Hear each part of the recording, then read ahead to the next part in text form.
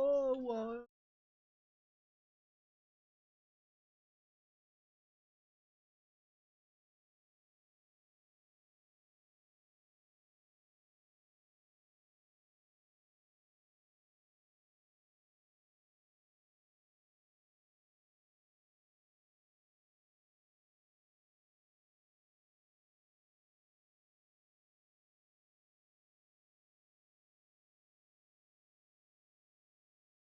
Uh,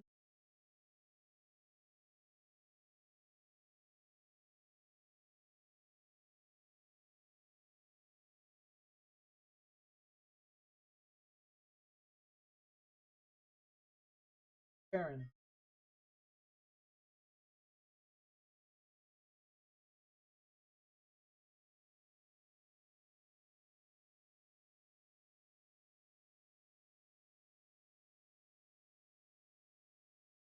Oh, me.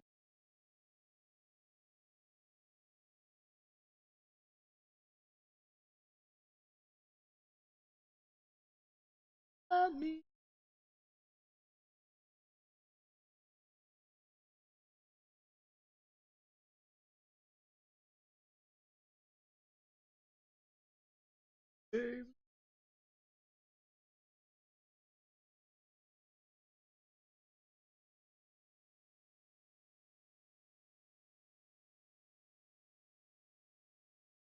Yeah, baby.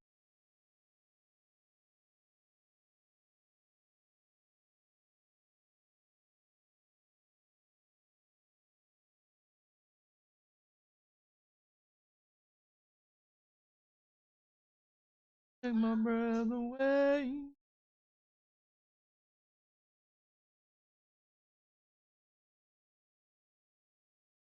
Then that day.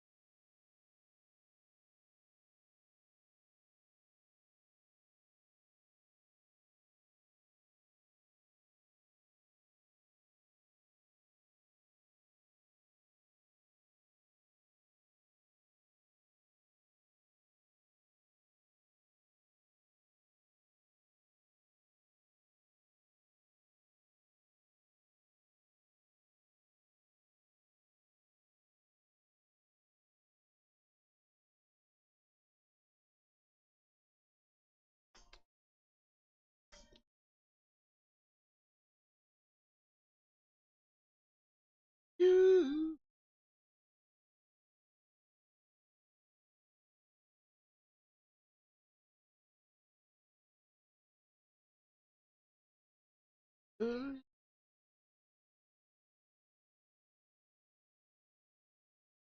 Uh,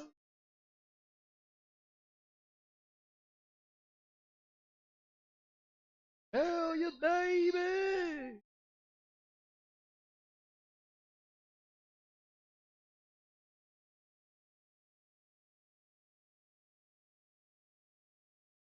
Hell yeah, baby. Uh,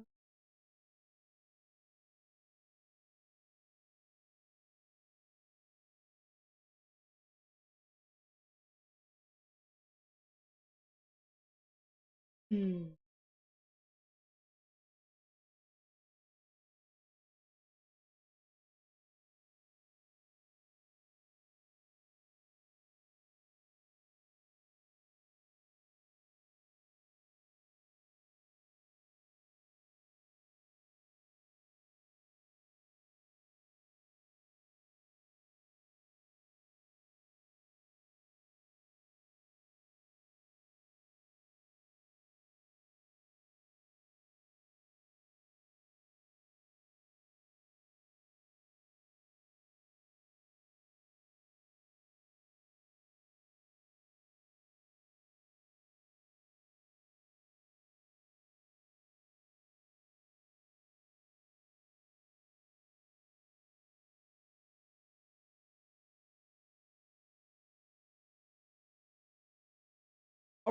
All right. So I was playing the American Truck Simulator. Um, I was waiting all day for a 100 proof guy to jump into Discord. He never jumped into Discord. So evidently, someone decided to go and say something to a 100 proof guy. Um, like it had to do anything with for his any business. I mean, it didn't have anything to do with them. Um, you know, but I don't understand this. I mean, we're all human beings. We're all adults. Well, some of us are, anyways. I mean, mind frame wise. Um, but I mean, what I really don't understand is that I mean, I try to be nice to people. I try to give them a benefit of doubt, and I mean, like for me personally, I mean, I'm not a type of person that wants to run my mouth to anybody or um call people out for bullshit, you know and stuff like that.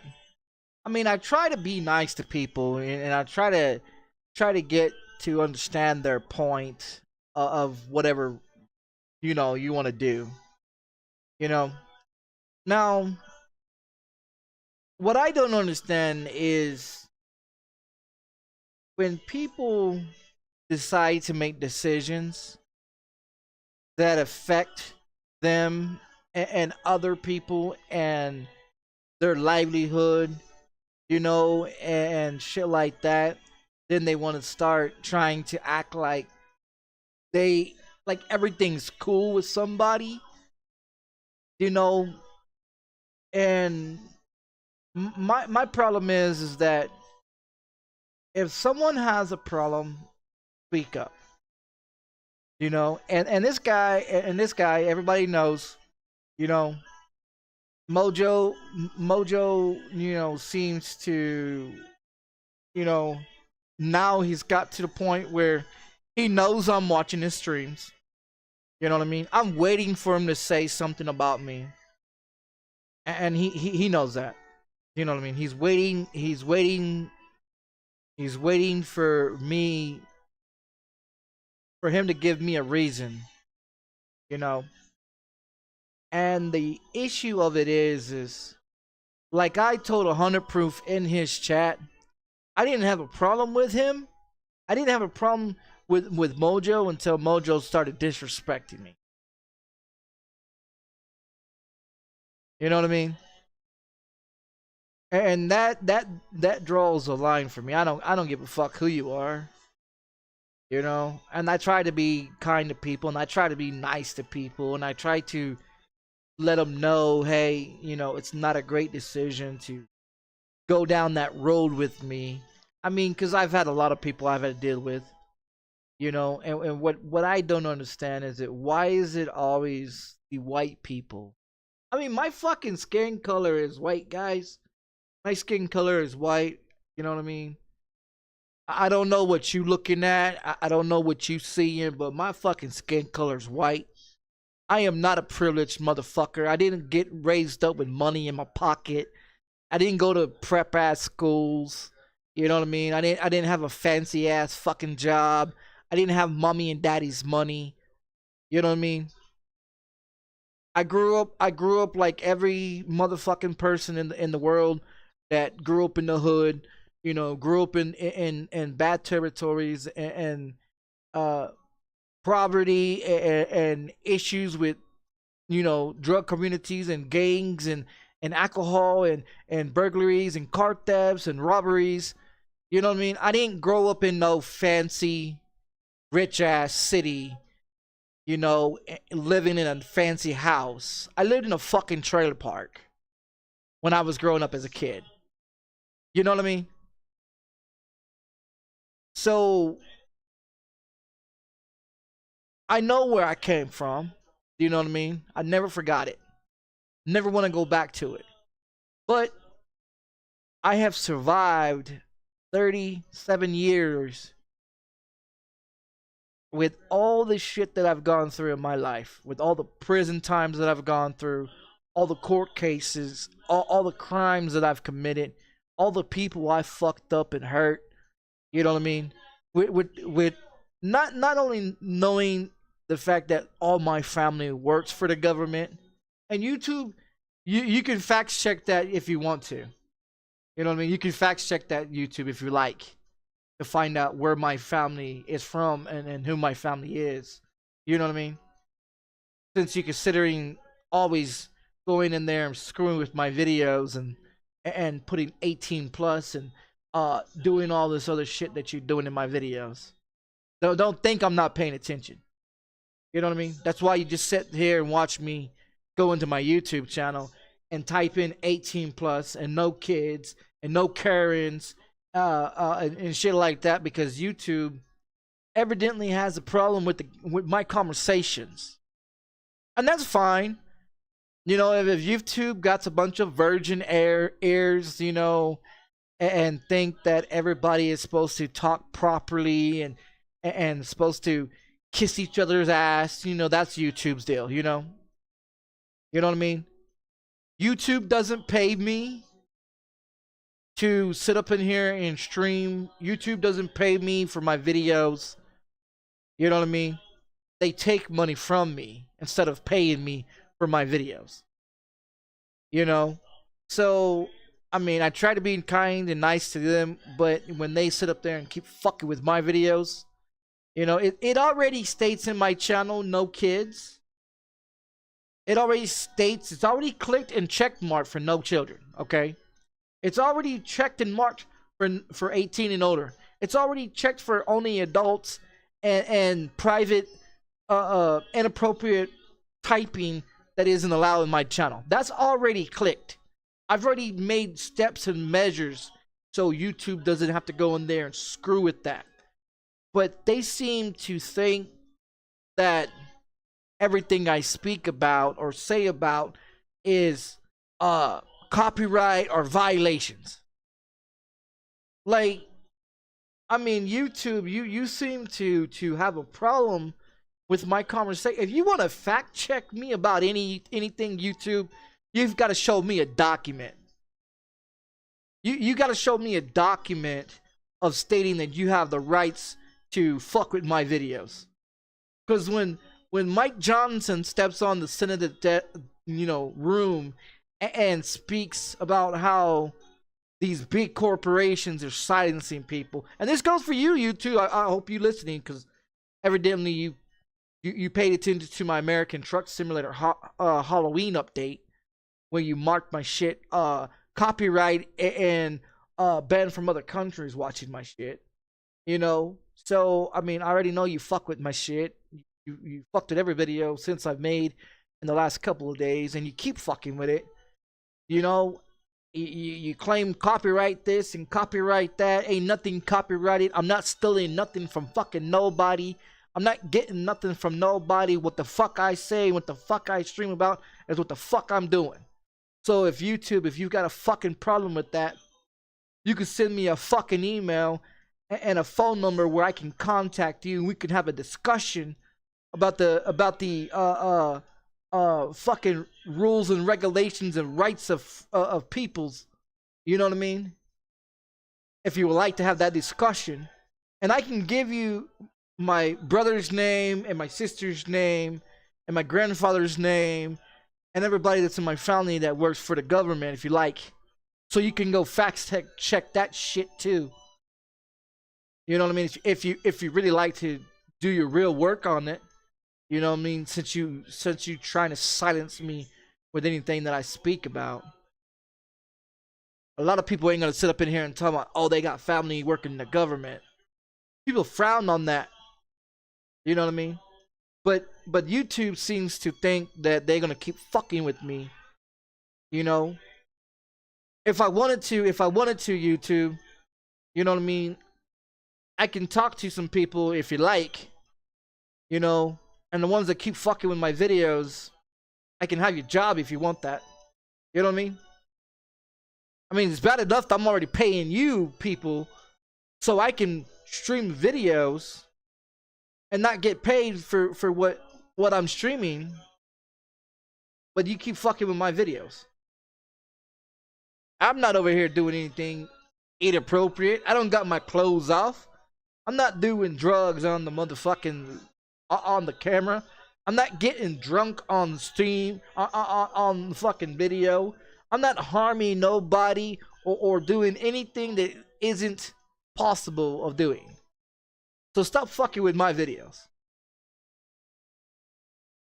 You know what I mean? Stop fucking with my shit.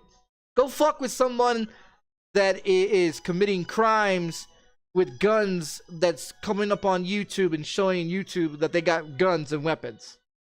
Go bust someone that is doing prostitution on YouTube and making money off of YouTube selling their ass on the street corner. Go bust a real criminal that's doing shit that isn't supposed to be doing on YouTube instead of fucking with my videos.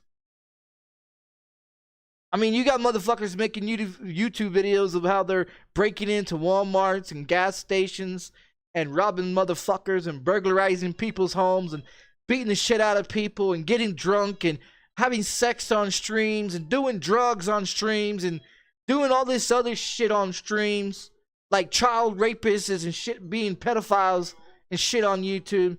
But you won't go fuck with them, right? But you'll fuck with somebody that doesn't get paid from YouTube, right? Oh, that's right. You only fuck with people that speak their motherfucking mind.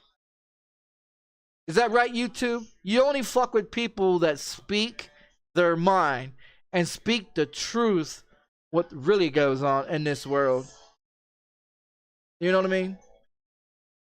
I mean, I don't see what gives YouTube the right to fucking touch my videos. It may be on your goddamn platform, but it's my motherfucking video that I fucking own, that I fucking pay to be on YouTube. So that's my motherfucking rights that you're fucking with.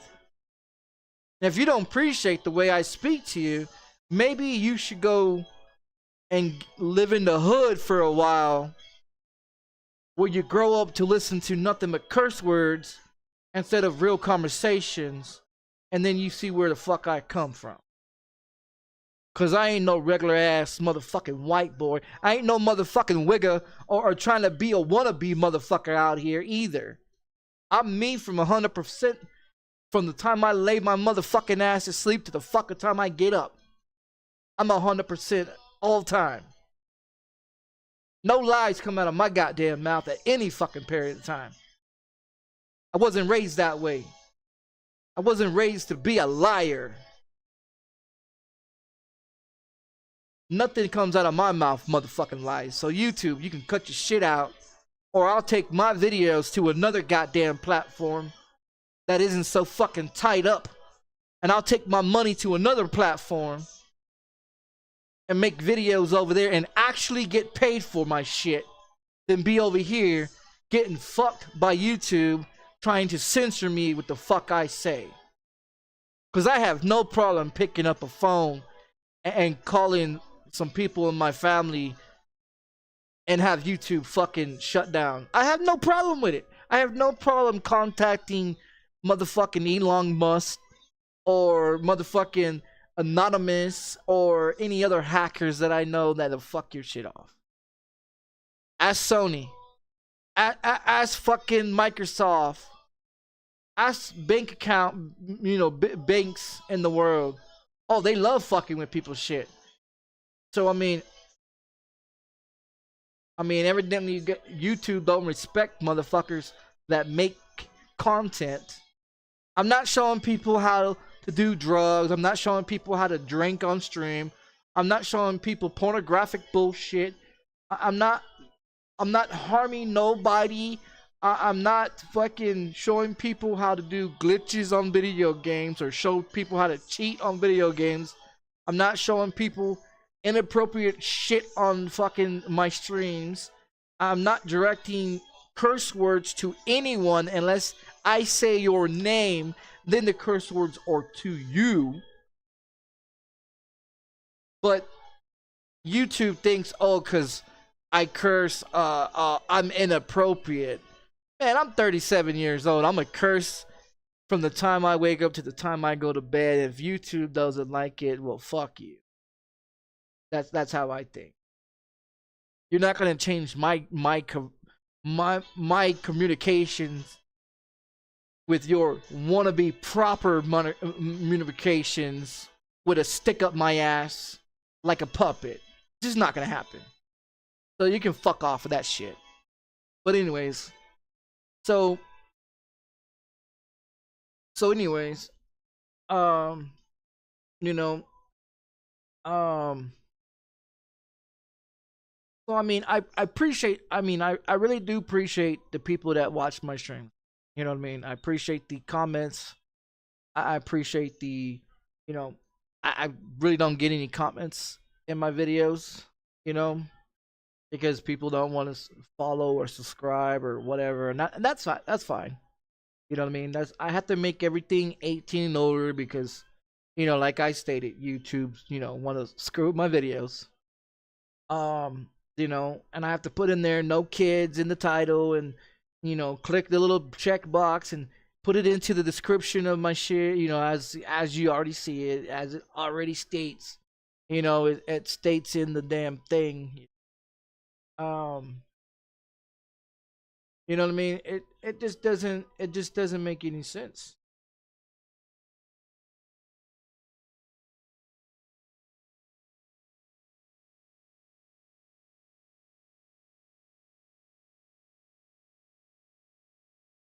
Like I mean, when you go live, you know what I mean, and shit like that. I manually go live. I don't hit the start button not automatically. I actually go and fill the shit out. You know, I actually fill the shit out. You know, I actually fill the shit out on my channel. You know what I mean? Like no bullshit. I actually go in there and I have to fill out this section here to make sure it's right. You know what I mean? To make sure that it's right, so that way YouTube doesn't have a problem with it. And it states right here, you know what I mean, in the description, when I go live or on my shit, it has everything. You know what I mean? Not made for kids.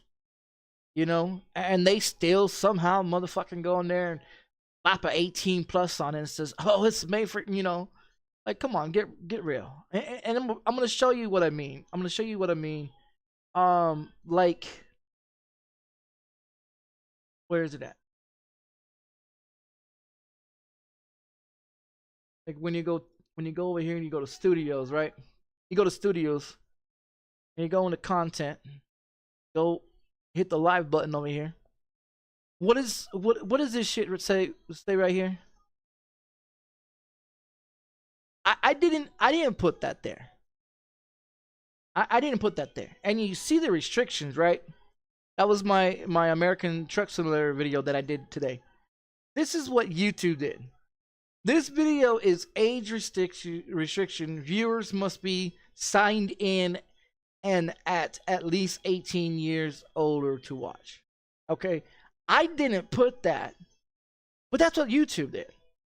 And then they go in here and they put this video age resistance and you know, and they drop a fucking they drop a fucking shit in there. I didn't do that shit. You know, and that was that video today. You know, that was that video today. Then this video here, just chatting, you know, this video contains copyright material. As a result, it has been blocked in some countries or regions. Okay, and then they fucking turn around and hit it with a copyright. Copyright protection contains found from people in some other countries cannot watch your videos. Okay, that means that I have people from out of the United States that watch my channel. And I appreciate that, you know. I really do. I appreciate it because then people watch my videos and they see what the fuck's really going on in the United States, and they hear about what's going on in the United States. That's honest and real. And then you have motherfucking YouTube that likes to go and put this shit on it. So I'm just gonna throw it out there. So if you're from China or the Philippines or Russia or Ukraine or somewhere off in those countries right there, YouTube will not allow you guys to watch my video. And if you do watch my video, I get hit with a copyright because it pops up just like this. And then it pops up like this too, saying partially blocked. So my videos get partially blocked and copyrighted because other countries actually fucking pay attention to my videos. And I appreciate it. I really do. And I wish YouTube will stop fucking with it. But, you know, they're going to be YouTube. You know, Twitch is turning into YouTube. You know, you know, every time someone, you know, makes a streaming platform, you got these cans and can't do's, Karens, crybabies, pussies. You know, you can't discriminate this person or discriminate that person. But when you throw yourself out on people, you know what I mean? Like, to be honest, my channel was the most fucking calmest channel ever. I didn't have cuss words blocked on my channel. You could say anything in my channel. I didn't have it where you had to be 18 or older. I didn't have it where no kids allowed. I didn't have none of that on my channel ever before because I didn't have to worry about people coming in my channel and being dickheads or disrespectful. You know what I mean? And then I had people that, you know, used to come in that was, you know, and shit and try to hit on me and you know, and thinking that I swing that way and I don't, you know. So I had to start blocking people because they'll come in with that shit, you know, or they'll come in with, well, you're gonna do this to me and you're gonna do that to me, you know, specifically sexual shit that people was coming in wanting me to try to get with them, and they are guys, you know, acting, you know, and I don't swing that motherfucking way. So I had to start putting my videos to no kids. I had to put the conversation to inappropriate, couldn't happen in my channel. I had to get to, you know, where all kinds of shit. Like, I mean, it's no bullshit. Like, you know what I mean? This channel preferably, you know, like here's another one. You know what I mean? And it says the same thing in some other countries. You know, and it's always the same shit. But if you look at all my other videos, you know what I mean? Look at all my other videos. You know what I mean? It doesn't have any public crap, no restrictions. 364 videos just on this channel alone. I've probably made more than that, and YouTube's taking them down, or they didn't get properly, you know, like the 18-hour video. I had 37 people come in that video, you know, about the RP shit that, you know, I was doing, you know, and I was just having fun in that game. And if that video made it through YouTube so it can be properly on my channel, I guarantee you that shit would have been fucking, it would have been fucking partially blocked. It would have been blocked. It would have been fucking restriction on and everything, just because it wasn't just me in the video. It was like 7 other people in the video, and you know, and they all speak the same way I do. But then, you know, the thing of it is it would have got taken down anyways. My thing, I would have loved to keep the video, kept that 18-hour video with that many people, because that was evidence against Mojo, which his real name is Ricky Kyle, age 30 years old. You know, that I could use against him, but considering that video never made it through YouTube because it was so long and all the crap that was in it, you know, it disappeared. If you caught the end of it, that's where everything happened. At the beginning of it, it was just a bunch of playing, doing whatever, you know, playing the video game. But at the end of it, it is the problem what took place. The reason why I'm pissed off at this guy. And then I mean, I don't understand though. I mean, a grown ass adult starting problems with somebody, and then goes and runs off and tells somebody else about all the situation, and then they make me feel, they make me look like the bad guy. They make me look like the bad guy. But I didn't have anything to do with it. I didn't disrespect this man. I didn't, you know, talk about his piss water ass fucking beer that he drink. And seeing that was the main point that pissed him off the most, because when I spoke about his alcohol, you know, that he likes, you know, when I spoke about it, he got mad about it. Like he got mad about it. He got mad about it because the fact that I looked it up on the internet exactly how much alcohol contains, threw it in his chat, and let his chat see how much water he's drinking. And he only had 5 beers. He had 5 beers that was 98.5% of water. How the fuck do you get drunk off of water, guys? Like, no bullshit. How the fuck do you get drunk off of water? He was just live not even 8 hours ago. And see, what he's doing is he knows that I'm coming in his channel. I can't say nothing anymore because he banned me. He banned me from saying anything. But he doesn't stream. He hasn't been streaming because he knows I'm coming in, and I want to hear him say something about me. I want him to run his fucking mouth about me, you know? Because he talks big shit on his stream. He talks big shit on the stream. He talks big shit in Grand Theft Auto RP video games. He talks big shit in Fortnite, which that's what he was playing earlier today, was Fortnite. And talking about how he's gonna pay a couple thousand to GTRP again, and pay a, you know, like this dude. Like, you ever met people that get on your fucking nerves, that you just wanna, they got a face that you just wanna fucking beat the shit out of because they have the face that you just don't like? You know what I mean? I mean, I just don't get it. I mean, I never disrespected no one at any point. You know, and the craziest thing is I sit in this guy's fucking stream right here every day, right? I go in there.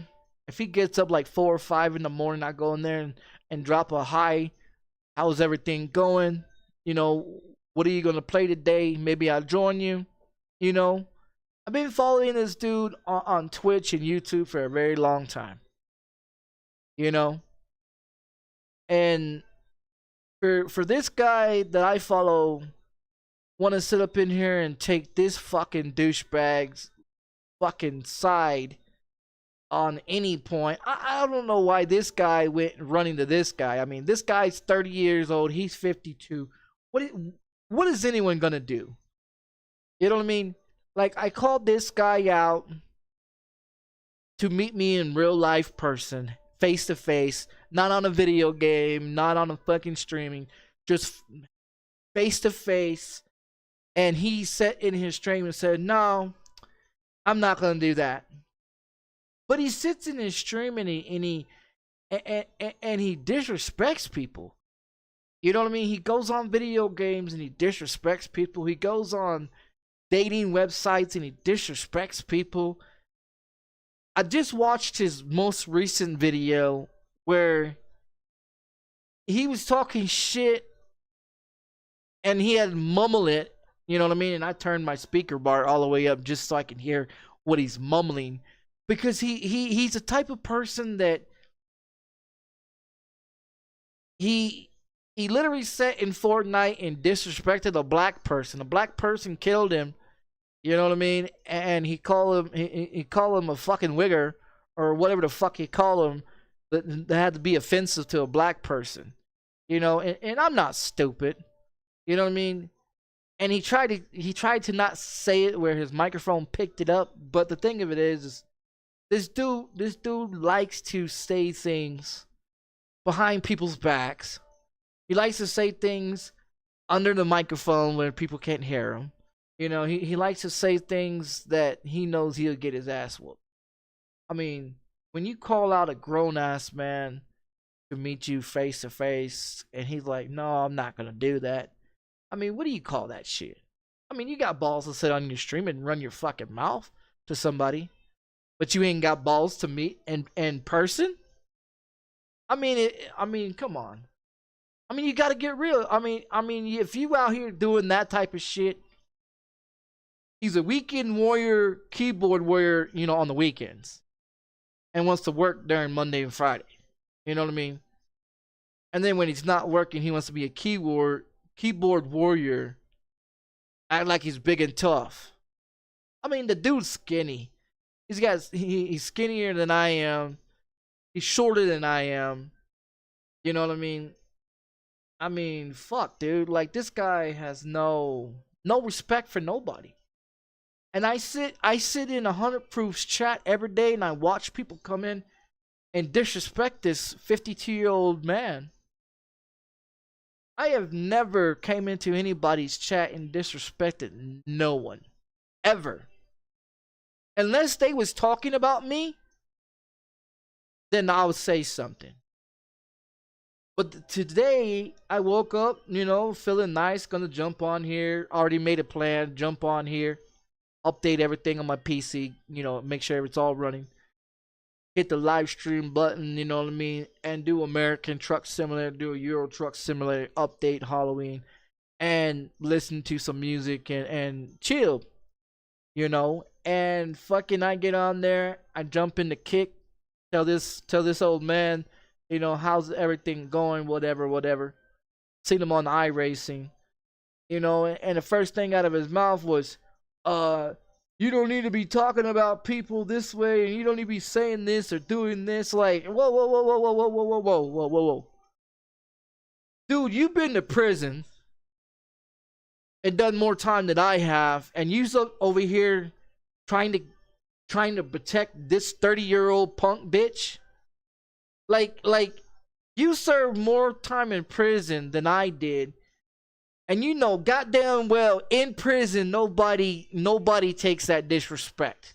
Nobody talks about people's parents or family members or none of that shit in prison.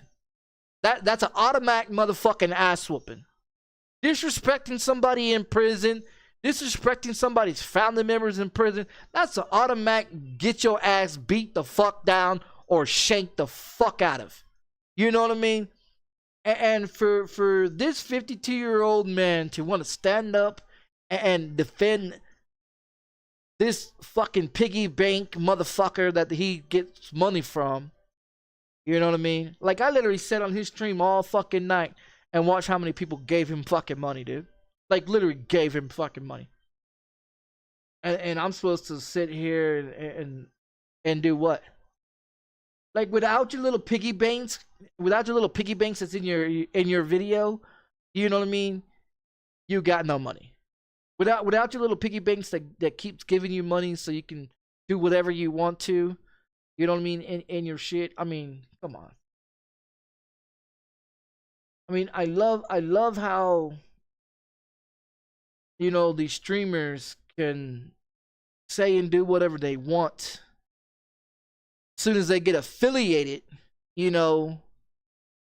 But when someone's streaming that streams as much as I do and puts out many videos and hours of videos that I put out, you know what I mean? It doesn't matter if it's on YouTube, Facebook, Kick, fucking Twitch. It doesn't matter. You know what I mean? I've showed you guys how many YouTube channels I got. I can stream on any YouTube channel. Any YouTube channel. With any username, with any email account, with any password, because I have it like that, because I have that many emails. You know what I mean? Like Twitch, I can jump on there at any given time with any account that I have on there. Kick, I only have one account. And if I stream on that one, ain't nobody gonna like my conversations. Nobody's gonna like the way I speak about motherfuckers. Because me, I put people out and let people know the truth behind these people. You know what I mean? I mean, it is what it is. I try to be nice to people. I try to not de-dox motherfuckers or out people. But eventually you get tired of it. You get tired of being taken advantage of, you know. And like the shit that I sent. Like, check this out. I sent this shit to this guy on his Discord. You know what I mean? And they're pissed off. Like they're pissed off about it. Like no bullshit. They're pissed off because I sent this shit to him. You know what I mean? I sent this to this guy because no one else. I mean, you got this one. You know, this dude had respect for me or whatever, and now I don't know what the fuck his deal is. But so in this, you know, in this fucking GTA 5, you know what I mean? Like, and this is the truth. You know what I mean? This is the truth. I sat there and told this guy, I said, so this is what took place in Mojo. He came into Discord and was telling people to shut the fuck up in Discord. Then on Mojo's live stream, he was in there drinking and disrespecting this guy and disrespecting me. Telling me to shut the fuck up. You know, disrespecting me. Then said that he was drinking. I told him that he was drinking piss water. You know what I mean? I told him that he's drinking piss water. He gets mad about it. Then in another live stream, Mojo states in his chat that he told me, he was talking about me then. He was talking about me, telling me to shut the fuck up 4 or 5 times in Discord. Now, I don't know what his problem is with me. You know, what his problem is with me. But I never disrespected the man. I mean, I've talked to him on a 100 Proofs stream, you know what I mean, but never disrespected him.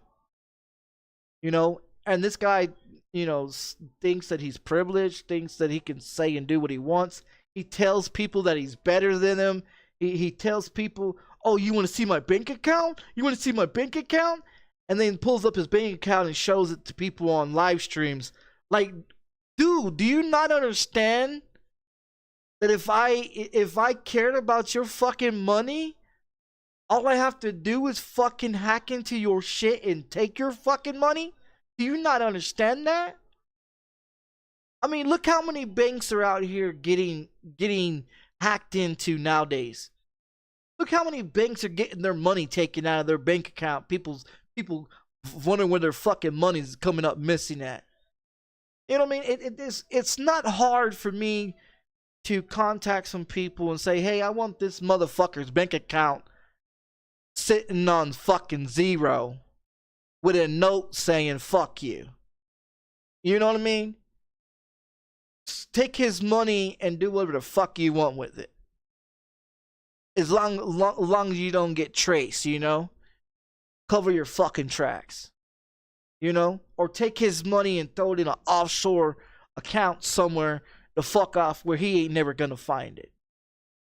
Make a bunch of fucking fake transactions on his motherfucking ass and watch his money just disappear. You know what I mean? Have someone plant motherfucking drugs in his goddamn truck, and then when he decides to go to fucking work, whoop whoop, we need to search your vehicle, sir. And they fucking seize that motherfucker. You know what I mean? And then while he's at work, have somebody plant motherfucking all kinds of shit up in his house. So when the FBI kicks that motherfucker in, we got a search warrant, bam, bitch! There goes your house, there goes your car, there goes your motherfucking money. What else you want to lose? Like, really, what else you want to fuck with me with? You know what I mean? Like, I don't know how many motherfucking times I went around with this guy right here. You go check this guy's YouTube video, you won't see one goddamn video about me on that motherfucker. You see any videos, he ain't talking about me no more. Ask him what happened to him. Ask him, did the FBI contact him? And this one here too.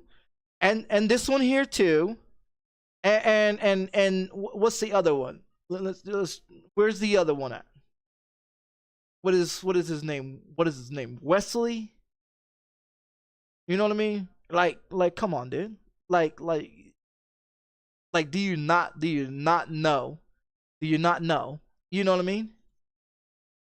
Like, you fuck around with somebody that will have your fucking whole life fucked up, upside down, sitting in a jail cell, registered as a pedophile for the rest of your motherfucking life.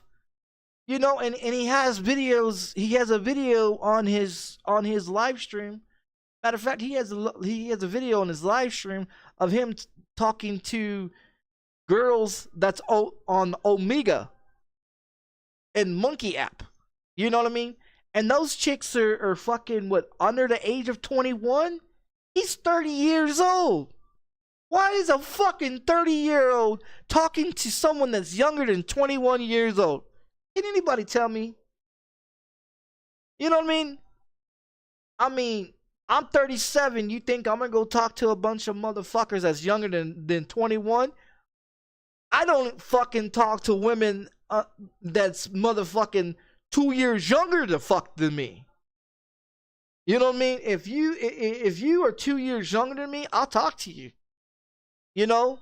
But if you fucking 21 and younger, fuck no, I'm not fucking catching no fucking case.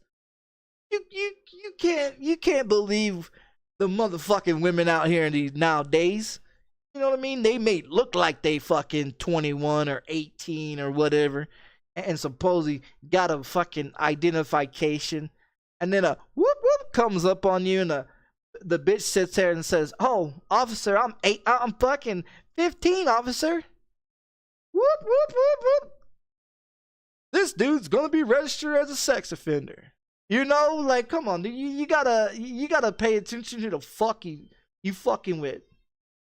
You know what I mean? Like no bullshit. You gotta pay attention to your surroundings. You just can't go out there and talk to any old motherfucking chick nowadays, because they could be looking like they in their motherfucking 20s and they fucking 14, 15, 16, 17 years old. You catch a motherfucking case, and the first time you go to motherfucking prison and they catch that you's a pedophile, oh, your little cheeks are fucking gonna be, they gonna be getting on that shit. You come in as a pedophile, your ass is fucked. You come in prison as a fucking rapist, pedophile, child molester, women beater, or any of that motherfucking type of shit, your ass cheeks is fucked. You little pretty ass mouth is now the fucking whore of the whole population in that fucking prison. And that just 250 fucking people in that pod. Your ass cheeks and your pretty ass little mouth is everybody's merry-go-round. And for him being 30 years old and won't even face me in real life, you imagine what they'll do to that motherfucker in prison? His own motherfucking people, his white privileged ass skin ain't gonna save his child raping motherfucking pedophile ass. Because in prison, they don't give a fuck. Any race in prison does not appreciate no motherfucking child pedophile, motherfucking rapist, or woman beater. You know what I mean? Like this is what the world comes to in a prison, it's a whole different life in prison. Motherfuckers out here, you got it comfortable. You got it comfortable out here. I've been out 15 years. 4/24/2008, I've been out of prison. You motherfuckers out here got it comfortable as a motherfucker. You can get up and go to the kitchen whenever you want to. You can turn on a TV whenever you want to. You can jump on a computer whenever you want to. You can talk to whoever you want to. You can do whatever the fuck you want to out here in the world. Go to school, go to businesses, do all this fucking bullshit. Go to prison and try to just walk anywhere in prison. Nah. Straight formity. Everybody wears the same fucking shit. No one's privileged. No one gets fucking special privileges. No one gets any of that shit. And when you run your mouth in prison, you back the fuck up. You back that shit up or you get fucked up. You know what I mean? For him personally, I'm gonna tell you, if that dude ever ends up in prison for any reason, I'm gonna tell you right now, that dude will be either paying the fucking inmates to stay off his ass, or he's gonna be paying a lot of people in prison commissary. A lot of people in commissary is gonna be really hungry. And he's gonna be paying a lot of motherfuckers in prison to keep him off his two butt cheeks and his little pretty old mouth. Because I'm gonna put it this way. That little bitch right there, if he doesn't stand up for himself and fight like a grown-ass motherfucking man in prison, you're gonna get fucked like a bitch in prison. And there ain't no running to the guard. I wanna go to PC. I wanna go to PC. Nah. They got motherfucking guards in there that'll be paid the fuck off to turn the other way while they fucking your ass in the goddamn shower. And that's real motherfucking talk, guys. That's real fucking talk. I served 8 years in the fucking penitentiary. That shit is no fucking joke. I used to lay in my motherfucking bunk every night and say to myself, wait for a motherfucker to try to do some shit to me, I'm gonna fuck him off. I was smart though. I didn't go into prison running my goddamn mouth. I didn't go into prison thinking I was big and tough and I can knock motherfuckers out. I didn't go into prison that way.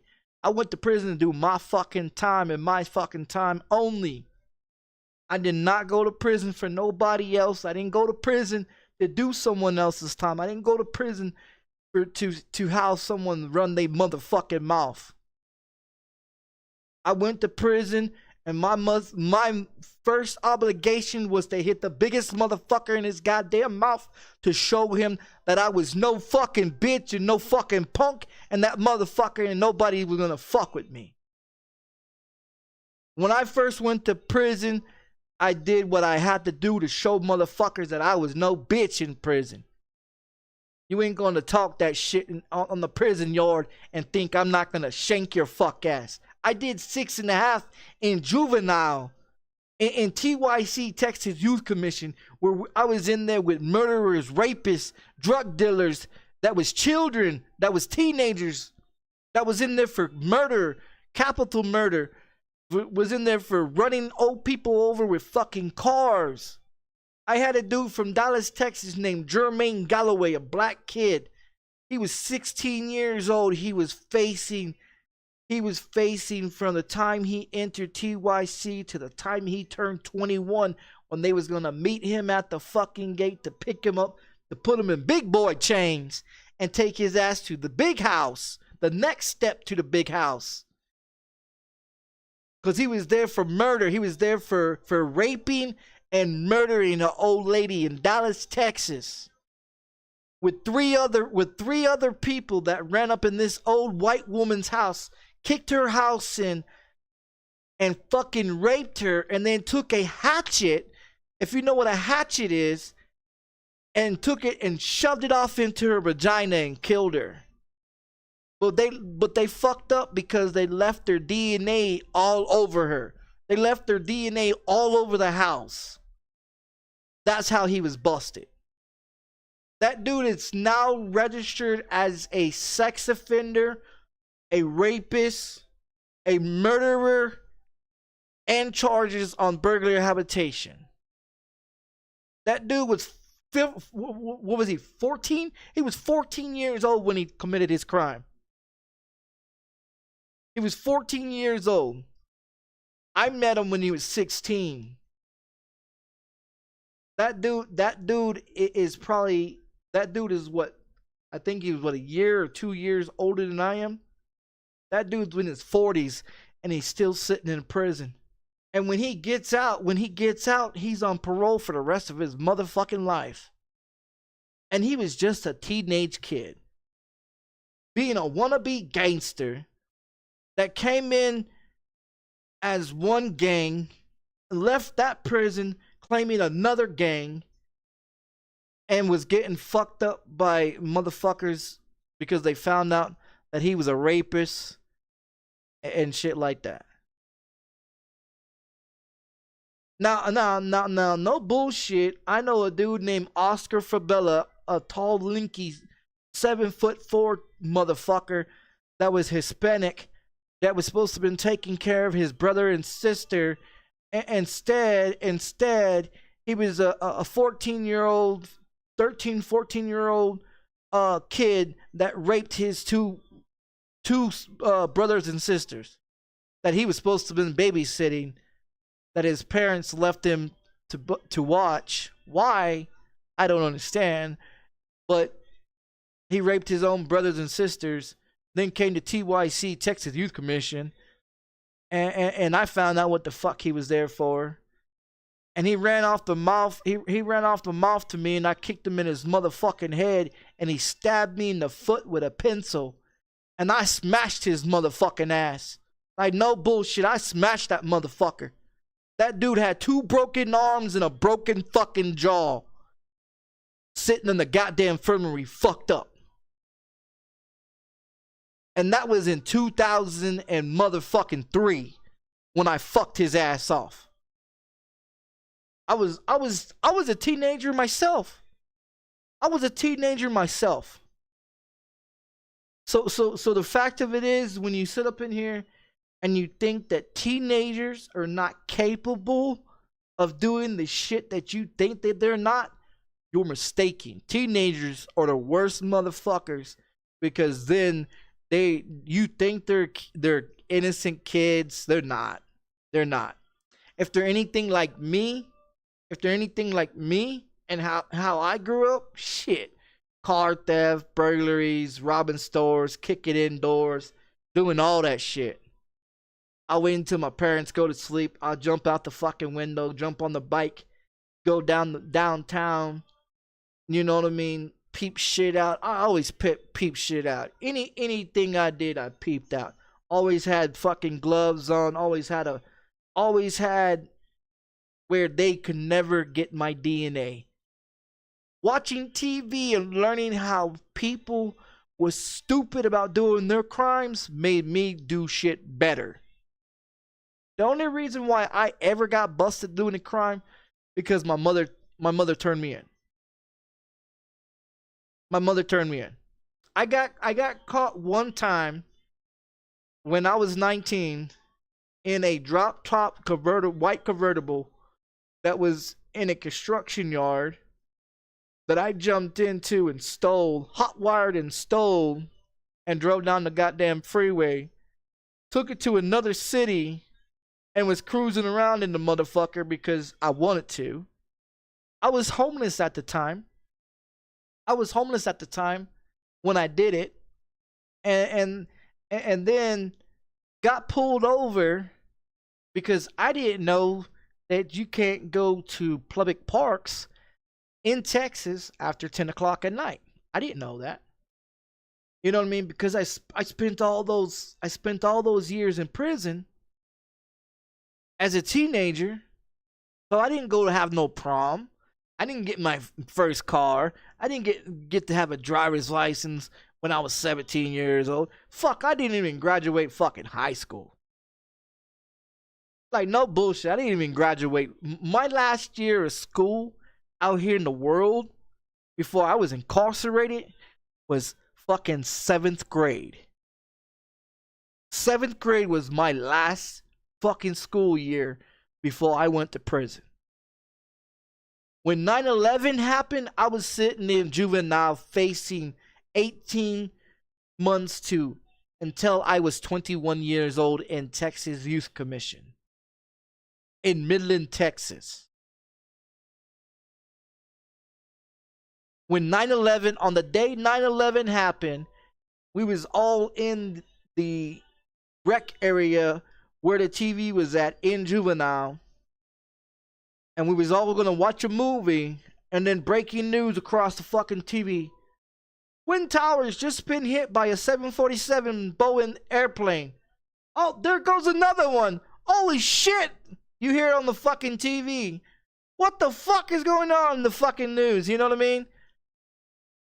And then you just see the buildings just fucking burning down and corrupting right there in front of you. You know what I mean? When you're gonna go face prison time.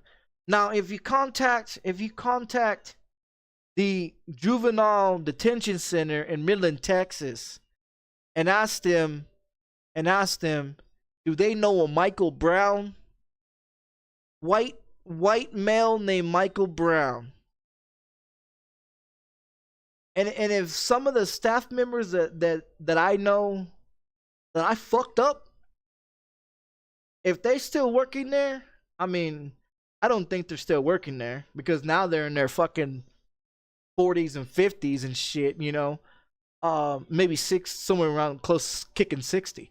But I mean, if you asked them, you know what I mean, who I was in juvenile, oh man, I was always locked up in a fucking single cell by myself.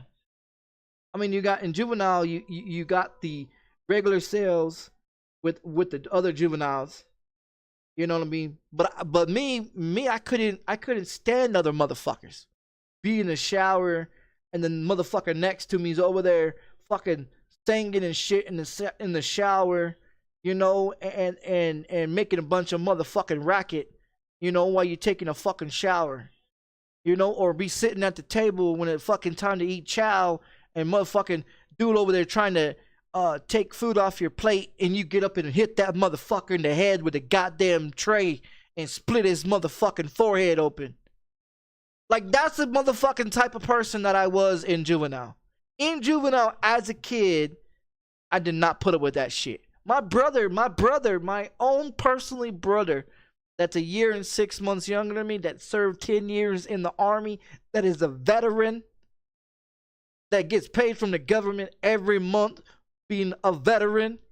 If you ask him about me, and you look at his right hand, he's got 8 fucking holes in his motherfucking hand where he fucking tried to. We was eating macaroni and cheese with hamburger meat in it. Okay, we were sitting at the table, at the kitchen table. Me, my brother, my sister, my other brother, sitting there eating dinner. And he decided he was going to take his fork and try to steal my macaroni and cheese out of my fucking bowl. And I told him he keeps doing that, I'm going to stab him in his fucking hand. I'm going to take his fork and my fork, and I'm going to stab him with the motherfucker. Of course, of course, he thinks it's funny and ha ha ha ha ha, you know, but he found out I wasn't fucking with him. Because that was the last time he ever stole any goddamn food off my goddamn bowl. You know what I mean? Until this very same day, that dude is my brother's 30, he just actually turned 37. He actually just turned 37 in September. Because I turned 38 in April next year. So if you look at his right hand, he's got 8 holes, 8 fork holes, where I took 2 forks, and stabbed him in his fucking hand. So I mean, if I'm willing to do that to my own brother, you think I'm gonna let some other motherfucker try to steal food off my fucking plate? Juvenile, I smashed somebody in the fucking head with a tray and split his ass. NTYC, my first 2 weeks in TYC, someone tried that very same shit in TYC. And I fucking smashed him with a fucking tray. So I mean, people in TYC and in Juvenile found out who the fuck I was and what I was capable. Like if you ask the guards that or the fucking Juvenile staff that was in Juvenile, how many times they had to shield up in riot gear and come in there and try to get me. Ask them how many times they shield up in motherfucking had the riot gear, full body fucking riot gear, while I'm over there in Juvenile, shitting and pissing in a fucking styrofoam cup and throwing it at them when they open the fucking slot door and wanting them to fucking come in so I can fuck them up. And these was grown-ass adults. Grown-ass adults in Juvenile taking on a motherfucking 13, 14-year-old teenager as I was at that very time, coming in there in fucking riot gear trying to fucking contain my motherfucking ass. So I mean, when people sit up in here and talk about, oh, you're just showboating. No, I'm not showboating. I'm dead fucking serious. I am dead fucking serious. The fucking juvenile detention center in Midland, Texas despise my motherfucking ass. They every time I came out of my motherfucking cell for a shower or the motherfucking recreation, it was handcuffs and shackles. Because I was not gonna be coming out motherfucking calm and collected. That's how short my temper was back then in the day. Back when as a teenage child. That's how fucking terrible I was. Why do you think I've got 7 assaults on police officers? Like it's no bullshit. Like no motherfucking bullshit. Like the FBI can even state themselves and show. I wish the FBI would give me my motherfucking record, dude. I wish they would give me my juvenile record so I could blast it all over goddamn YouTube just to show you guys I'm not a joke. I'm the real fucking deal, dog. I'm the real fucking deal. I'm gonna rip your fucking head off. You know what I mean? And that's what it is.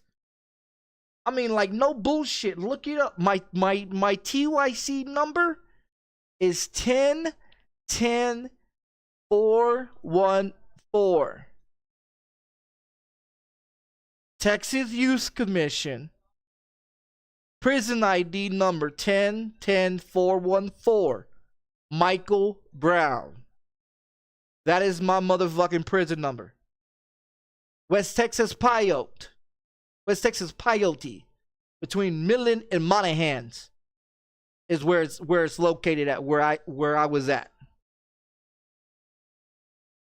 So I mean, they had a rough time. I escaped from juvenile. I escaped from juvenile twice. Motherfuckers were supposed to have been doing push-ups. The guards wasn't really paying attention. You know what I mean? I fucking jumped the fence and took off running out of juvenile. I escaped from juvenile twice.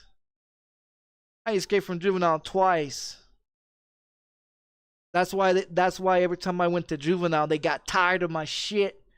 And put me in a fucking single cell. And every time I came out, I was recommended for fucking shackles and handcuffs because I was known for running. I played football, in 7th grade. I played sports, you know what I mean? I was built, I was bodybuilding, I was a weightlifter and shit. I was a weightlifting in 6th and 7th grade. Used to bodybuild. You know what I mean? I would tackle my own fucking coach on the football field. I was a tight end. I was a fucking tight end. Midland, Texas. Bulldogs.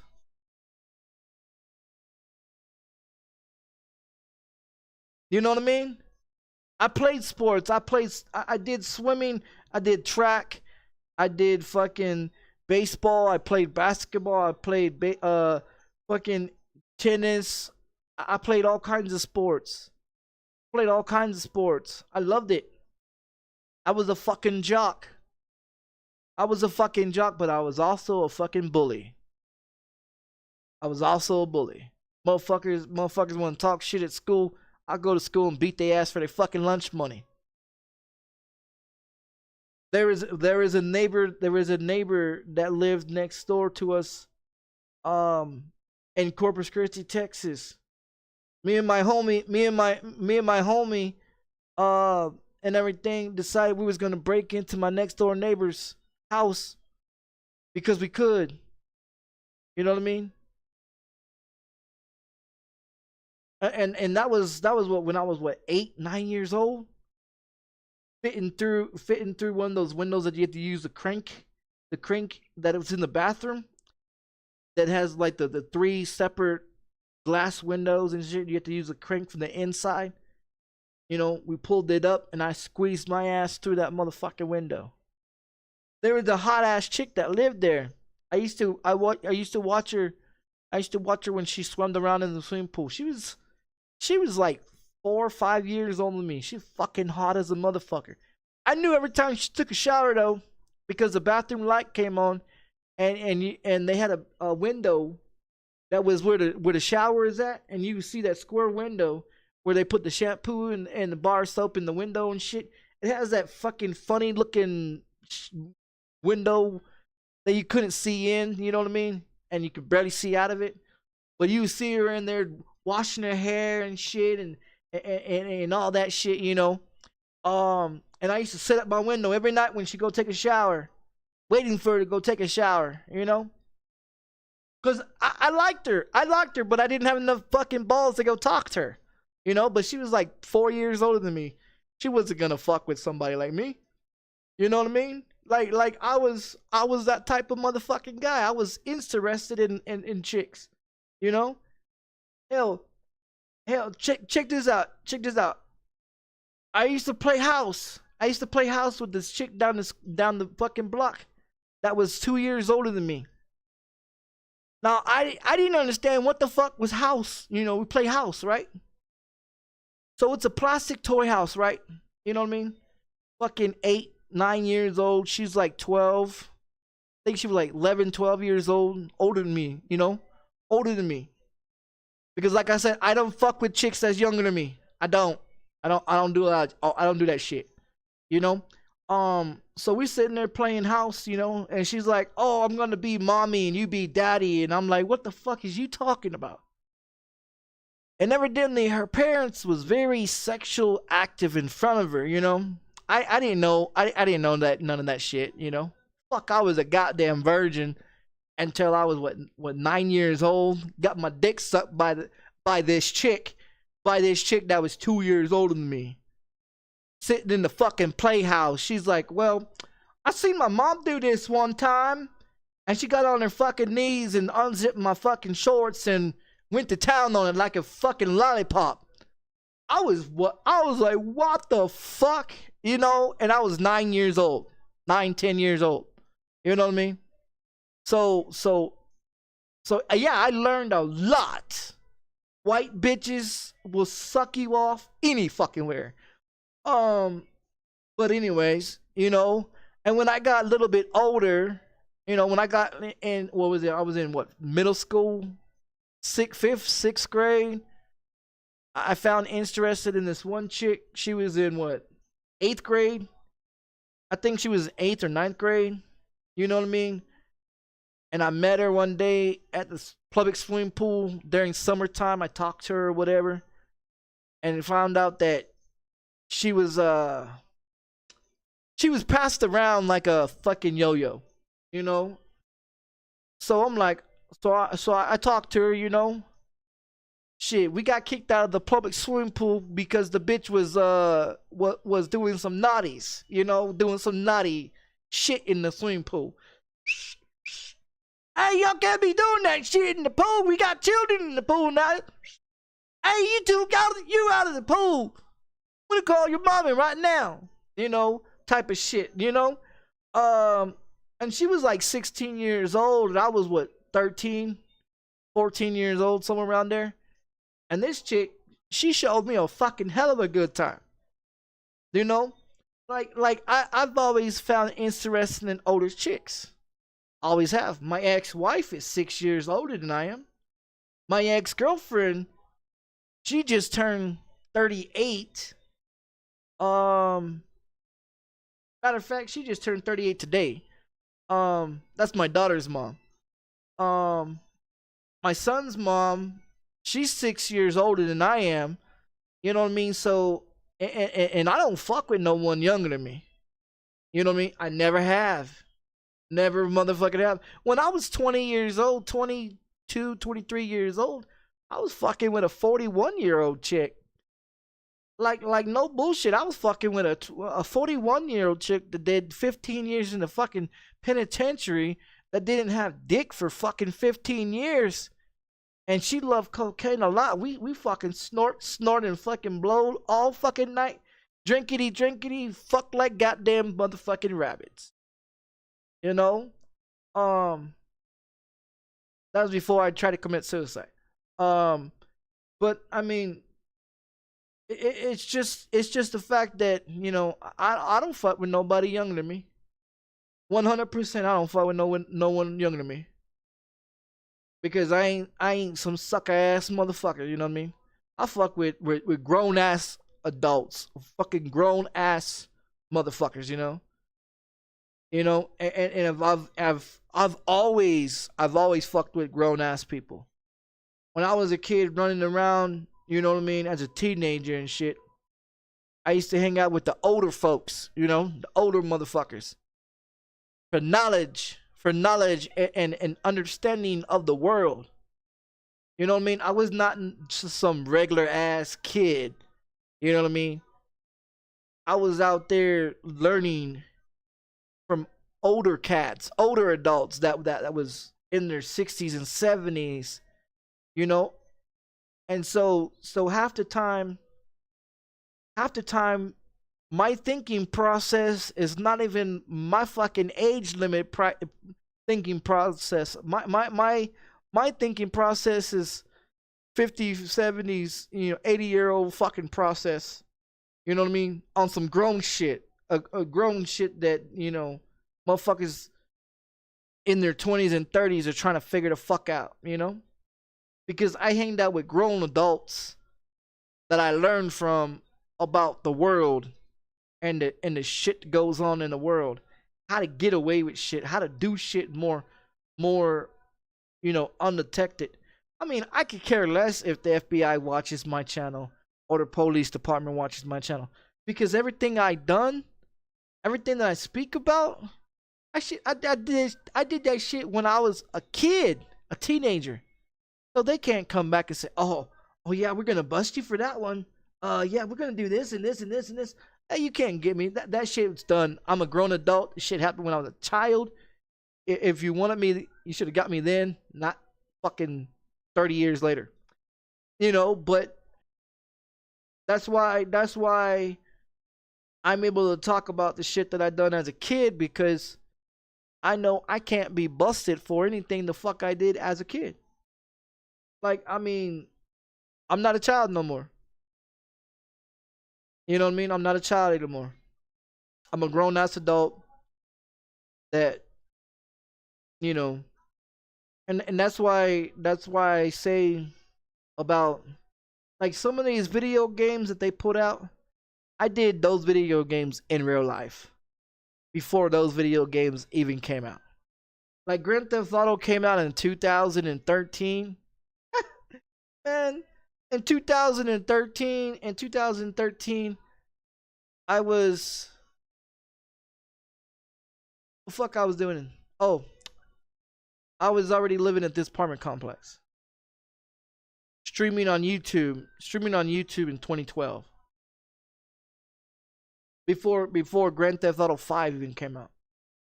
Grand Theft Auto 4, when Grand Theft Auto 4 came out, I believe I was just getting out of prison when Grand Theft Auto 4 came out. San Andreas, when it came out, I was in prison. when the other Grand Theft Auto came out, I was in prison. You know what I mean? So all these Grand Theft Autos that they keep coming out with, I've already did everything that they already having children and adults play like in a video game that I've already done in real life. You know what I mean? So that's why I always say Grand Theft Auto is something that I used to do as a kid. Now, don't get me wrong. When I got out in 2008, of course, I got out of prison. I didn't have any money in my pocket. I was locked up for the second time. I was locked up 2 years straight. Because that was my second time going to prison. But I wanted to see if I was still capable of stealing cars. You know what I mean? I wanted to see if I still was able to steal cars. I was still able to break into houses. You know what I mean?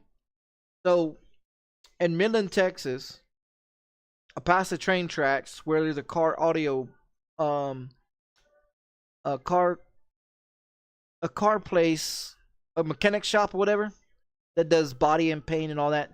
Another one, not the one that I showed you guys on the Google map where I hit, where they took a picture of me and still had it on their fucking bulletin board after I got out of prison the first time, because they still had my picture up. So yeah, that was and the craziest thing is that place that I hit as a child was on the same block that I lived on. And they took a picture of me because they caught the owner caught me inside of a van that night. Because he left, right? He left. I was sitting in a vacant parking lot on a bicycle waiting for him to leave, right? So I'm waiting for him to leave. And so I'm sitting there.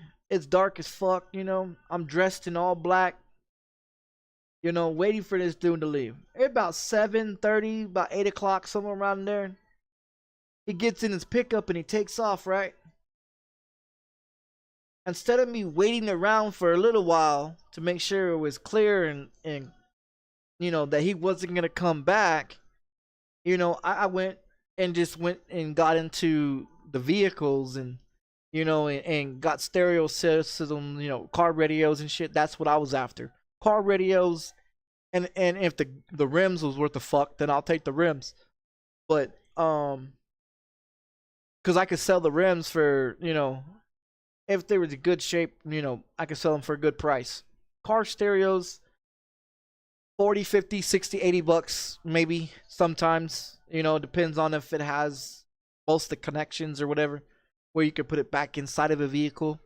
You just have to splice the wire it together, you know, because when you take car stereo out of a car, you know how most people, they just rip it out, you know what I mean, and then you have to figure out the wires and all. I'm not that way, you know what I mean. I get in there, unscrew that motherfucker, get underneath the dashboard, give me enough wiring to snip, you know what I mean, disconnect, pull it out, put it in the backpack, you know what I mean, hit the next one. And then you're able to sell it, you know, you're able to sell it to whoever. And I was a hell of a good fucking salesman, dog. Like the same places that I would hit, I would go back 2 or 3 weeks later, and I would sell the car stereos right back to them. And they're like, "Oh yeah, cool. We need a a sound system. This and this. This car needs one. Oh great, yeah. You got one? Yeah, man, I got you covered. You know, I'll open up my backpack. I pull one of his employees. You know, we go behind the building. You know what I mean? And I open up my backpack and ask him, well, what kind of stereo are you looking for, man? He's not knowing. The employee's not knowing that the car stereos that's in my backpack belong to the cars that was already in these cars. So I'm selling the car stereos back to this guy, making 40, 50, 60, 80 bucks a fucking radio, you know? Got money in my pocket. I'm good. You know what I mean? I leave, I take off. You know? And I used to do this shit, you know, I used to do it. I let it cool down for a couple weeks. Wait for them to think a motherfucker's not gonna hit them again, right? Wait a couple of weeks. Peep out the scenery, you know what I mean? Peep out the scenery. Make sure it's close to clear. Roll up in there. Snip, snip, snip. Take that shit out. Fucking wait a couple of weeks and sell it right back to their motherfucking ass, dude. But I would sell it to different employees. Not always the same one. So they wouldn't catch on. They wouldn't catch on to what the fuck's going on. Like their paint guns and shit like that. They wouldn't even know their paint guns was missing. Some of their equipment was missing. I would sell that shit right back to them. They had a Coke machine that was outside that was all locked up and shit. I used to take power drills and a hammer. Fucking just pop that motherfucker open. Clear the fucking dollar bills and quarters out that bitch. I wouldn't even take the sodas. I just leave the motherfuckers in there and close it back up. You know what I mean? Like, they didn't have no camera surveillance on the fucking property. I would hit these dudes at least over a period of time. I would hit this same fucking car lot at least 20, 30 times before they figured out what the fuck's going on. And then I had other car lots that I was hitting. Like you guys remember, I don't know if you guys remember this, but if you was in my professional, you know what I was doing back then. So car dealer shops, regular car dealer shops that you can go to a car lot and buy a car off the lot, you know, or your parents could anyways. They have these black boxes on the side of the driver's side door, right? Okay. If you know shit about cars, you know you got a certain limited time before that fucking alarm goes off. And back then in Midland, Texas, motherfuckers never kept their doors shut. They never kept their shit locked. So it was easy, you know what I mean? And what the thing of it is in that black box, it has the master key for the car. Now, they don't put those master keys on cars no more because people have gotten smarter and figured out you knock that black box off, you slide it open, you smash it, you take out the key, you get in the car, zoom, zoom, boom, boom, and you're gone. You know? That's why the reason why they hardly try to keep gas inside the cars on the parking lot, because they don't want motherfuckers stealing them. So my thing is when I lived in Midland, Texas, I wasn't born there. I was just, you know, my family, you know, used to live there. But I would go to, you know, car lots and I would knock that box off, take out the key. As soon as I open door, hit the fucking hood latch on that motherfucker, pop the fucking hood open, pull the fucking alarm system right the fuck up out of that bitch, right there by the fucking battery, pull that motherfucker out, right there, you know what I mean? Close the fucking trunk, or close the fucking hood, you know what I mean? Get in there and take that motherfucker. Drive about 3 miles down from where the car lot was to a gentleman that I was giving the cars to that was taking them to fucking Mexico. So I would hit probably like 6 or 7 cars off that parking lot and go to other parking lots and take cars off of other parking lots, drive them over there, give them to him. He loads them up on a fucking car trailer, you know, the multiple ones that, you know what I mean?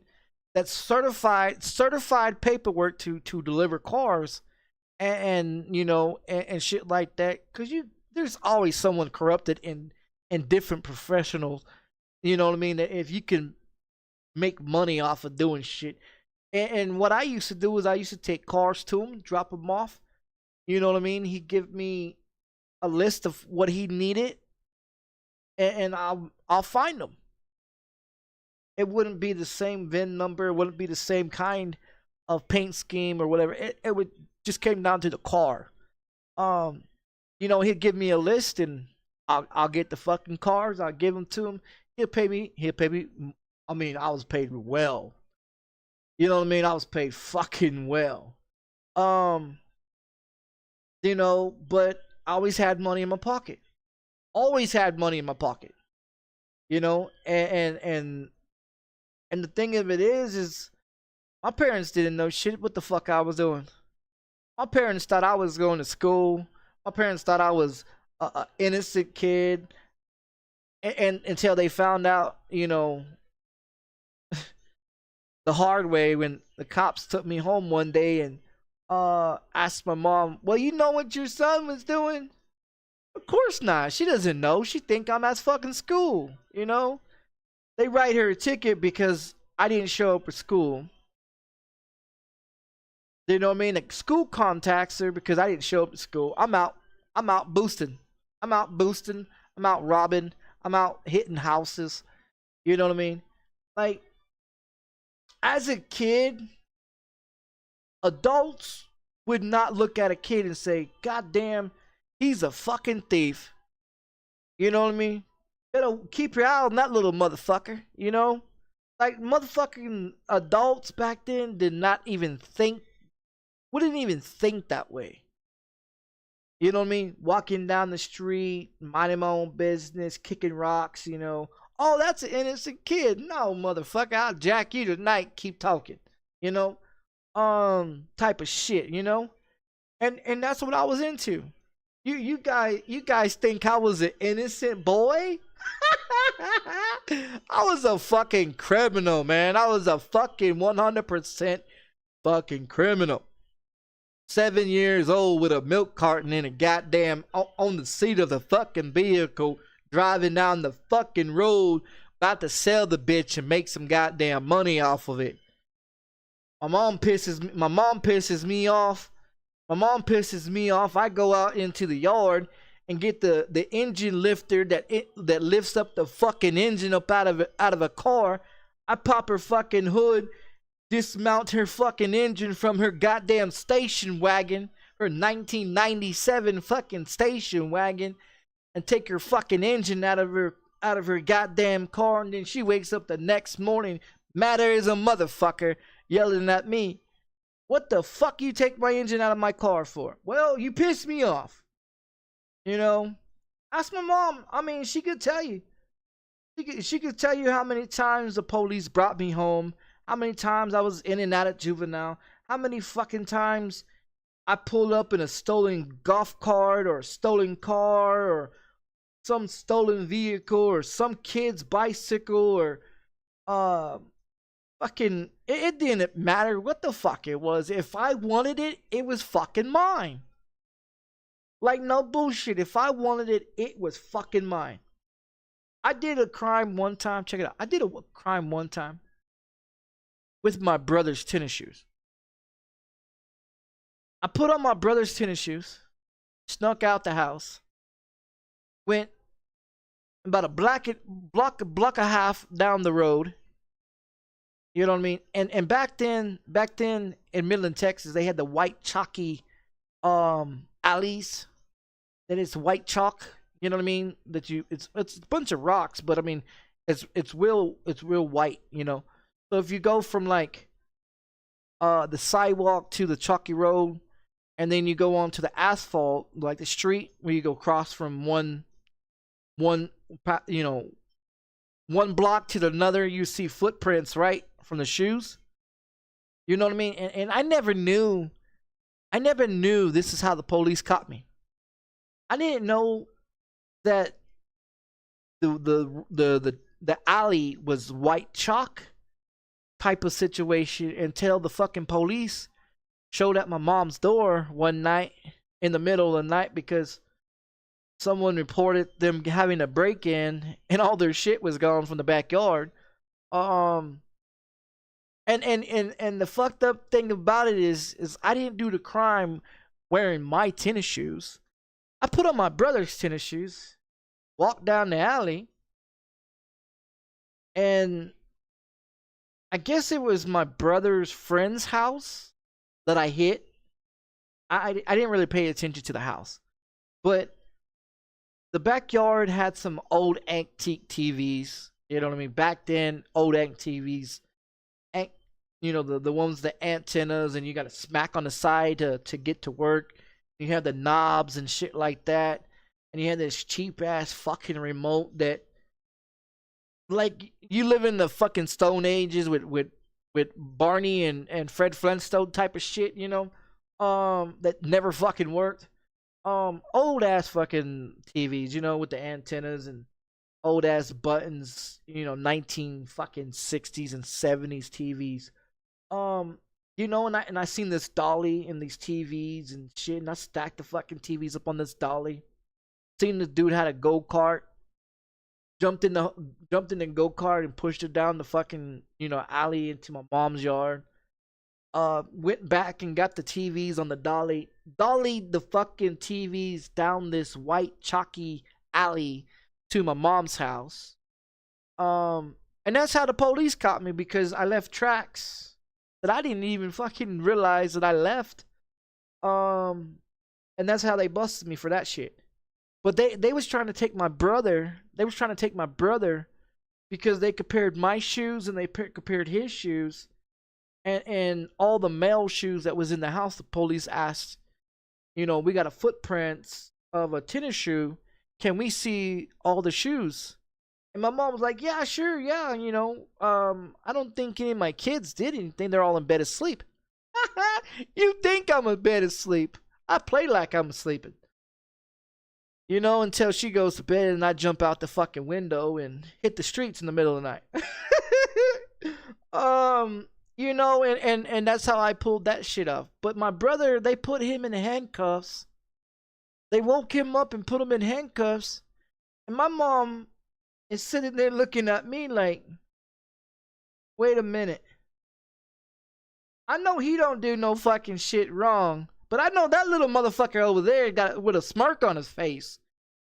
I know he's up to something. And my mom come up to me and asked me, well, did you have anything to do with this? And I was like, no, I didn't have nothing to do with it. Laughing my ass off. You know, and my brother's like, I don't know what's going on. I wasn't out. I was asleep in bed. You know what I mean? And my mom was like, well, I went to bed. I put all the kids to bed at 8 o'clock. My bedtime was 8 o'clock.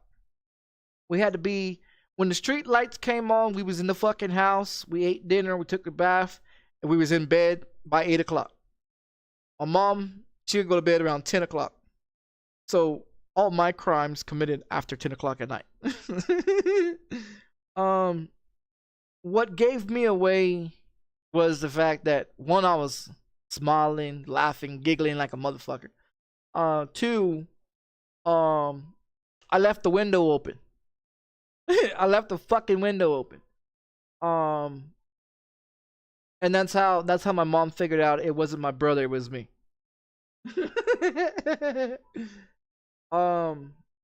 They ended up taking me out of juvenile. I spent 2 weeks in the juvenile detention center. I went to a juvenile court, and they told me what my crime was burglary of habitation, of, I think it was 4 TVs, a go-kart, and some other shit. Like, the guy got all his shit back, but I mean, I didn't realize it was a fucking neighbor. Like, I didn't realize it was my brother's friend's house. And that's the reason why I'm so comfortable at night. Like, I'm 100% comfortable. I can go out here and walk these streets. Like, it's what, 9:30? It's 9:38 right now at night. You know what I mean? I have no problem walking these streets. Like, I have no problem walking streets at night. During the day, I'm lost as a motherfucker. But at nighttime, I'll know where the fuck I'm going. You know what I mean? If you've been in doing the shit that I've been doing for decades, nighttime is my best time of doing shit. You know what I mean? And to be honest, I'm very good at what the fuck I do. I'm very good. You ain't gonna, like, this shit, this beard, the hair, you know what I mean? All that shit would have been gone.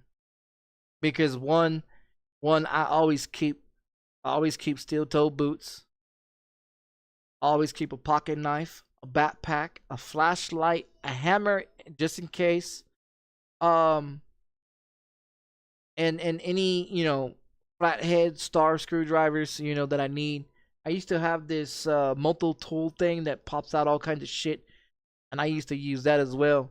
Um, always had a pair of gloves. Always had a pair of gloves.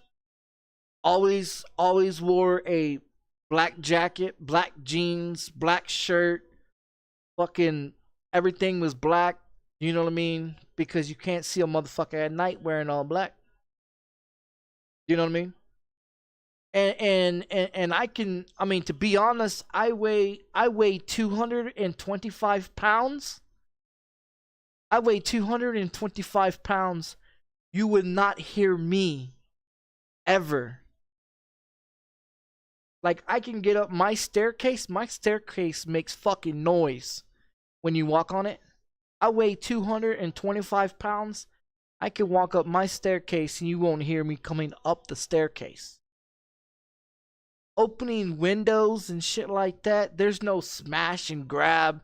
No. It's pay attention. Keep out your scenery. You know what I mean? Make sure you got the right tool for the right job. Screen comes off. You know what I mean? Screen comes off. Check if you can push the window up. If you can't push the window up, have a window cutter. Have a window cutter that you can cut that glass. Stick your fucking hand in there and unlock that motherfucker. Barely raise that son of a bitch up and climb through the fucking window. You won't even hear me fucking coming. Like, you wouldn't even hear me coming. I could be standing over you and you wouldn't even fucking know the fuck I'm there. Unless you were a light sleeper, you would not even know the fuck I'm there.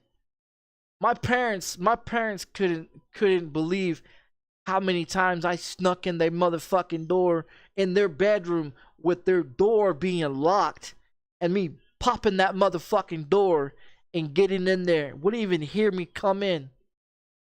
Like, no bullshit. Like, I may be a 5'10", 225 motherfucking pound big boy motherfucker, but you ain't gonna hear me coming. I have learned over years and years to learn how to walk without being heard. You know what I mean? I have learned over decades and decades learning how to break into something without a motherfucker ever hearing me pull up in your driveway or anything. You think I'll pull up in your driveway with my engine, my headlights on? No, I killed that fucking engine a block away, killed the fucking lights, and let that motherfucker smoothly pull up in that motherfucker. Tap the brakes every now and then till it comes to a complete stop. Put that bitch in park. Open that fucking door as slightly as the fuck I can. Creep the fuck out. Close it slightly as a motherfucker. And you wouldn't even hear the fuck me coming. Like, no bullshit. Like, no bullshit. I don't know how many times I've got in the cars, pushed them halfway down the motherfucking block before I turn that motherfucking key or hotwired that bitch and the headlights come on. I don't know how many times I've been able to get away and a motherfucker wouldn't even know their car is gone. Like, man, there's so many damn cars. Cadillacs, Oldsmobiles, Fords, fucking Chevys, vans, fucking go-karts, people's bicycles. I mean, man, I'm good with what the fuck I do. Like, no bullshit. I'm good. Put it this way. First 6 months I was out of state prison. The second time I went and hit the car lot. This one car lot. They fucked up. I peeped them out. For weeks. You know what I mean? I peeped them out for weeks. I knew what time they went home. I knew what time they opened in the morning. I knew what time they closed at night. I knew how many workers worked there. I knew how many cars was in and out of there, and what was being repaired and what was needed to be painted. I knew all the exits, the ins and outs of that building, and they didn't even know. They didn't have a fucking clue. Like, they didn't have a fucking clue. They had a sliding door. They had a sliding door on the right side of the building.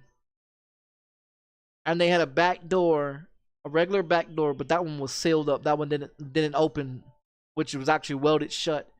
And then they had the main front door, and then the doors for the cars to drive in. So they had two doors that opened up that you can put cars in. That main door there was locked up. The other door was locked up. The keys was inside to every car, was in the office, hanging on the wall. Now this is where they had to learn a lesson, not to keep the keys in the fucking office. Because they don't know if a thief will ever come in and steal their cars. Now they fucked up and they had a screwdriver on the right hand side doors that slid open. Inside the latch there was a screwdriver, and all you had to do was reach your fucking hand and then pop that screwdriver out. You know what I mean? Slide the doors open. As soon as you slide the doors open, you can get off into there. Go straight to the office. Go straight to the office and to the main other door.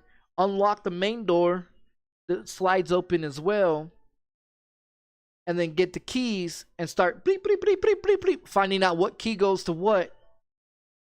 And the main key that I first wanted was the key that had the vehicle parked first, so I could move it out. I moved out 17 cars out of that fucking body shop. 17 cars. And out of those 17 cars, 6 of them I stole. That very same night.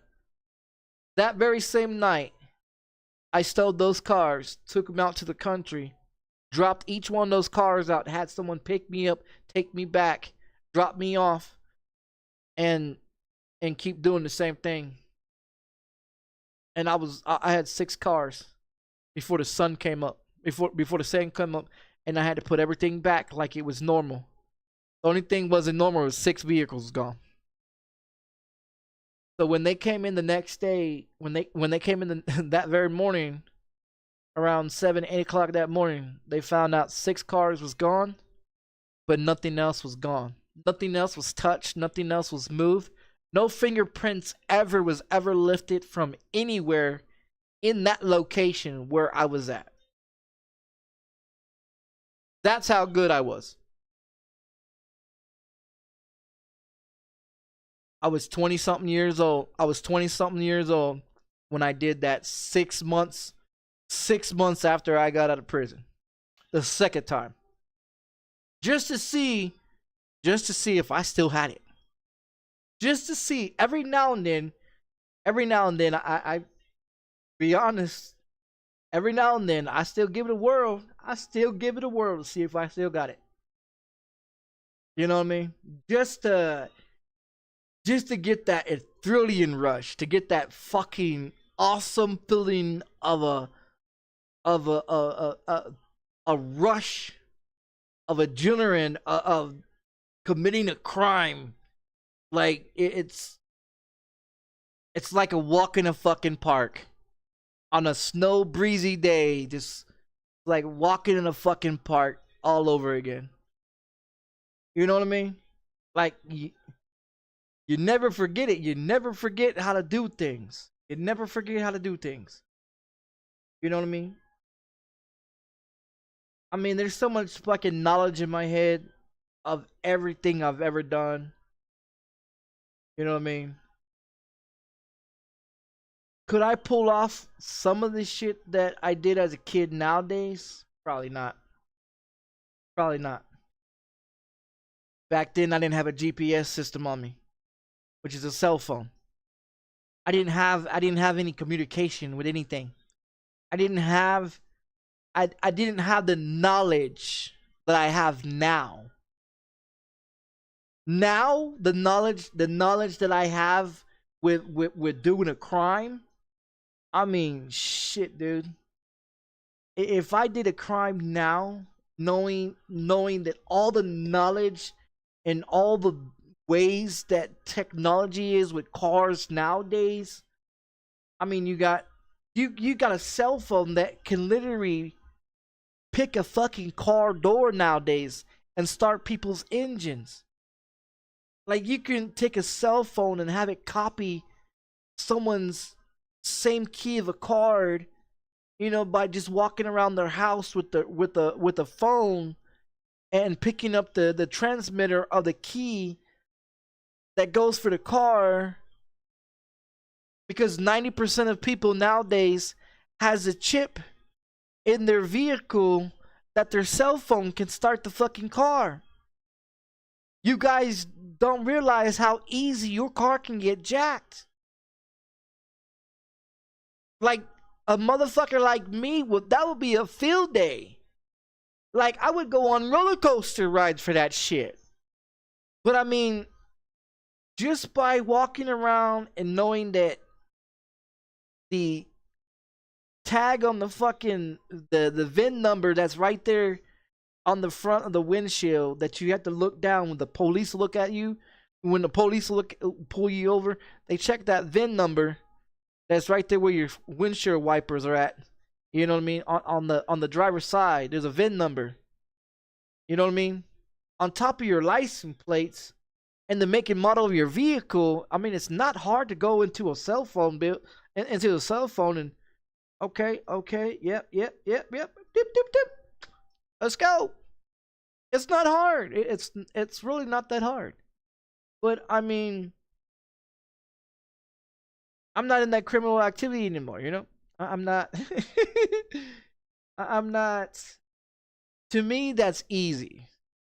I'm old school. I'm a motherfucker that would sit there and pick your fucking door, you know what I mean, with the picks and shit, and bloop, bloop, bloop, bloop, bloop, bloop, get into it, jump underneath there with a fucking flashlight, get the main wires, snip, hot wire that bitch, break the steering column, break the steering column, and drive off. You know what I mean? Like, that's how old school I am. And all this new technology, it just makes it more easier for criminals. Like, no bullshit. It just makes it more easier. You know what I mean? It really does. And technology is getting so easy with all kinds of shit.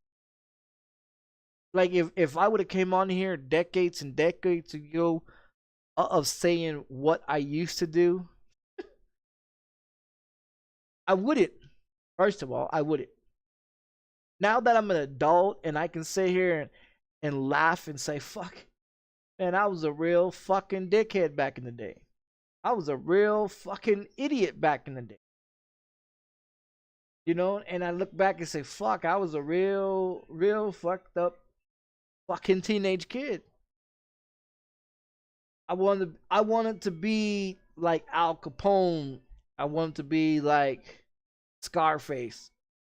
I wanted to be like Bonnie and Clyde. I wanted to be like them back in the day. You know what I mean?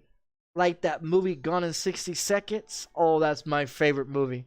That is my favorite movie.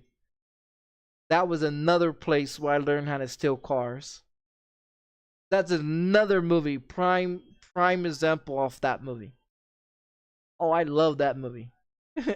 I love that movie. I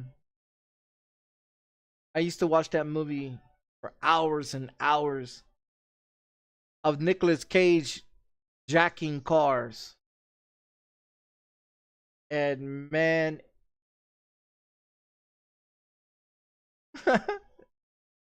man,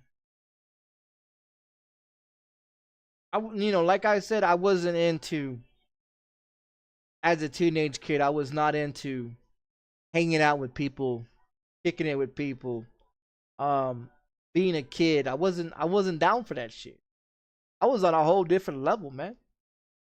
I was on a whole different level, you know, making money, grinding, making money, out there selling rocks, out there selling shit. You know what I mean? Out there doing shit. I was not out there playing in the fucking dirt as a child. Like my mind frame as a kid was on a whole fucking different level. Like 90% of you guys was all about, oh, I'm playing with bicycles and playing with dirt and fucking sticks and playing ring around the rosy and uh fucking playing tag and I didn't fuck with that shit. I didn't give a I was not a sociable person. As a kid, I was not sociable. I wasn't. And I guess you could say I'm the same fucking way now. Still not sociable. Um, I was a loner, and I didn't care about being alone.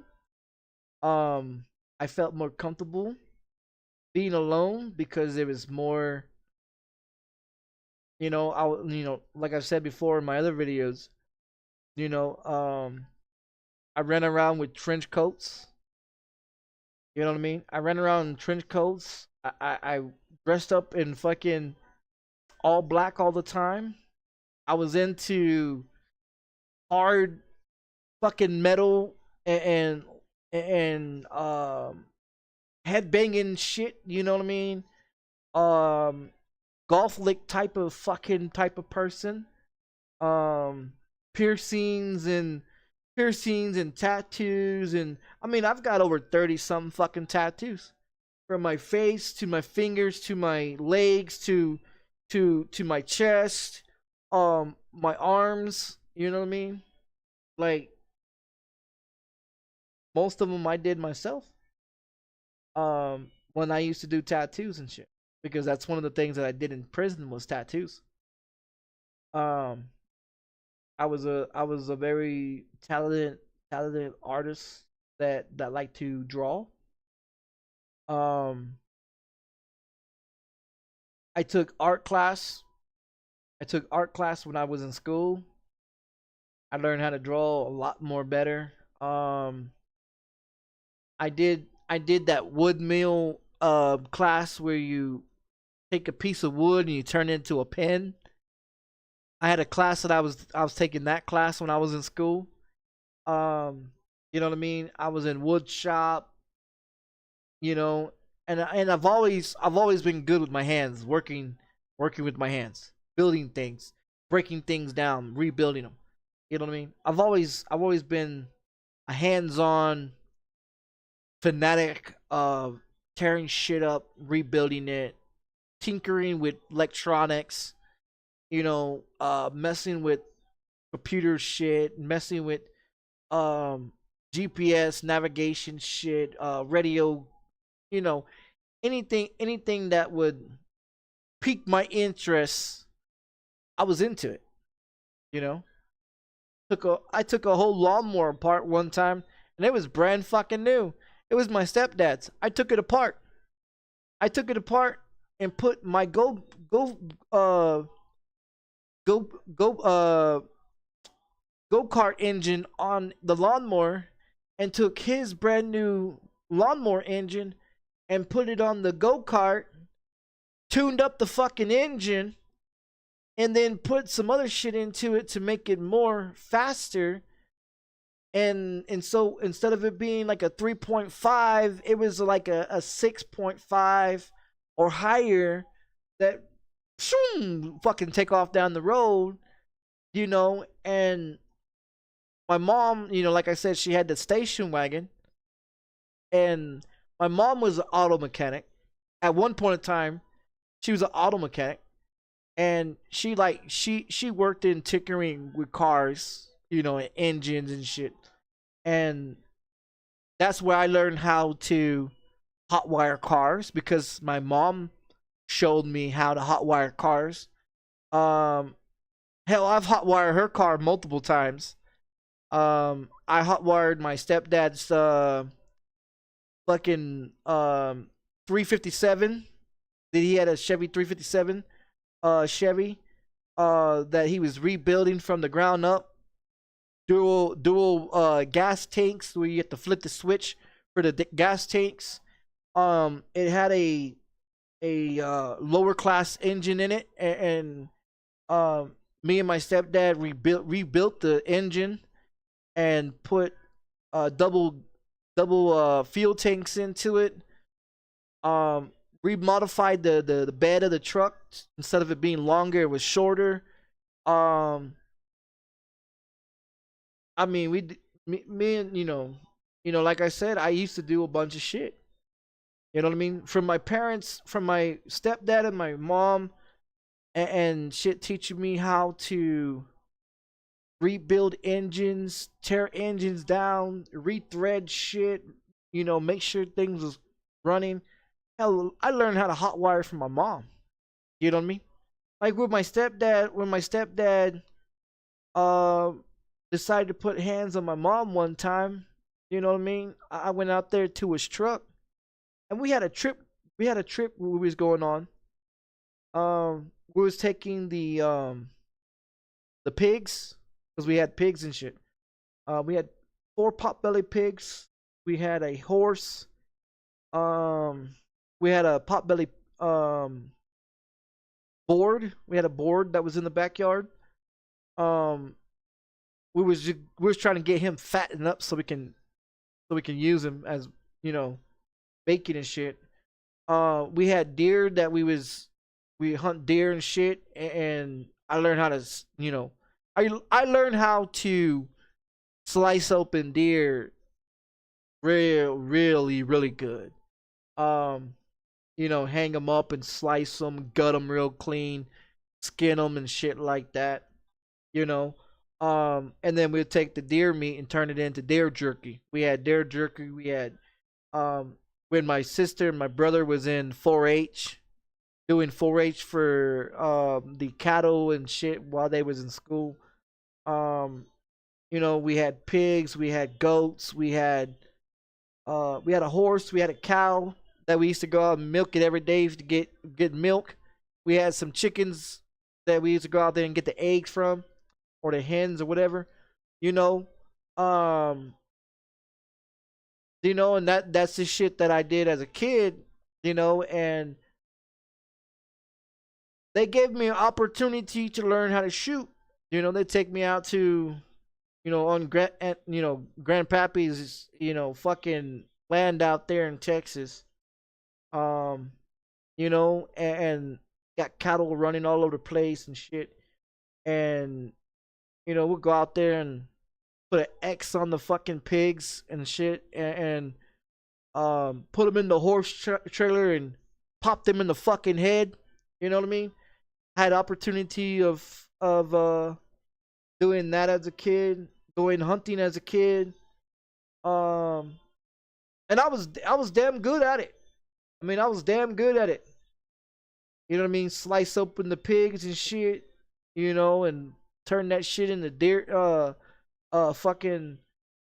We had different kind of bacon. Like we had our own different type of spices that we use for bacon. We had 2 or 3 deep freezers full of fucking bacon, full of fucking deer jerky. We had plenty of food back when we was kid. You know what I mean? Go hunting all the time. I never liked animals. I wasn't an animal fucking person. But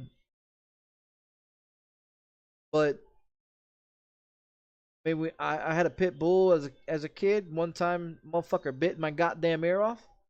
This one, matter of fact, it was bit off. And I've got surgery. They sewed it back on. They had to rebuild my ear canal. And I had to go through a bunch of surgery with that. This one was blown out. Me and my brother was playing London Bridges in a horse trough where the horses drink water out of. That was our swimming pool. And I went underneath his legs, and he closed his legs on my ears and blew my fucking eardrums out. So that was another surgery that had to be taken care of. Not only that, um, I had a hard time. I had a hard time with speech impediment problems with speaking, um, and shit like that. They didn't realize that I couldn't speak, um, because I was partially fucking deaf until I got a whole bunch of surgeries done. I learned sign language, but I don't know it anymore. Um, I mean, I was a fucked up kid at all acts point. You know, I did all kinds of fucked up shit, and it wasn't for attention. It wasn't for my parents to give a fuck.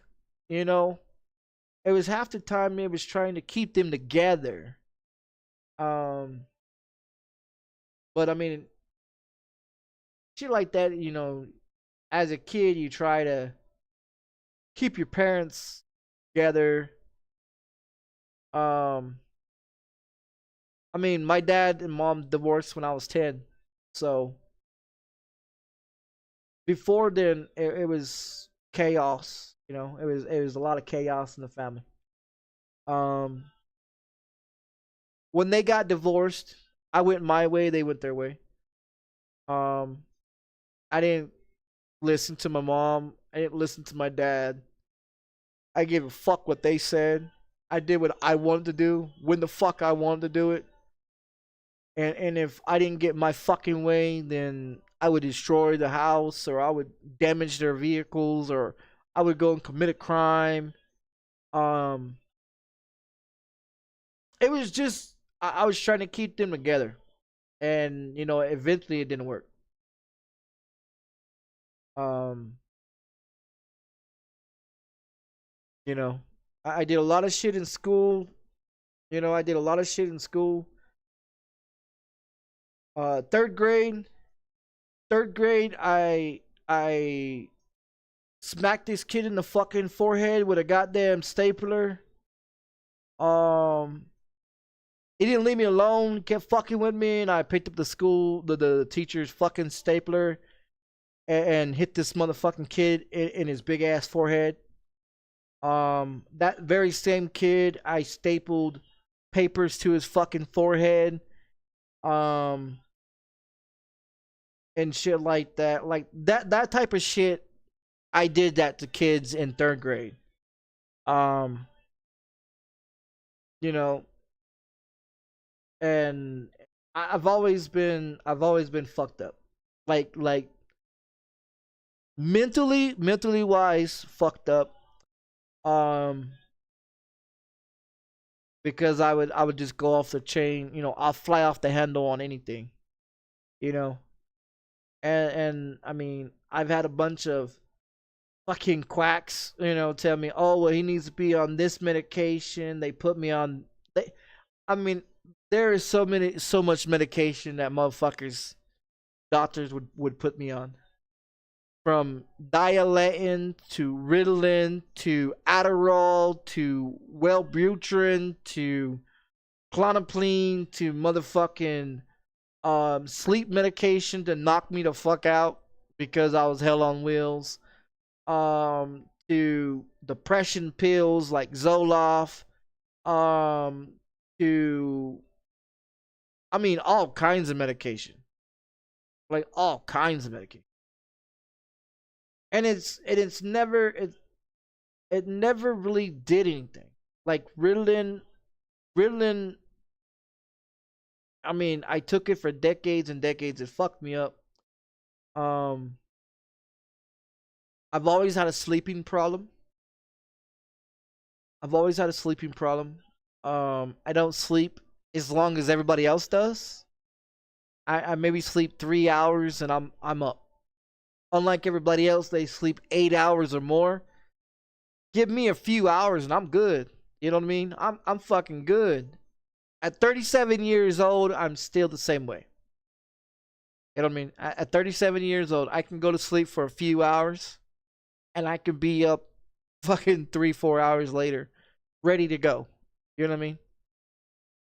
You know, and so I mean, I've been on a lot of medication. I've all the medication totally comes out to 18 different types of medications. So from bipolar to schizophrenic to ADHD, ADD, bipolar, PTSD, ADHD, said the same shit. You know what I mean? Like they classified me with all kinds of shit. Mood disorders,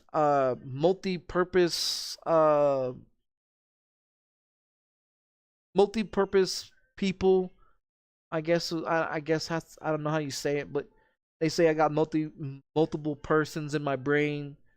Um, you know, 1 minute I can be sad, 1 minute I can be happy, 1 minute I'd be laughing, and going fucking 90 on 100. You know what I mean? Um, being cheerful as a motherfucker. I mean, I was a happy kid. As a kid, I always cracked jokes. You know what I mean? I always crack jokes, always laughing. You know, always being a smart ass to people, being rude to people. But I was always smiling as a kid. You know, always smiling as a kid, always laughing. Watched a lot of cartoons. You know what I mean? Watched a lot of fucking cartoons. Um, it was until I guess it was until I guess when reality hit me, when my mom signed her rights over to the state of Texas. That's when reality woke me the fuck up. When my mom took my dad's rights when I was 10, got divorced, took all of his kids.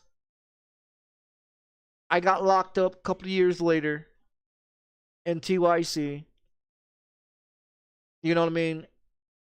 And when she signed her rights over to the state of Texas, I guess a fucking light switch came on and said, "Okay, this is not funny. It's not a joke. This type of life is not, you know, a fucking cartoon." Um,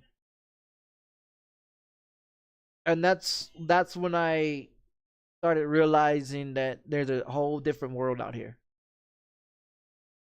You know, from living in a cushiony world of their parents giving you everything, doing everything for you, trying to keep you out of trouble, trying to raise you as best as they could of the knowledge that they had to raise you with. Um, because my parents was a potheads. You know what I mean? My parents are fucking hippies. You know what I mean? My birthday is 420. I'm a national smokeout 420 motherfucking baby. You know what I mean? So that ought to tell you what kind of parents I got. Fucking hippies. To have me on April 20th to be a fucking national smokeout fucking baby. Um you know, and you don't find too many people that have that birthday. You, most of the time the people that have that birthday, they're very smart people. Um, you know,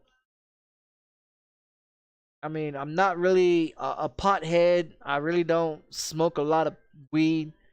Um, you know what I mean? I was never into doing doing a whole lot of shit like that. My mind frame was never in doing to do drugs. Now, don't get me wrong. I've smoked crack before. I've snorted coke. I've fucking done heroin. I've done speedballs. I've done shrooms. I've smoked a lot of goddamn weed. Um, I never drank beer. I've never drank beer in my life. Um, you know what I mean? So I mean, I've heard of different types of beers like Budweiser, Bud Light, coolers, and all this other shit. You know, but I've never drank none of that shit.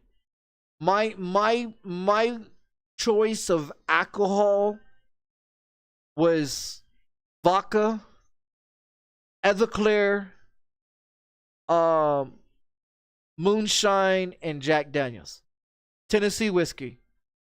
You know what I mean? So drinking, drinking fucking beers. Nah, I don't drink that shit. Never have. Um, when I was in the club scenes, going parties and clubs and shit like that, my choice to drink was vodka. Straight vodka, no adding in shit. And just give me a straight fucking glass of vodka. You know what I mean? Jack Daniels, no add the Coke. Fuck the Coke. Give me straight Jack. You know what I mean? Moonshine, I fucking straight moonshine. I never none of that fucking, oh, we're gonna drink this with this. I never done that shit. I never done that shit. You give me a glass of Jack Daniels, fuck the Coke, fuck all that other shit, just give me the fucking bottle and I'll drink straight the fuck out the bottle. You know what I mean? When I was old enough to drink and I had a girl that I got tatted on my fingers, Savannah, this chick that is tatted on my fingers. I used to sit on my front porch every day, and I used to sit there with a fifth of vodka and a fifth of Jack, and I would drink them. And that was my breakfast. That's how I would start my day, was drinking. Then I go to work. You know what I mean? And shit like that. And on the weekends, that's all I would drink.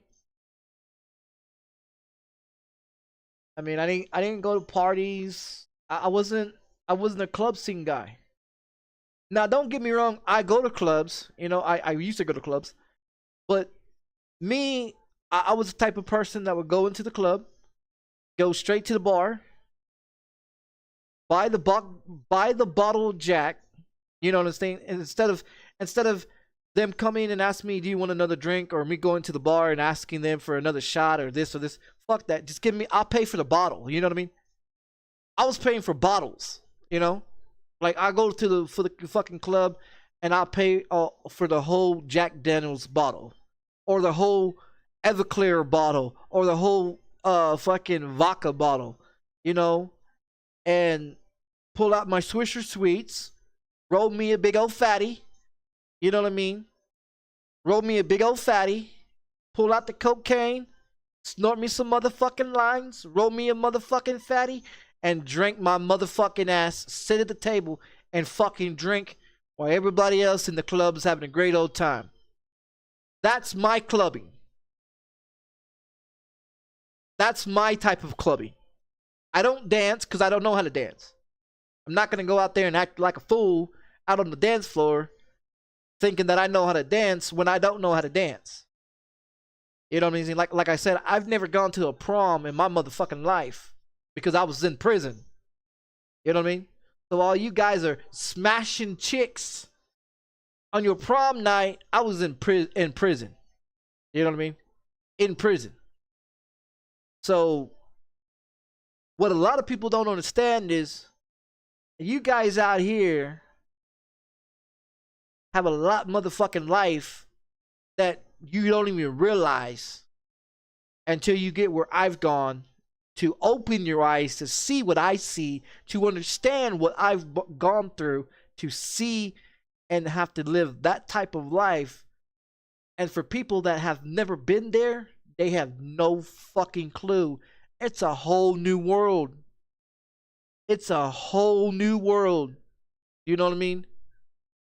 It's a thrilling rush. Always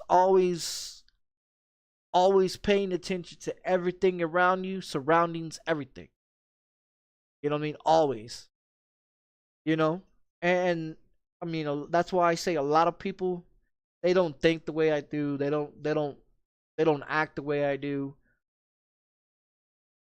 And a lot of people in this world, if there was ever a major pandemic ever, A lot of people ain't gonna make it because they don't have that.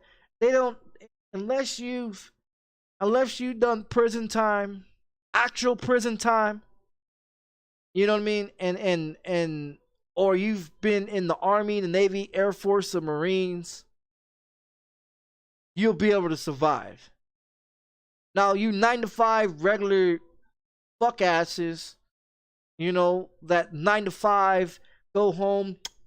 How you doing, wifey? How you doing, kids? You know, type of shit. Um, you wouldn't make it. I mean, you wouldn't. You just wouldn't because you don't have the mind frame and the instincts to think quick of how to survive. You know what I mean? And I think and to be honest, thank God and my parents for pushing me and my brother to join to join the Boy Scouts of America. You know what I mean? As children, to learn and have the experience of being able to make knots, being able to learn how to start a fire, learn how to pay attention to different animal shit types, you know, and different animal footprints, and being able to learn shit in the Boy Scouts of America to have the knowledge to use it usefully someday in life, you know, and with doing 4 years of Boy Scouts America with me and my brother, and doing 8 years in prison, and knowing all the knowledge that I have, I would make it. I would definitely feel comfortable living in the fucking woods than living in a city like I do now. Because I live in a city, but I mean, to be honest, I'd rather live out in the fucking woods somewhere. You know what I mean? I would feel more comfortable living in the woods, knowing that I know all the surroundings, knowing at what angles, you know, someone's coming from, listening to different surroundings, and capability to understand different things. Here in the city, loud, loud, loud, loud. You know, loud. Everything's loud. You know what I mean? Only at nighttime, you know, like now it's peaceful as a motherfucker. You know? And you know, and it's great. I like it. You know. And that type of, you know, type of environment, like you guys ever heard of like fucking psychopaths, mass murderers, killers, you know, shit like that. I don't know. I mean, I could be in that category somewhere, you know, like really fucked up in that category. Um, you know, and I feel more comfortable that way. Like when I go to the convenience store, like when I go to the convenience store, or I go do laundry, or I go do shopping, or whatever, I'm in there just to do my business and to get the fuck out. I'm not, like I said, I'm not a sociable person out in the world. Like, no bullshit. I do not go to a convenience store and hang around a goddamn convenience store trying to figure out what the fuck I want. I'm in there for sole purpose of what I'm looking for, and they don't got it, I'm gone. You know what I mean? Like grocery shopping.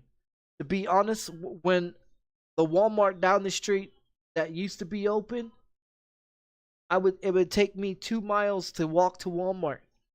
Okay, and I would walk there and I would grocery shop.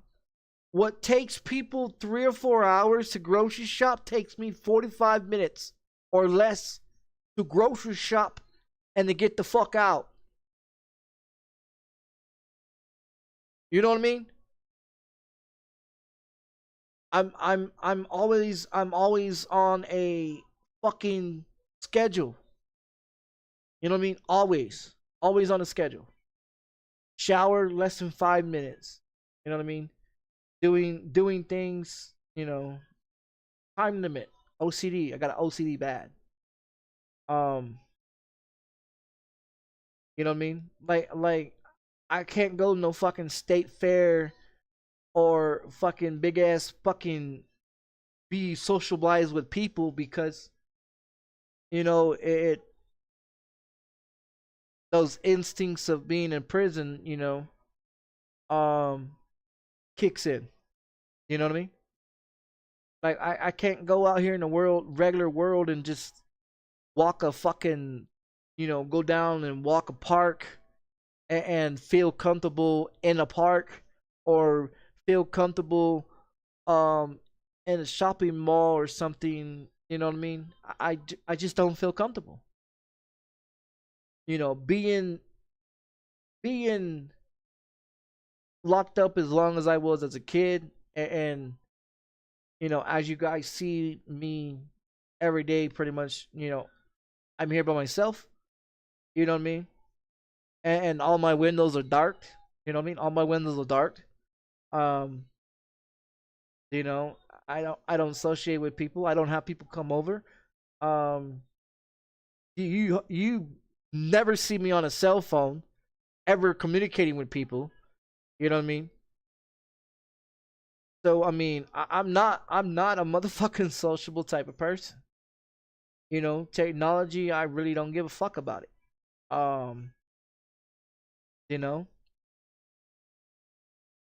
the only thing I like about being out here in the world is the fact that I may be out here in the world living like everybody else out in the world, but in reality,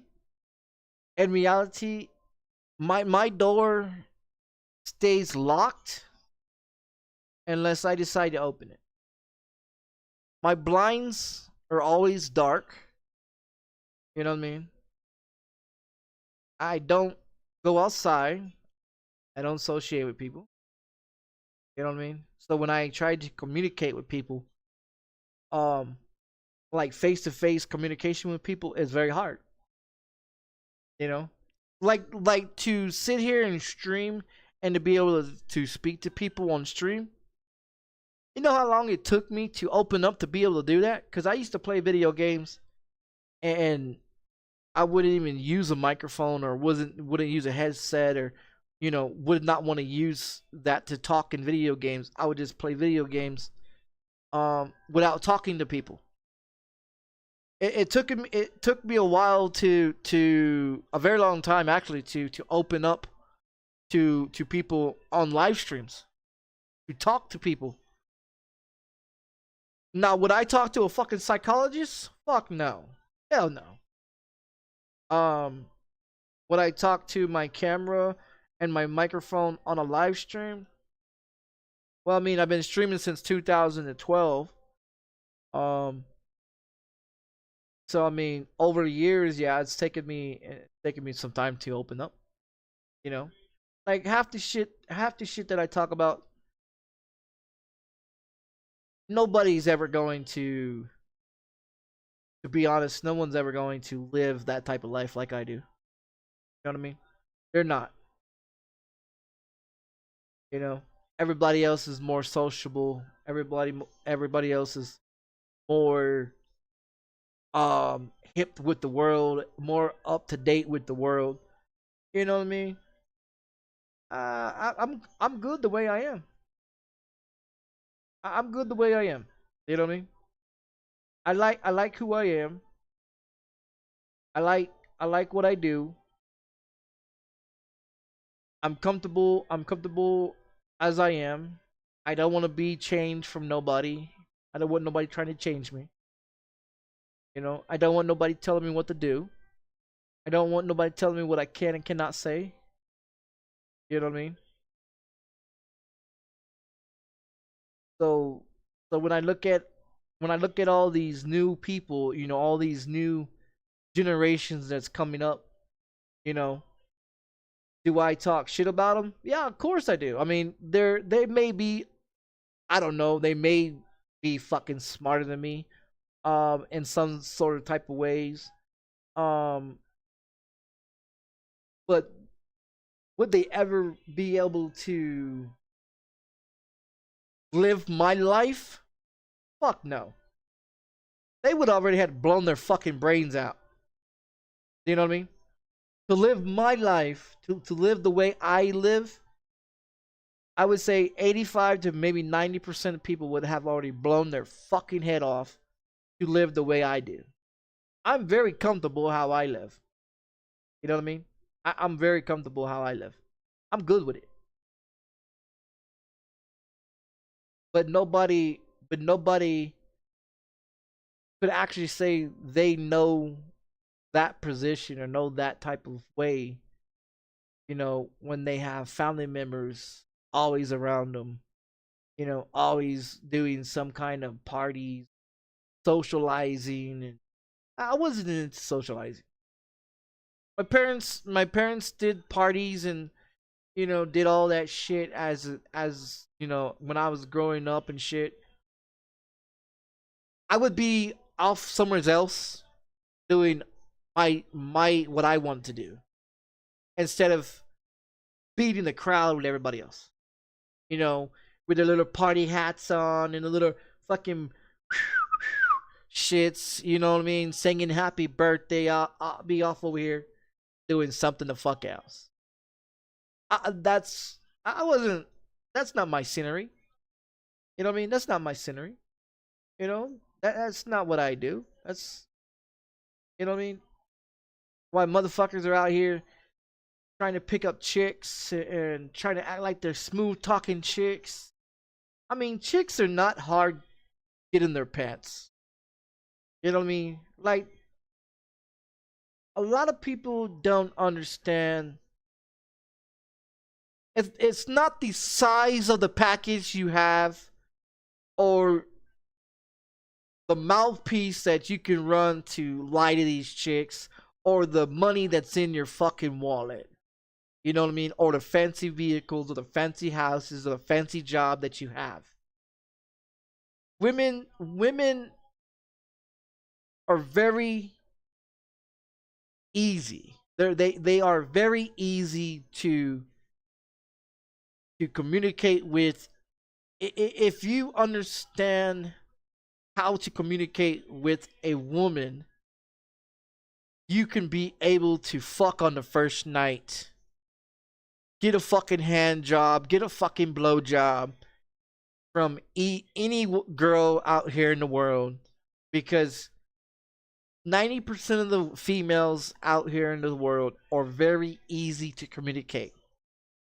They are very easy to communicate with. They are very, very easy to sleep with.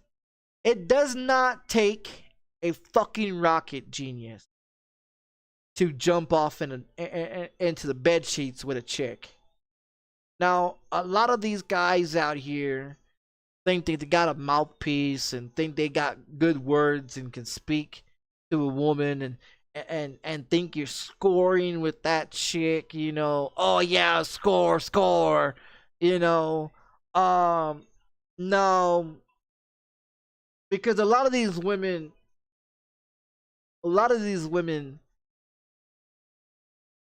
they they're very easy. You know what I mean? Like a white girl. You know what I mean? Like I'm gonna give you a prime example. A white girl, you know what I mean, is very curious about the size of the package you have and what you can do with it.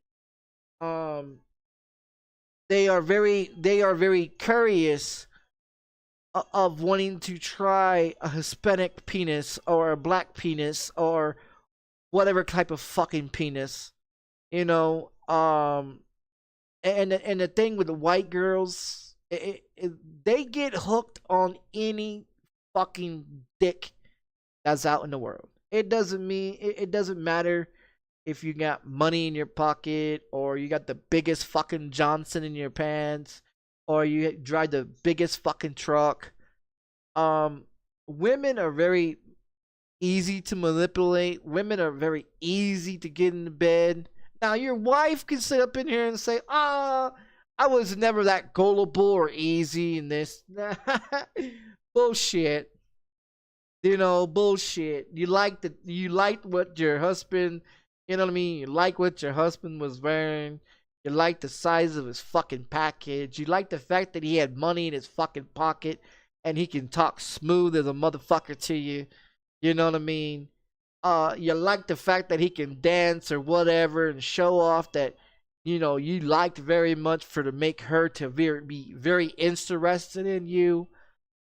I mean, there's something that she liked the very most about you before you got married and had a bunch of fucking kids, and then you fight, you know, and she goes and runs off with your brother, or runs off with your cousin, or runs off with some fucking Tom, Dick, and Harry and blows the whole fucking neighborhood. I mean, women are very fucking easy to sleep with. They're very easy to sleep with. It's common sense. You've got to be interested in what they like.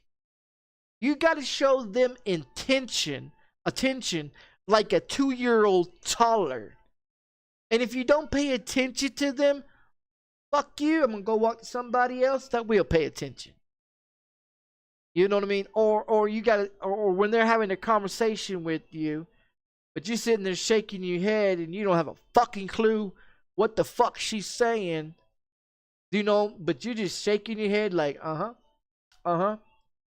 right, yeah, oh yeah, cool. You know, like you're all interested, but all you care about is getting that fucking vagina, right? All you thinking about that night is getting that vagina.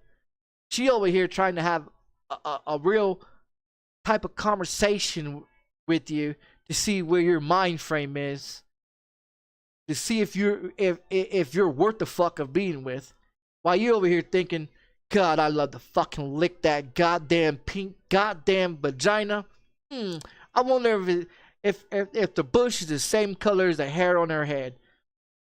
God damn, I can't wait to get that bitch in the fucking bed and tear that pussy up. You know what I mean? And that's how motherfuckers think about women. They think of women like they're a piece of fucking meat. That they're another chick that they can mark off the board as saying, I slept with that bitch. Let's move on to another bitch and try to get in her panties. You know? Now don't get me wrong. I'm not saying I was never like that when I was younger, as a younger man. You know what I mean? But I can be damn honest about, I've had a lot of pussy in my fucking life and learned a lot of shit from women that is very capable of speaking to a woman. You know, I mean, I may call a bunch of women bitches and whores and sluts and cunts and whatever the fuck they want to be called. You know, but when I'm in a relationship with somebody, you know, I don't call her out of her fucking name. I don't disrespect her. I don't call her a whore. I don't call her a slut. I don't call her a cunt. I call her what her name is, and I speak on her level as she speaks to get her to understand. I understand what the fuck you saying.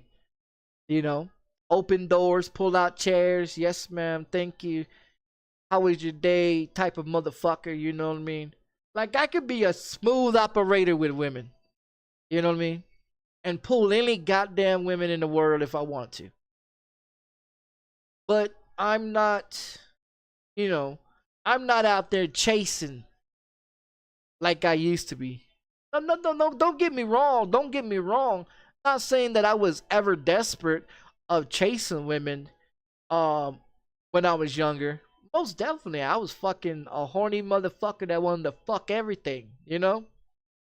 Walk around with a fucking hard on in the bowling alley saying, God damn, look at the ass on her. Man, I wonder what the fuck she tastes like, you know? Is her bush the same color as her hair?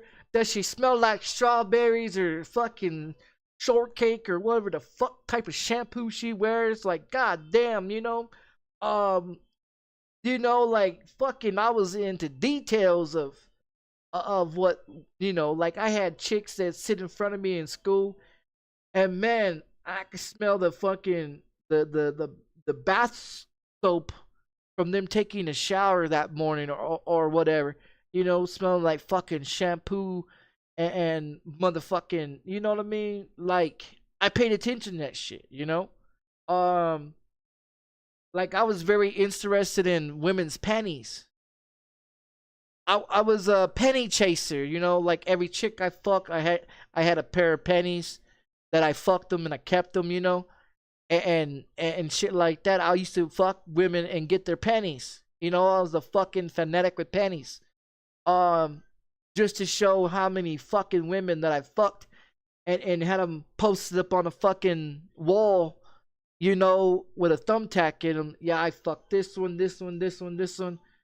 Man, that one had a big old fucking cat. You know, like that's how I was back when I was younger. You know, I wasn't into playing with toys, um, trying to look cool for people and trying to act tough and no, I was out there making motherfucking money and chasing women. You know what I mean? Like every opportunity I had a chance to fuck cheerleaders, I fucked them. Every time I had a chance to fuck a chick that playing the flute in the band hall, I fucked her. Every time I had a chance to fuck any girl that I had a chance with, I never passed it up. Never passed it up. You know what I mean? Like I can't remember all the fucking names. I can't remember all the fucking names. Um, but I mean that's how I was. I was a inconsiderate dumb fuck that had a lot of opportunities with a lot of good girls as a teenager, but as an adult, I mean, I don't chase women. Like I didn't chase my ex-wife. I didn't chase my ex-girlfriend. You know what I mean? It didn't take much to have two, you know, have two kids with my ex-wife and another kid with another girl. You know what I mean? It didn't take much. I mean, not saying that I don't have a mouthpiece or not know that I can speak to chicks. You know what I mean? Like matter of fact, there's a chick that I was talking to, because I contacted legal aid on my fucking landlord, right? So the whole situation with the landlord. Now I contacted legal aid to get some kind of advice through legal aid. Um, you know, and the chick that I was speaking to, um, you know, um, I explained to her everything that was going on with me and my landlord, you know, and for some fucking reason, she felt like she would tell me her story about what happened with her and her ex-husband. You know, and I was discussing to her about what's going on with my landlord and me. You know what I mean? And for some reason, we turned the conversation from my landlord to conversation about her ex-husband and how things happened with her and her ex-husband and how she was in the dating scene and now she's single and she's independent and she doesn't depend on man and you know this and this and this and I mean I don't know this chick. Like I don't know this chick at all. You know what I mean? At all. I didn't know who she was. I didn't even ask her for her phone number. She gave it to me. You know what I mean? She ain't never met me in person. I've never met her in person. I didn't even know who she was. I contacted legal aid about some shit just in case to cover my ass with my landlord. Um you know, and this chick answered and fucking an hour and a half on the phone talking about other shit than what was fucking actually my phone call was. Um, you know, and I mean, she's a little bit younger than I am. You know, she's a little bit younger than I am. She has her own house. She has her own car. She has no kids. Um, she works for legal aid assistance and shit like that. You know, and the vibe that I got off between me and her. I mean, if if I wanted to, I could probably. I mean, she gave me her fucking number and her name. Like, and I didn't ask for it, but you know, so I text her every now and then. I text her. Keep her wondering. Keep her wondering. And then there was no bullshit with her. There was no manipulation with her. There was no nothing. You know what I mean? Like, we just communicated with like regular adults, that's talking on the phone, and the conversation that she was having with me and the conversation I was having with her, yes, we just clicked with the same situation, that how I think and how she thinks, and a lot of shit. Now, um, I don't know. I mean, not a whole lot of fucking women out there that you can have a decent conversation with without them thinking sideways on you. Um, and it's just communication skills that I have. I'm very good with communication skills with women. Um, Now, if you have the brain capacity and the mouthpiece that I have with women, I mean, shit, you can get laid. You can get laid all the time. But if you're just looking to get laid from women, um, you know, they really don't like the one night stand bullshit. To be honest, they don't like the one night stand bullshit. Now, if they liking you, they digging you, and they willing to want to hook up with you again, knowing that it's just about sex, I mean, there's a lot of girls out there that would actually do that, as long as it's about both of you getting what you want out of each other on good terms, type of shit. But I mean, eventually it turns into feelings, and then feelings get hurt, and you're just a booty call, and like, you don't tell chicks she's just a booty call, for one.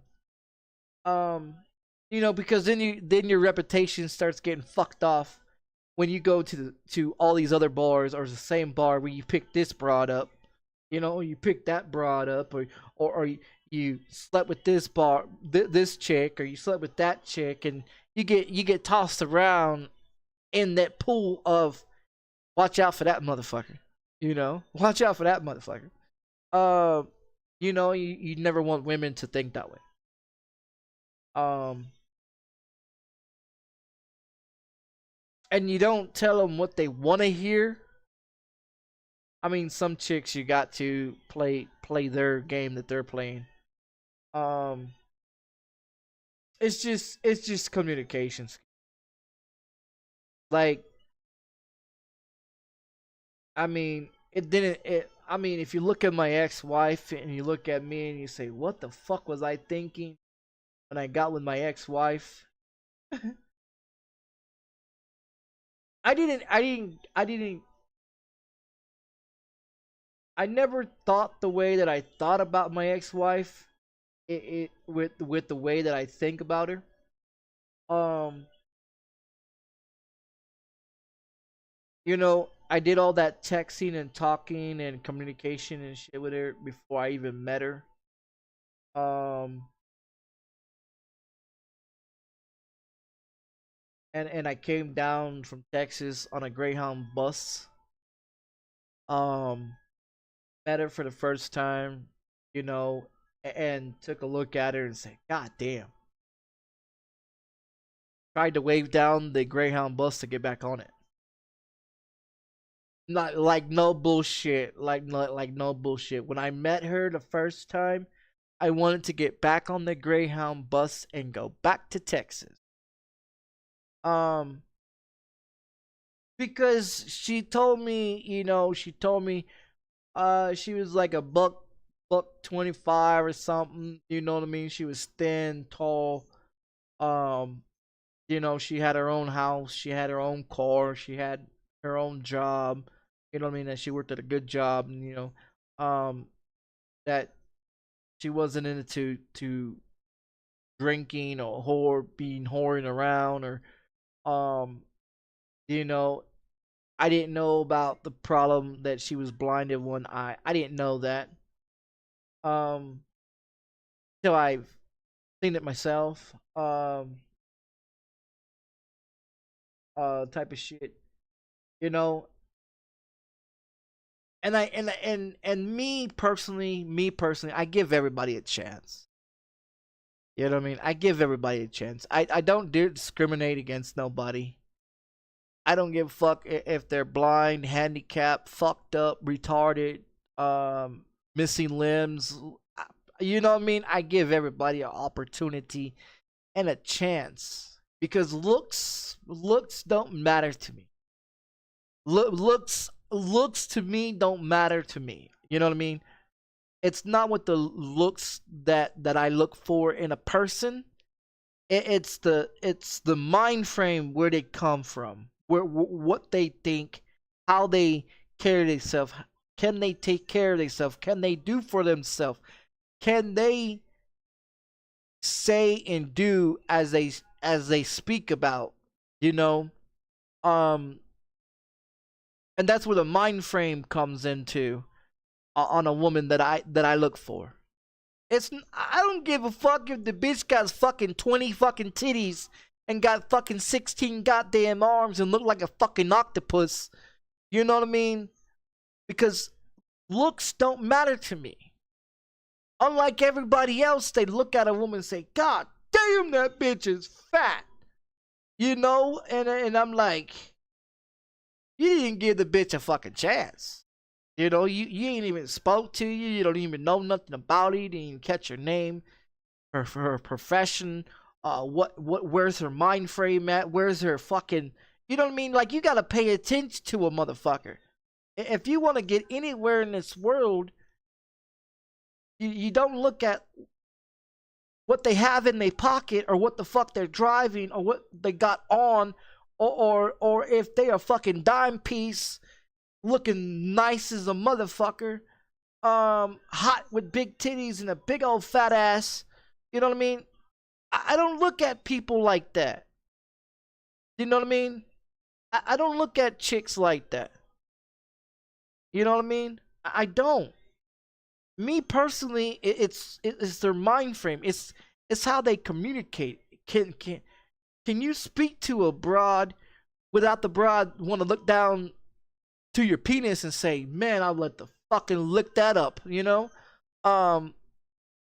Type of shit. Can a chick look you eye to eye and have a communication skills with you? Can you communicate with eyeballs? Can you look past the fucked up way someone looks? You know, can you look at the fact that bitch weighs fucking 6,000 pounds and you over here looking like a goddamn toothpick? You know, can you look past that shit? Can you give the broad a chance to where her mind is? Like, I mean, if you communicate with some of these women out here, you'll figure it out. Is she the one you want to give a chance to? Would she be a great value of asset for her to be in your life? You know what I mean? Like, motherfuckers don't even look at women like that. They're like, oh, look at that fucking hot piece of juicy, delicious ass. Can't wait to fuck that, you know? And then you look at some fat bitch, you like, damn! You know, like, God damn, your mama should have swallowed your ass, you know? But you don't give it a chance or opportunity. You look like most men, they look for looks. And then the ones that don't look for looks, look at like, what is she thinking? You know, is she thinking I'm gonna pick this fine ass motherfucking fox over here, or I'm gonna pick this oompa loompa looking motherfucking sloppy Joe fucking broad? You know, and 90% of the time, 90% of the time, it depends on the conversation. Looks don't matter to a fucking thing to me. I'm gonna get my fucking wood up regardless if the bitch is fucking 6,000 pounds or a fucking model. You know what I mean? My wood's gonna stand the fuck up all the fucking time. You know? But that's just how I am. But if your wood cannot stand up looking at this fat whore, but you can get your wood up on this skinny fucking broad over here, that just tells me what type of person you are. Judgmental, stereotyping, type of motherfucker. You know, like she's a woman with a fucking vagina, a fucking lips, and a motherfucking breast. You know what I mean?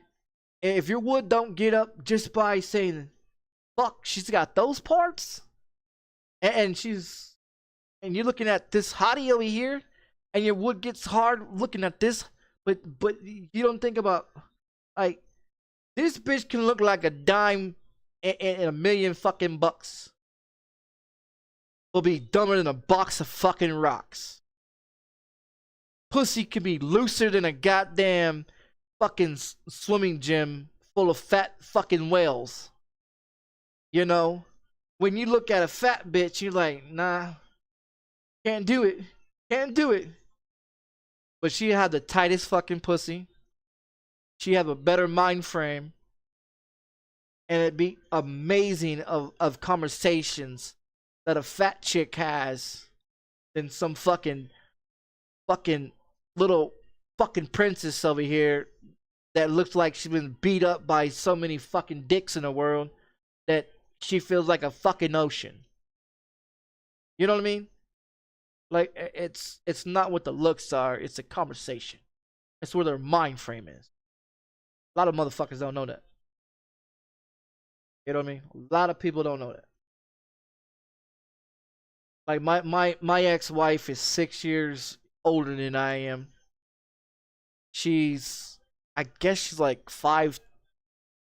I think she's either the same height as me or 1 inch or 2 inches taller than me. And she's a big chick. Like, she's a big chick. Like no bullshit. She weighed like 240 pounds when I first met her. And that's when she was 30 years old. When she gave birth to my son, she got bigger. You know, when she gave birth to my daughter, she got bigger. When I moved here to New Mexico in 2009, you know how much I weighed? You know how much I weighed? I weighed 195 pounds. I weighed 195 pounds back in 2009. I currently weigh 235 pounds. I'm 37 years old. So, have I let myself go?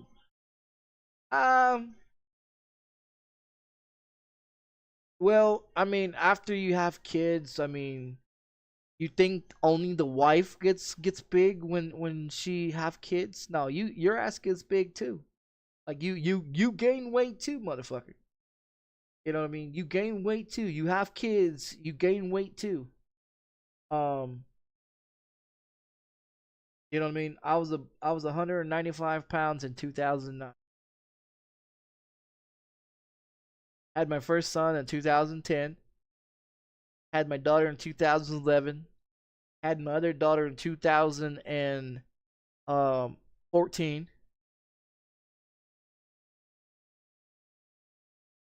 So, I mean, have I gained weight? Oh yeah. Yeah. Of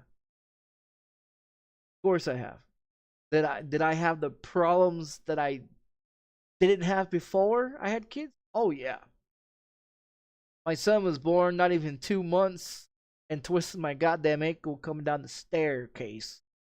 Um, Carrying him in the car seat carrier, and I didn't even know I had bad ankles.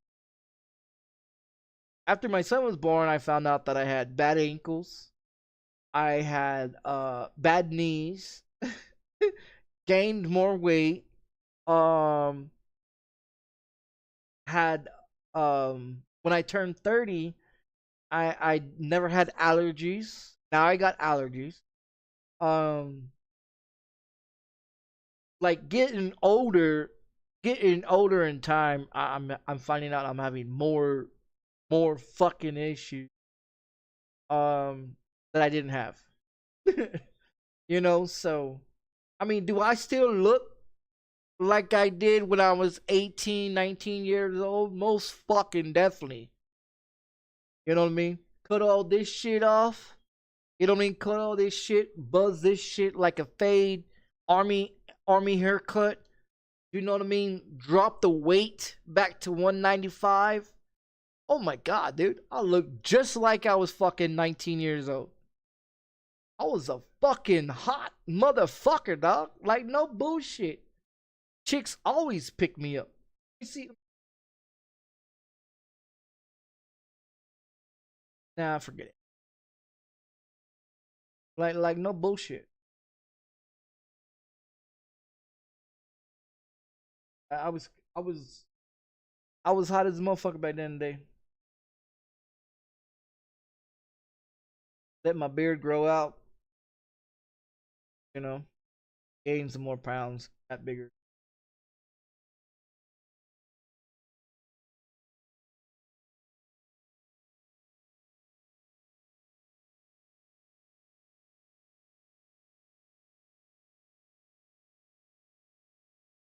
But I guess that's what it is.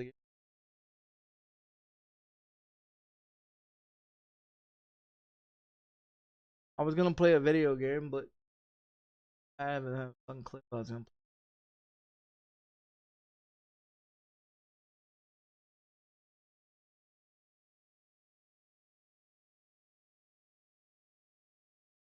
No, I was gonna play a video game. I don't know what the fuck I was gonna play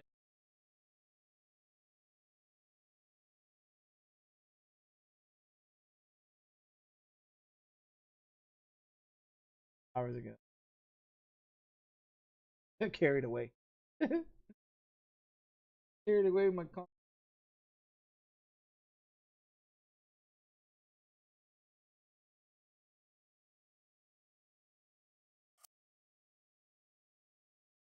Yeah, I got carried away with my car.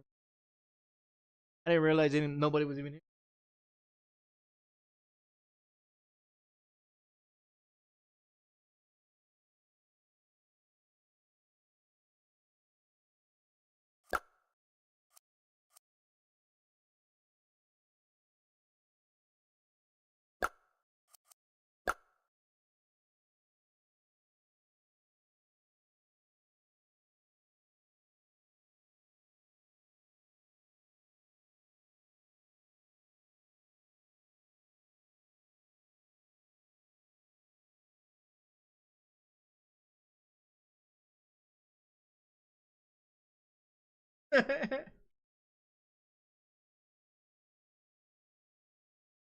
Want to see what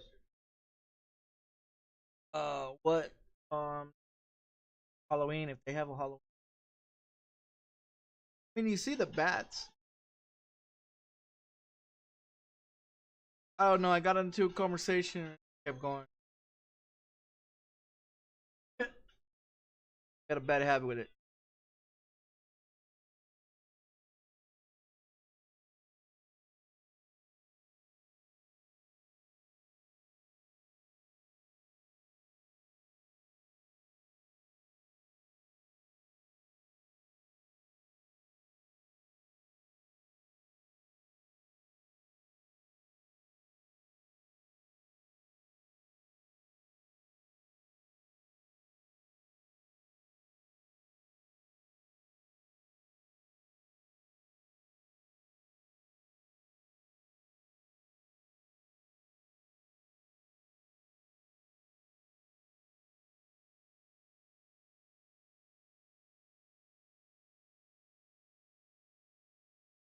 I lost my mind.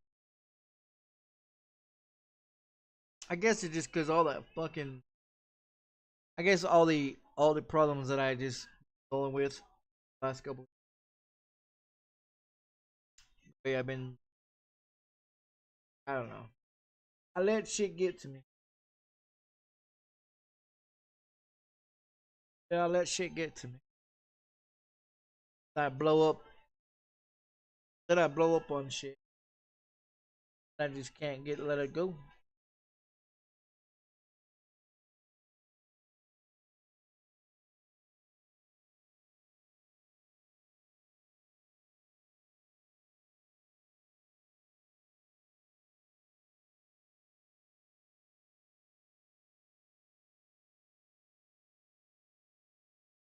Fuck your potato. Here's more content. That's a good one right here.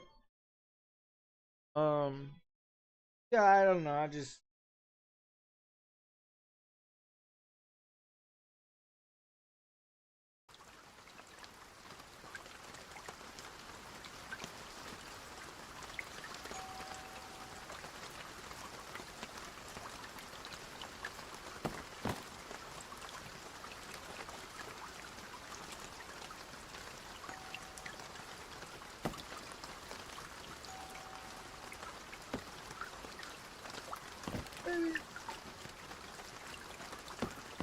There is.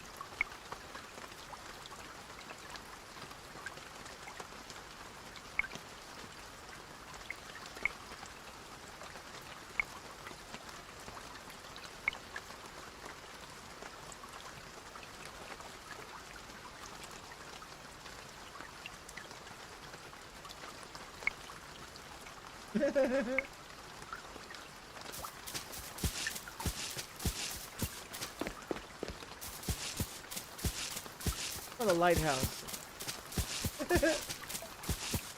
I'm about the fucking lighthouse.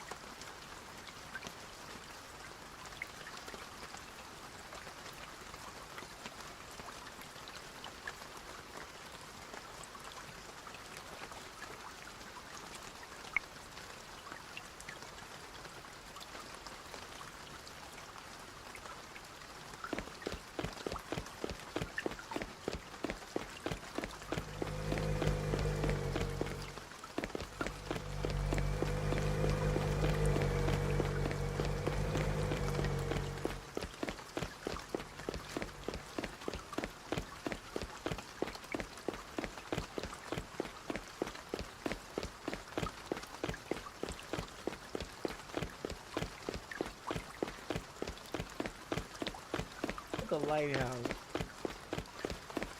Something 8.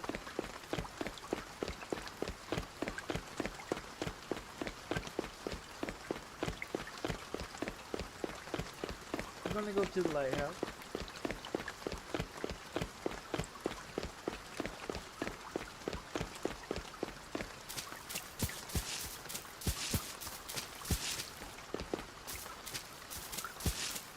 $8:30 in the morning.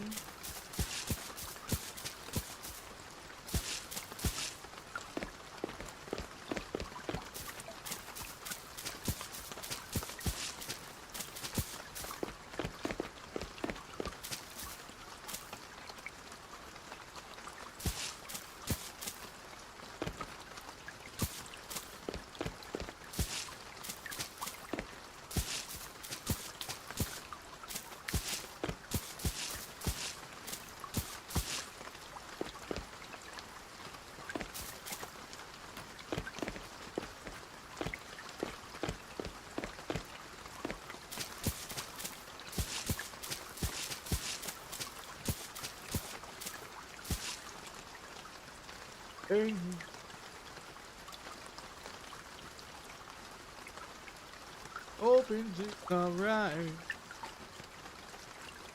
Weather.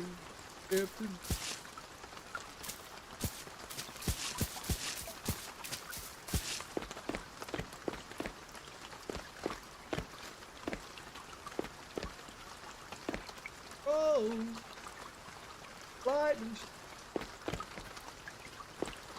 Oh,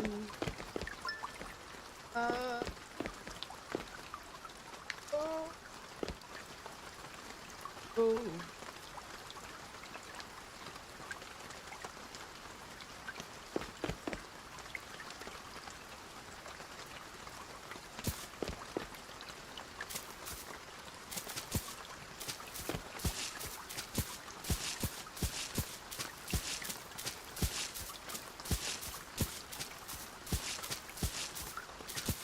Hold him, thankful he's alive. Oh, been ready.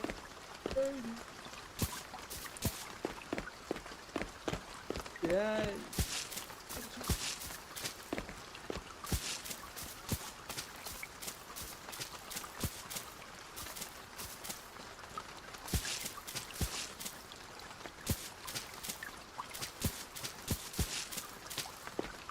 Oh, and lightning strike. Oh.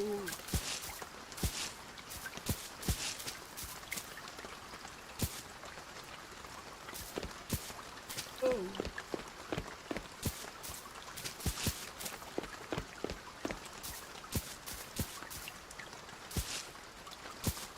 I'm here at the damn lighthouse.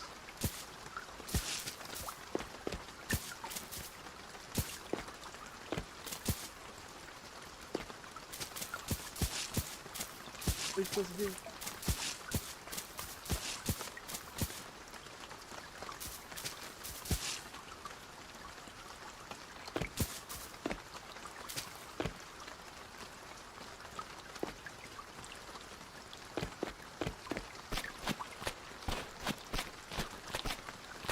About 3 eggs.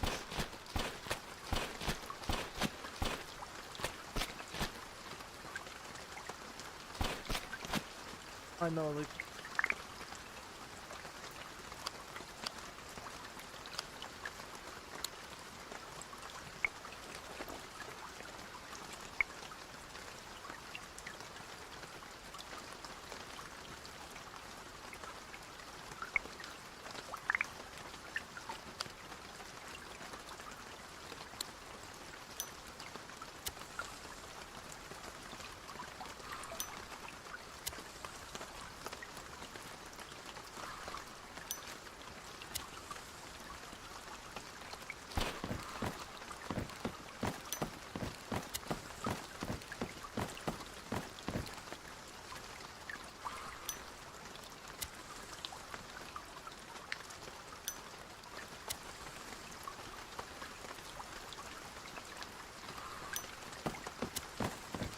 Please.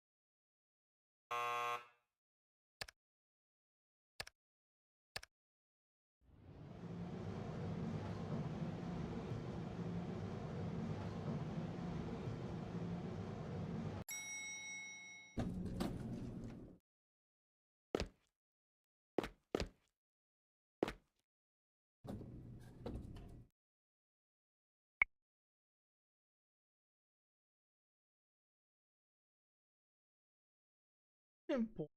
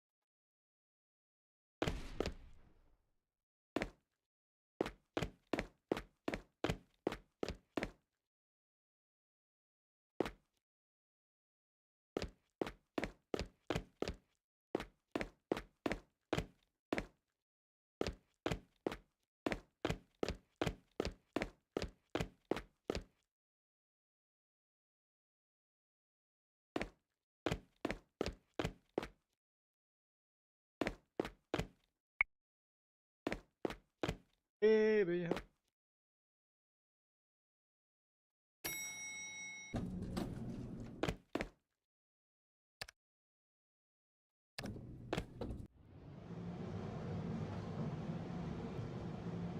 That was a wonderful.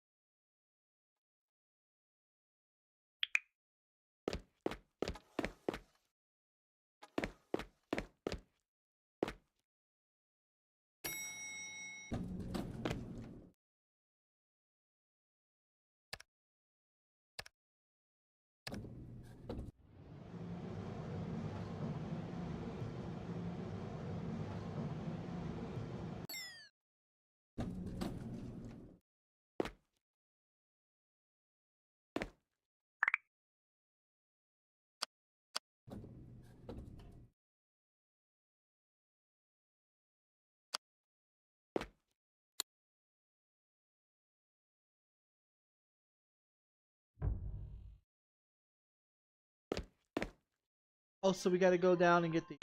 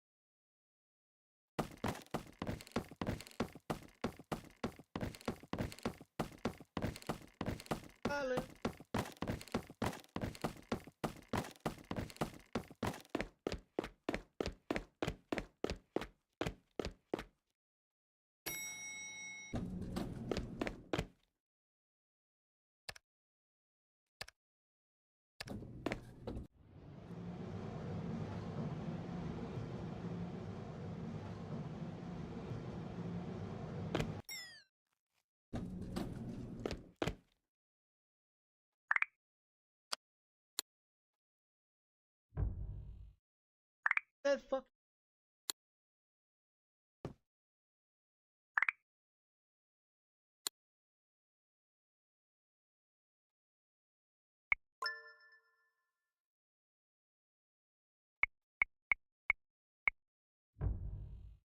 Ow.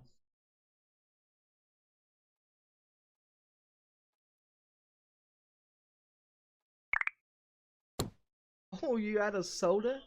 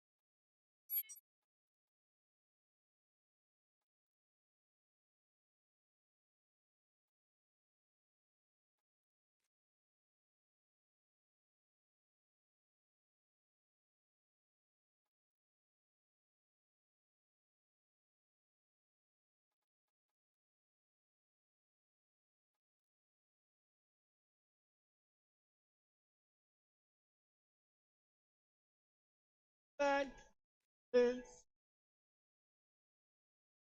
Oh, it goes.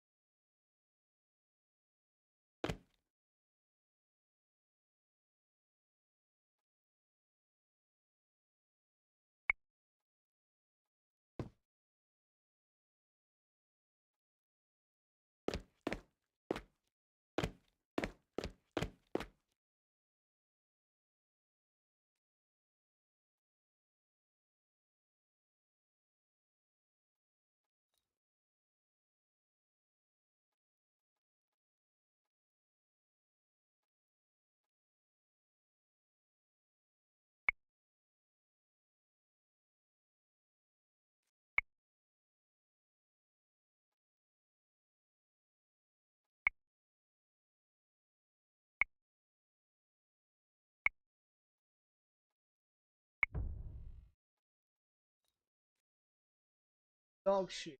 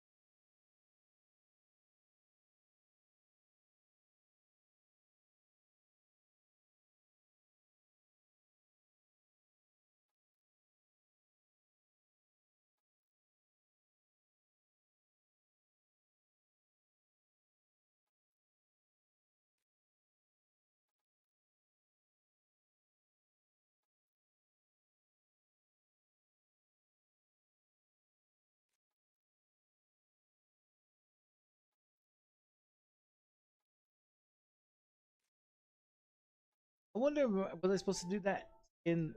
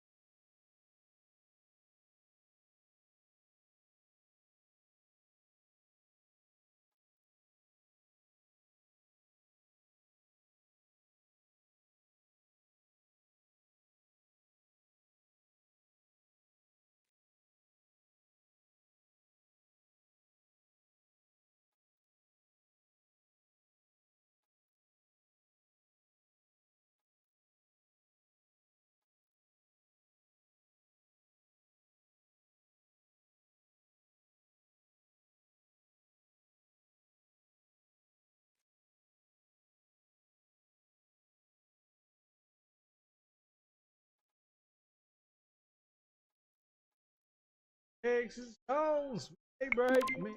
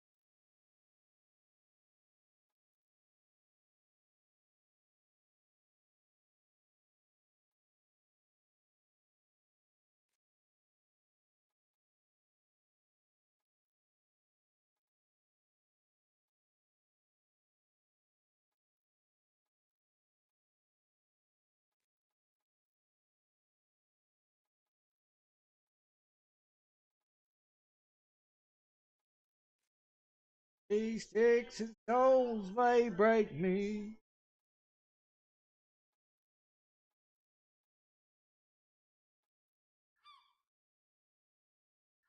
Sticks and stones may break me.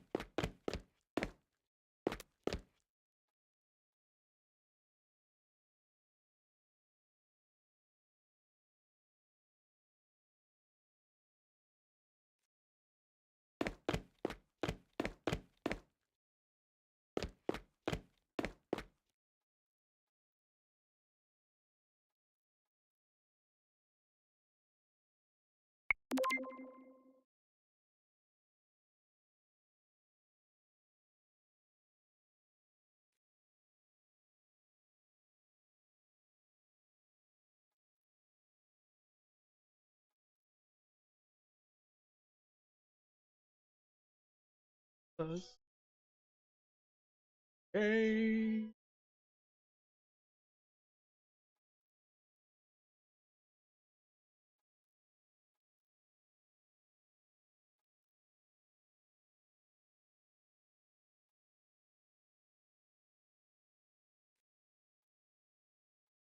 love you.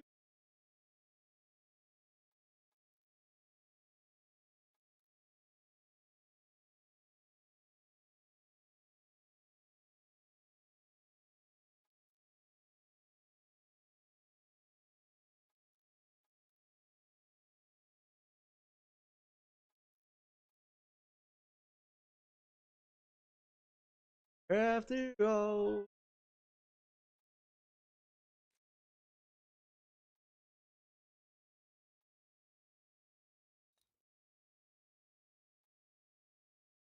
that wasn't my chair. After all.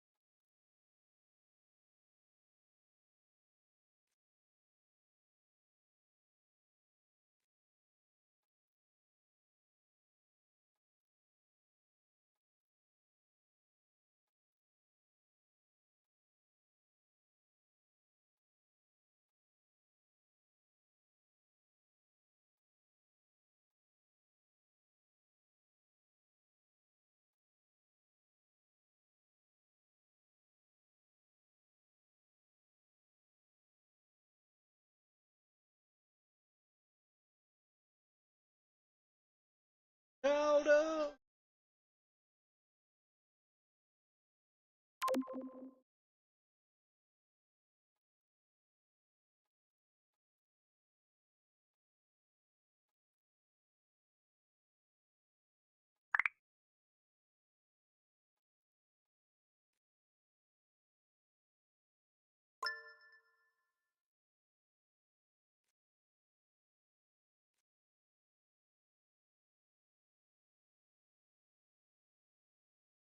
Mm.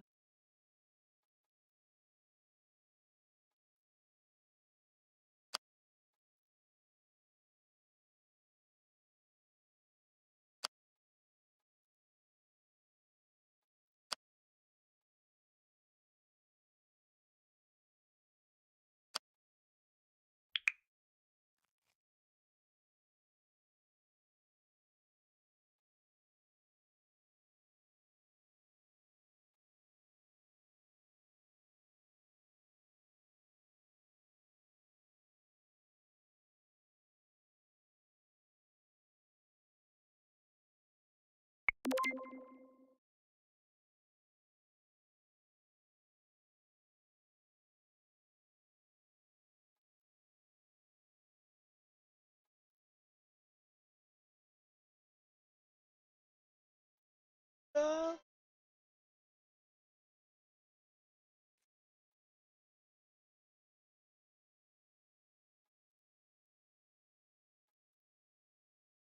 sorry,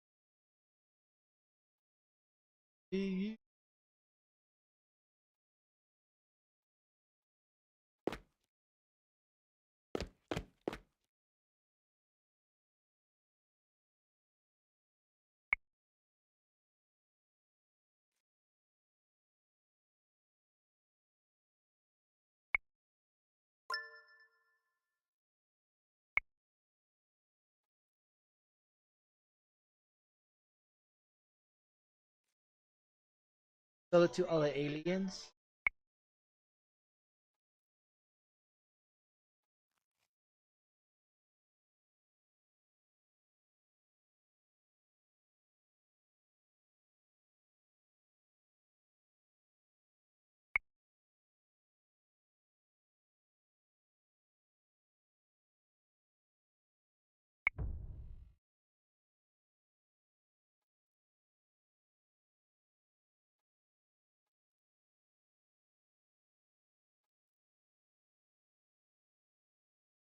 South Bay, where?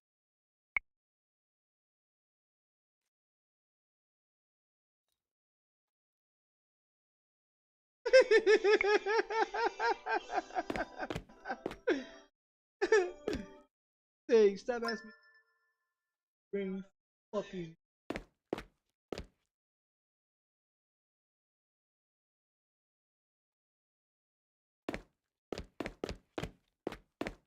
Fucking shit. Oh.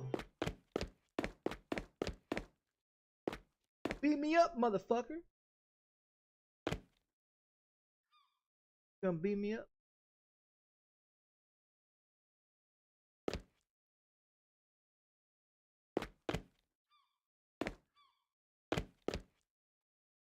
Gonna beat me up or beam somebody.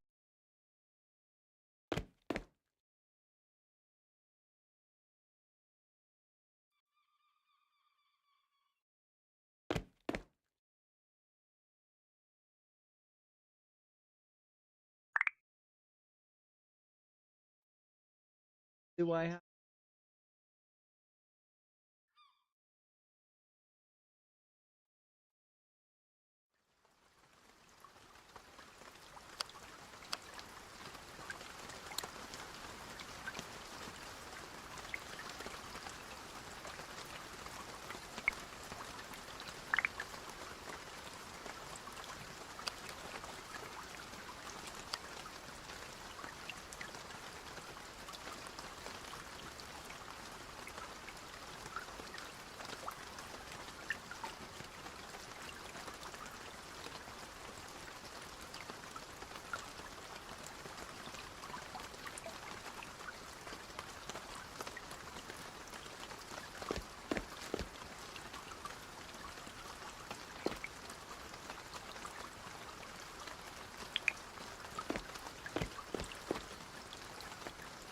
On to anytime.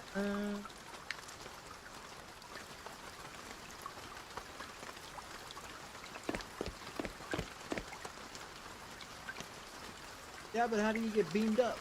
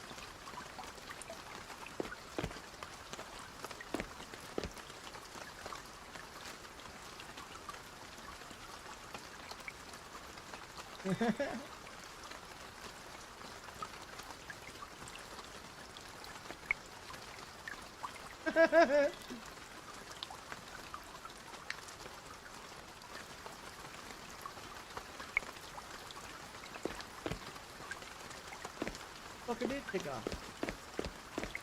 Oh, here it comes.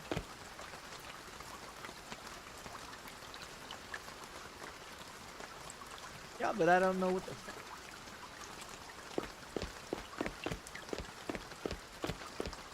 Right.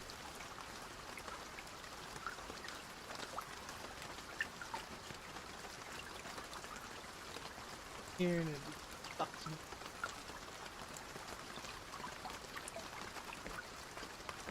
Take me up, mother.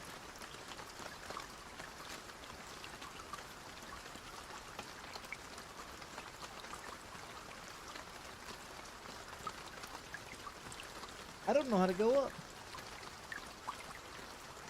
What to do?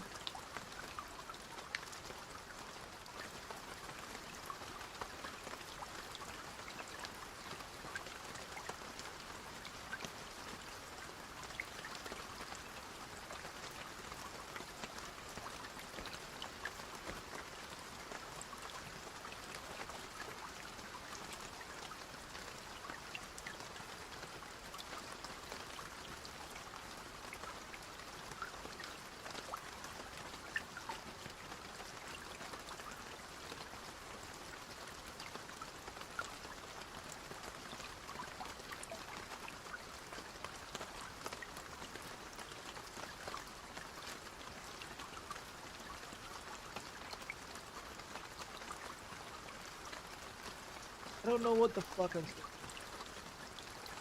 How do you go up? Pick me up, motherfucker. Pressing all the buttons, I don't know what the fuck. I'm pressing all the buttons, I don't know what.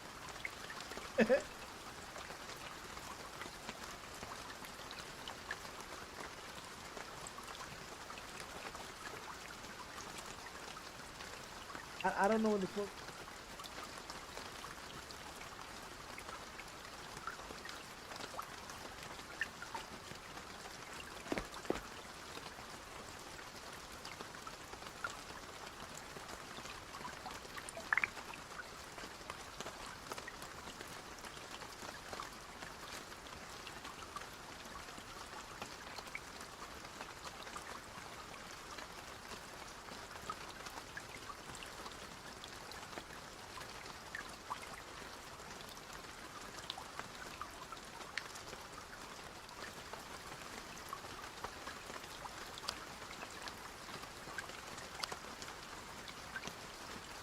It doesn't tell me what I'm supposed.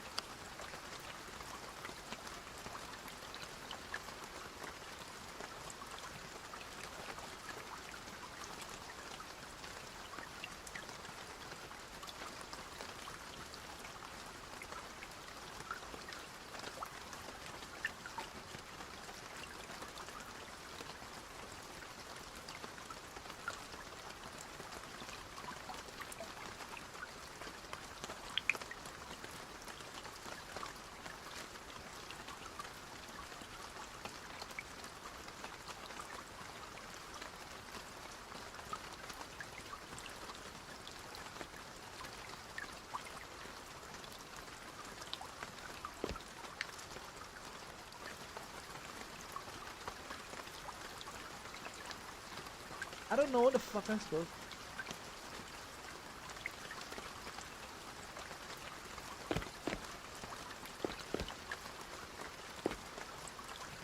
I don't know what I'm supposed to fucking do.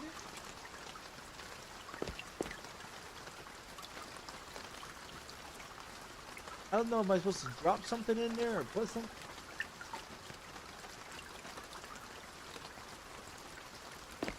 Aliens show up and then I'm supposed to do what?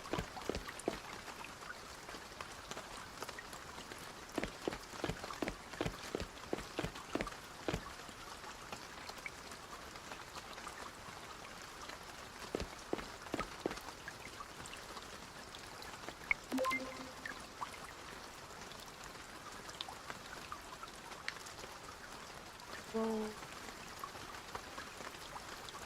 okay.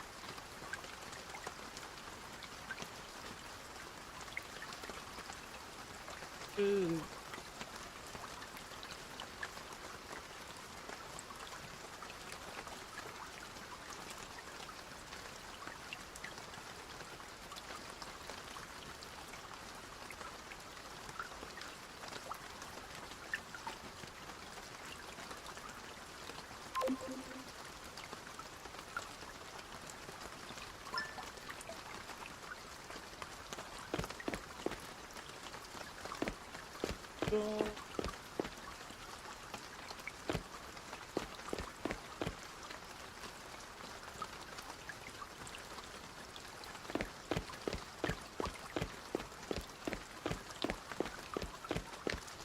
Hey.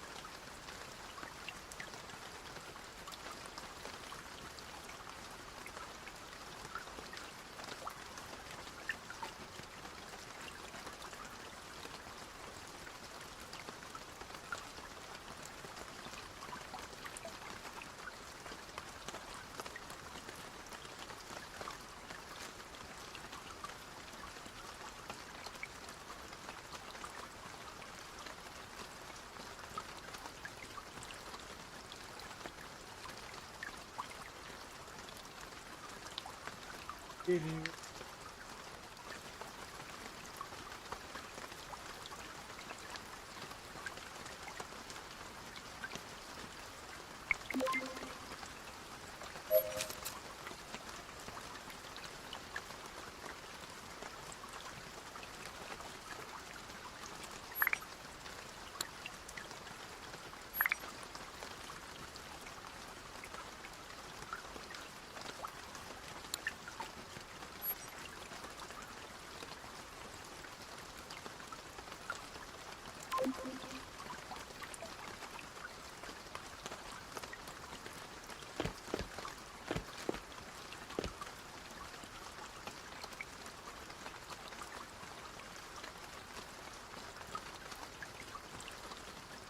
Man, I do not know how to fucking get up there, dude.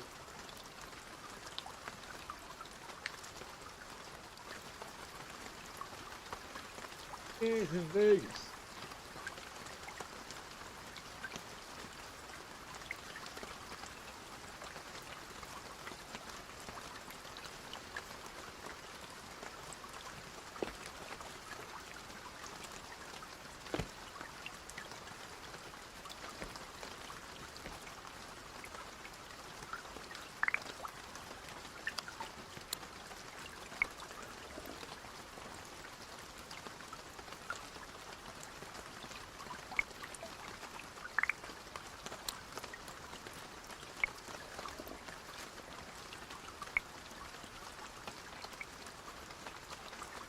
I don't know what the fuck. Here's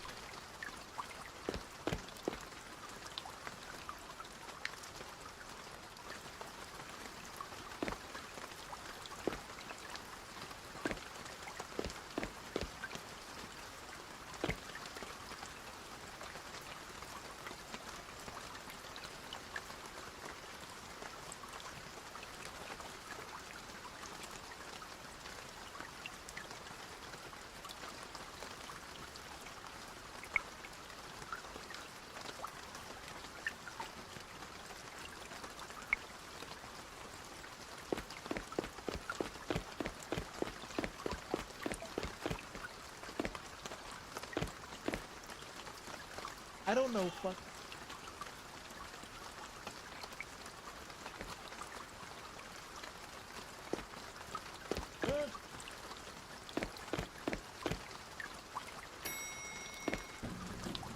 Yeah, I don't know what the fuck he wants me.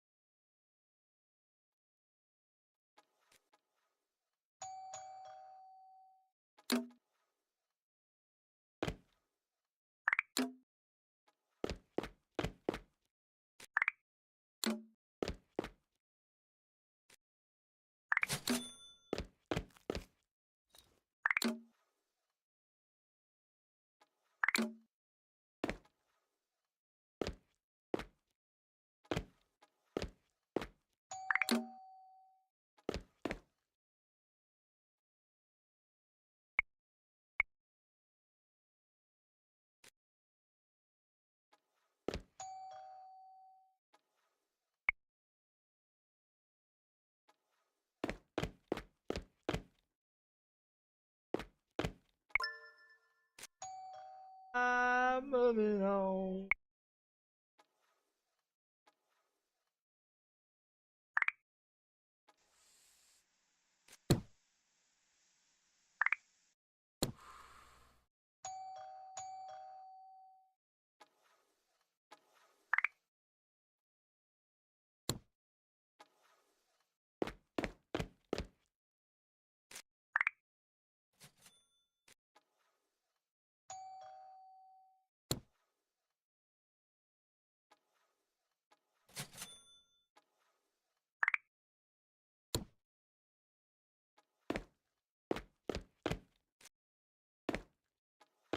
I'm moving on.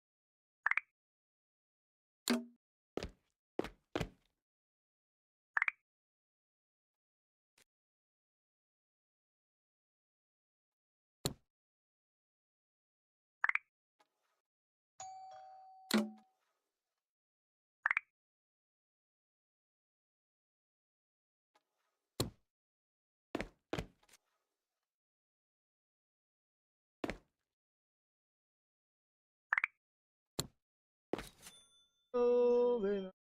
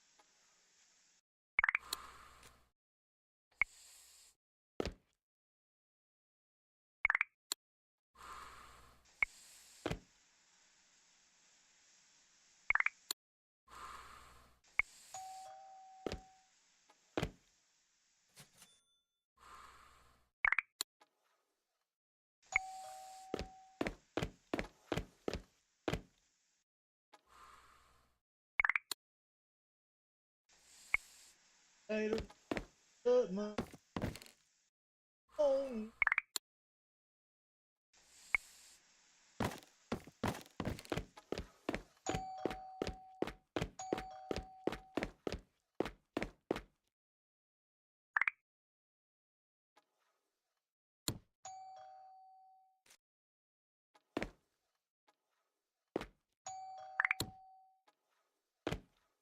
Put my own.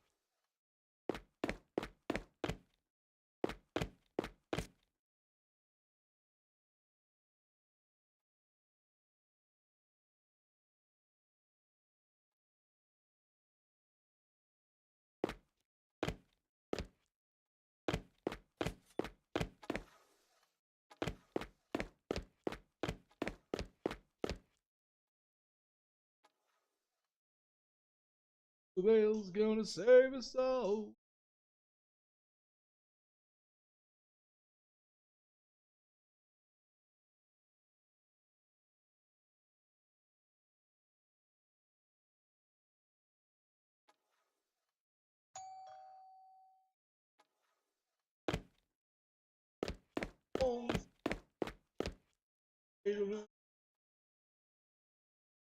Oh.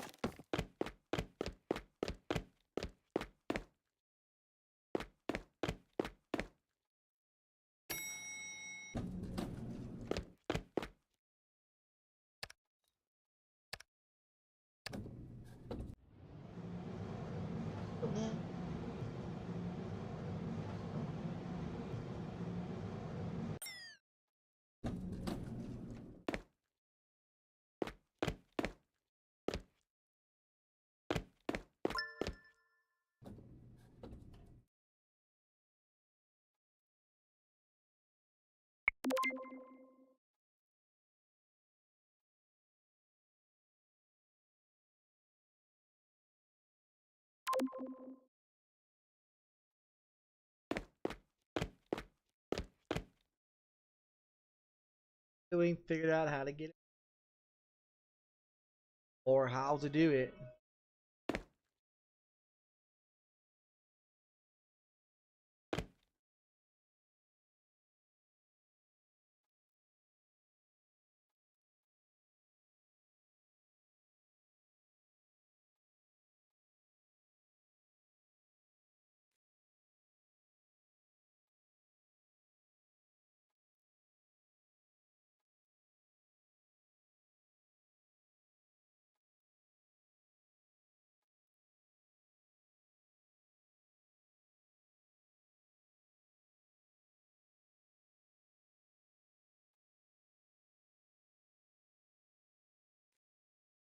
Oh, my.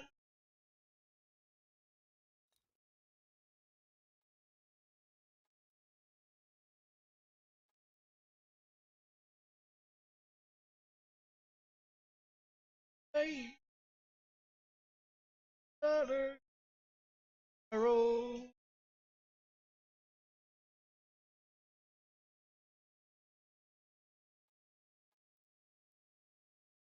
roll.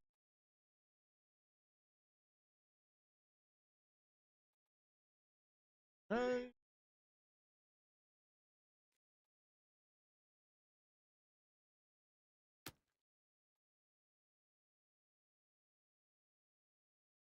I don't know how to fucking get up there.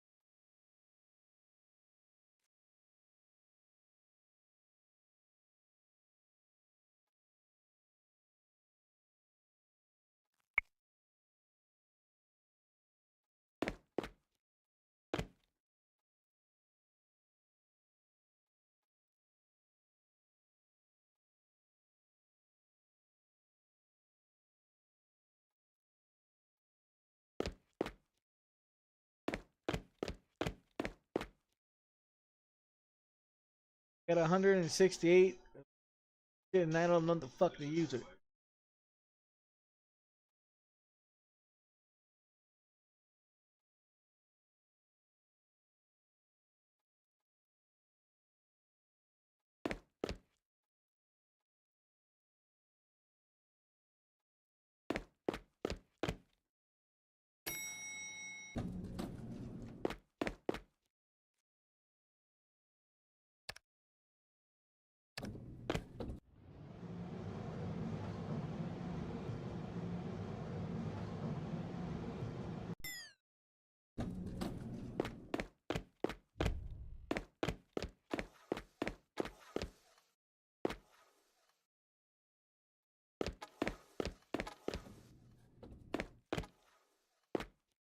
Ooh, shut my mouth.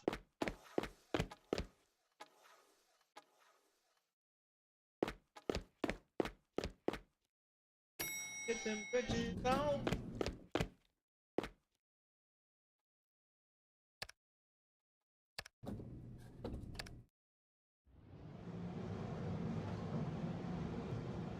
Hey.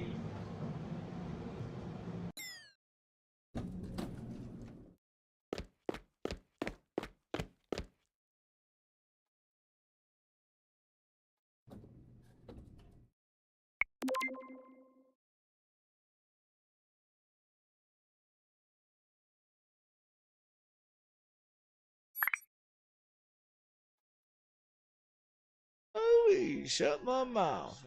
Damn, on. On and stretches.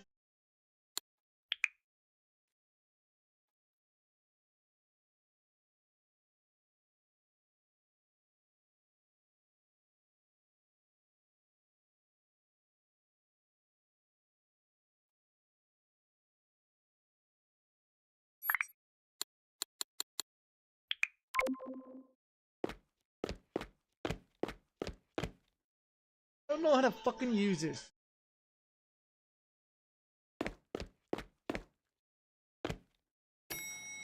I don't get. I don't get. Yeah, I don't know.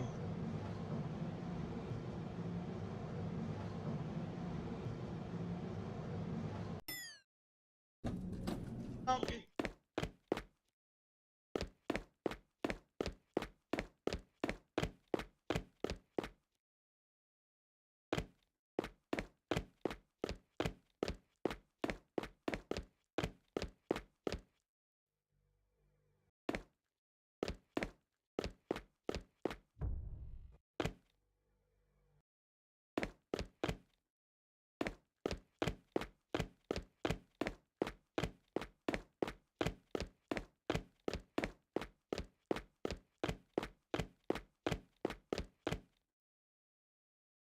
Yeah, but I don't know how to go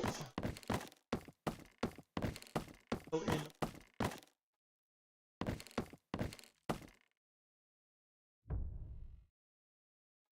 Would have to look it up and.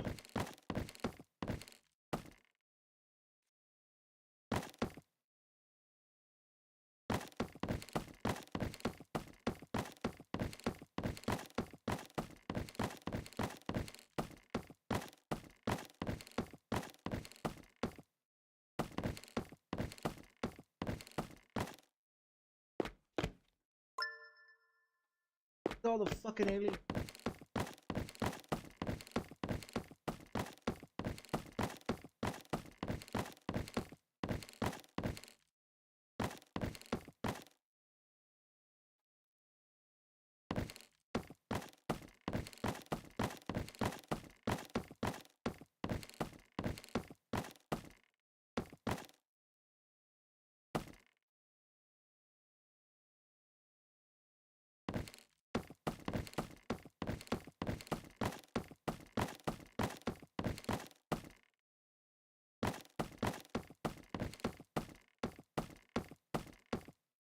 It's just.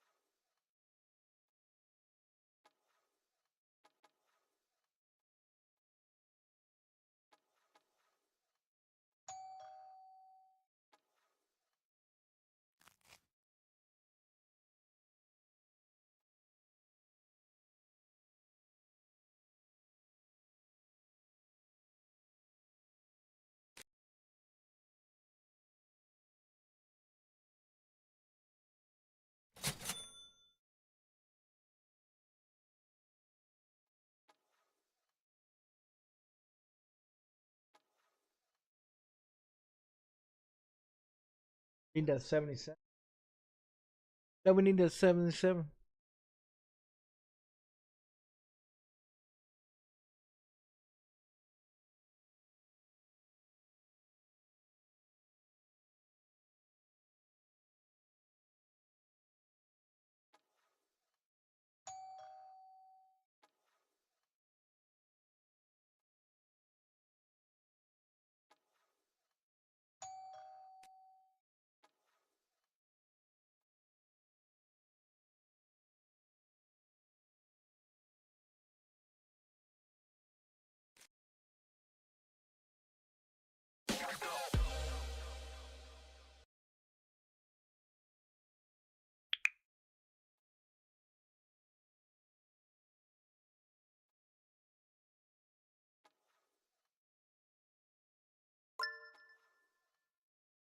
Down till the sun comes up and give it up.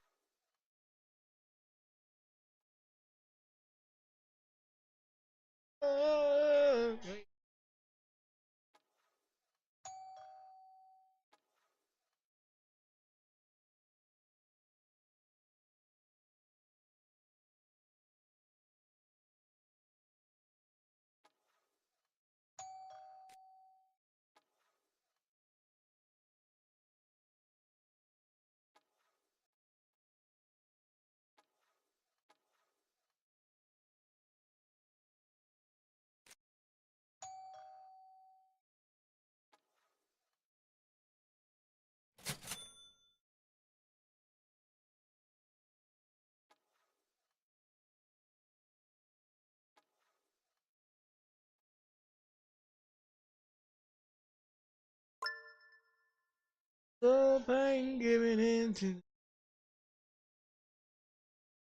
the truck.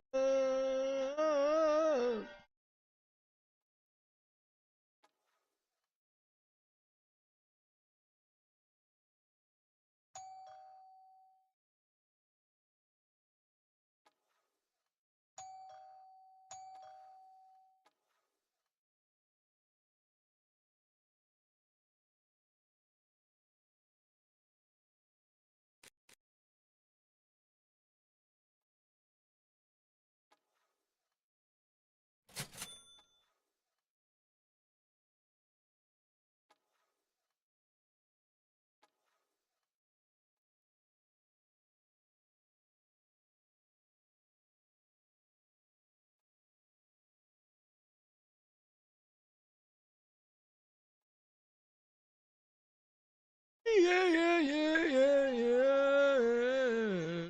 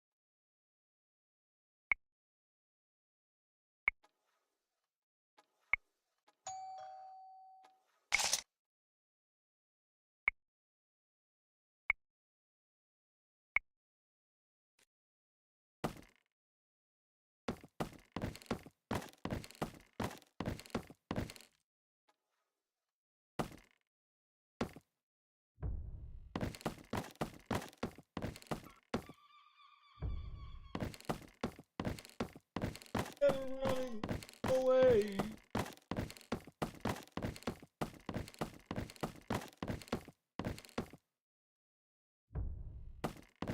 Yes, you don't know.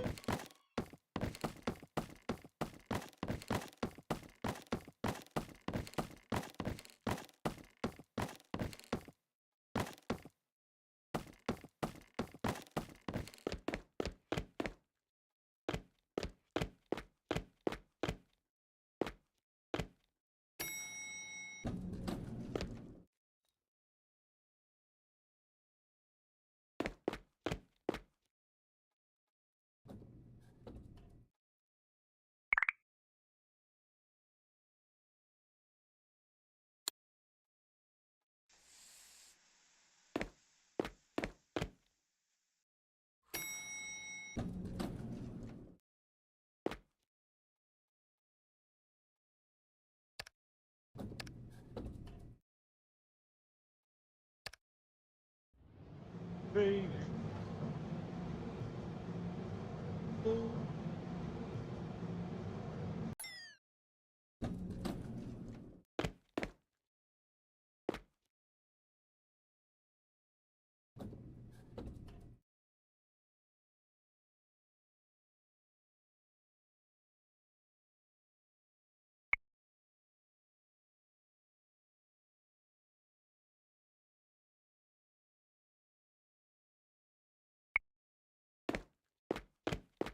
Thanks.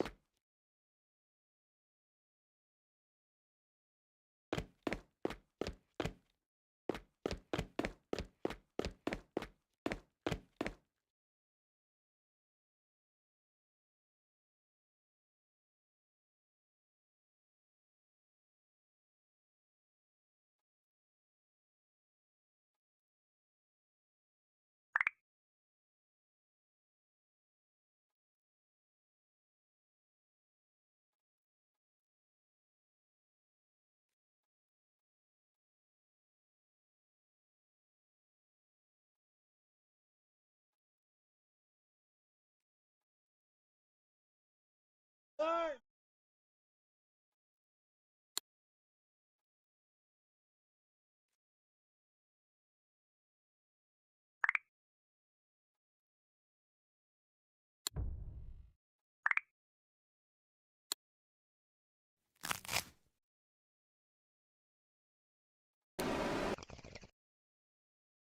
Oh, okay.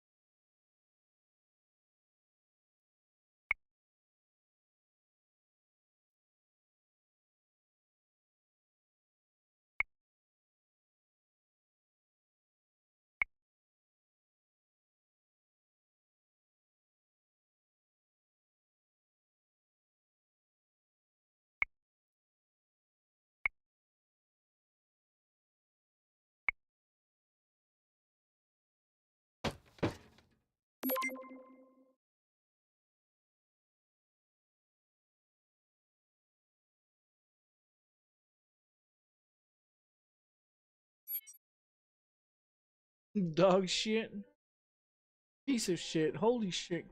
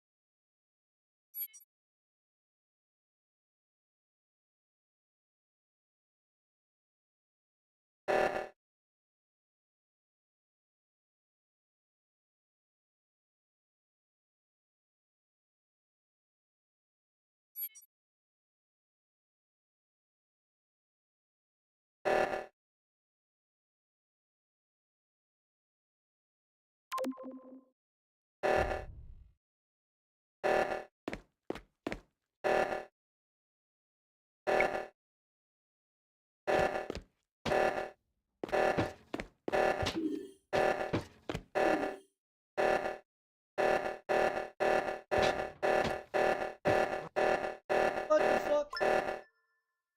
Fucking killed me.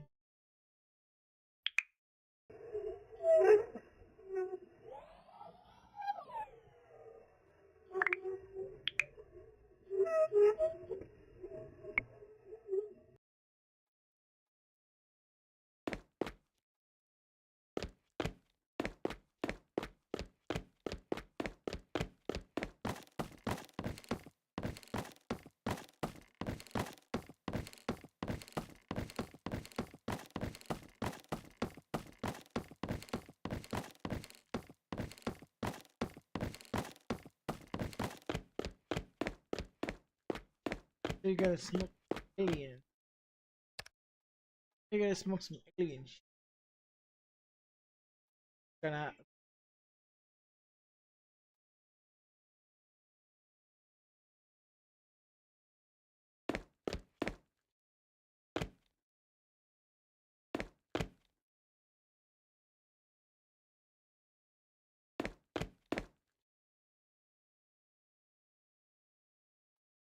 stupid elevator, come down here.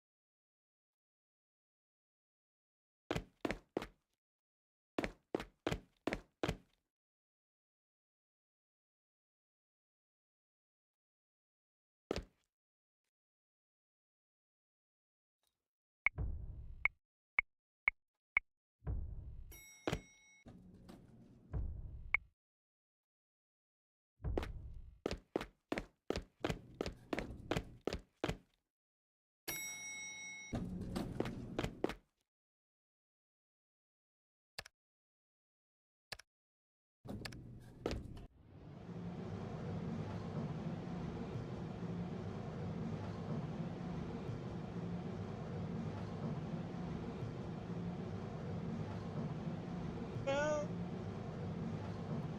it knows.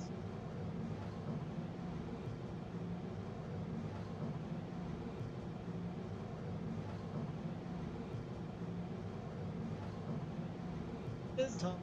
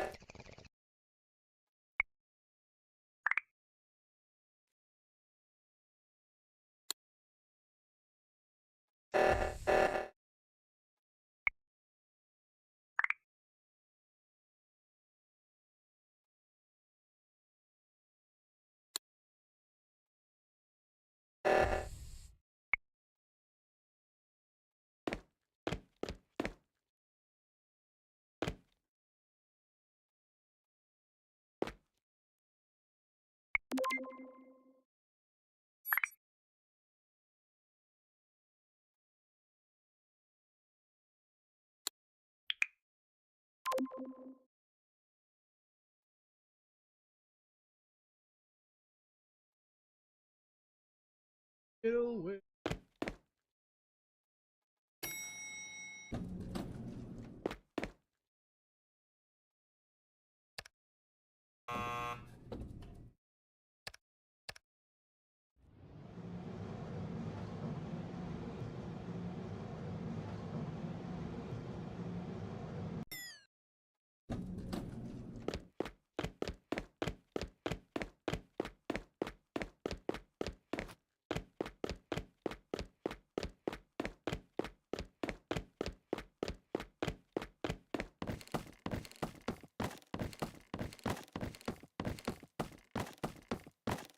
Turkey.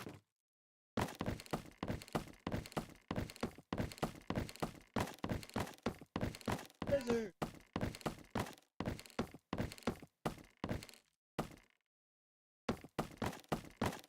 Dollar. Bacon damn pay.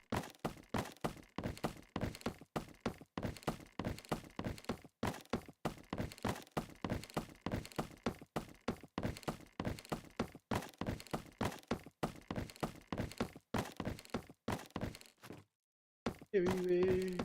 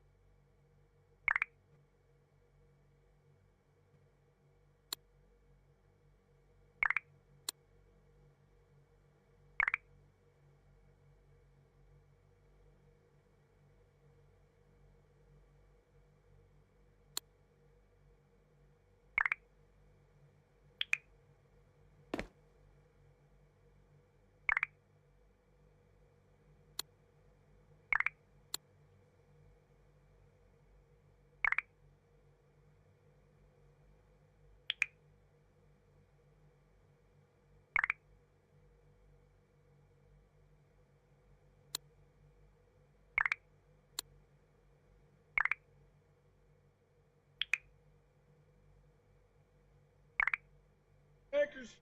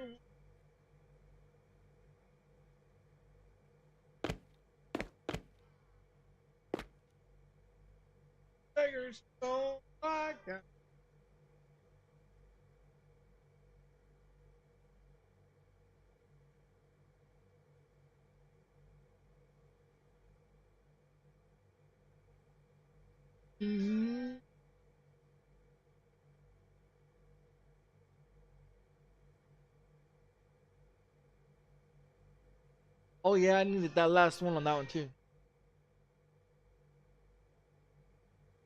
Yeah, that's right. I need that last one.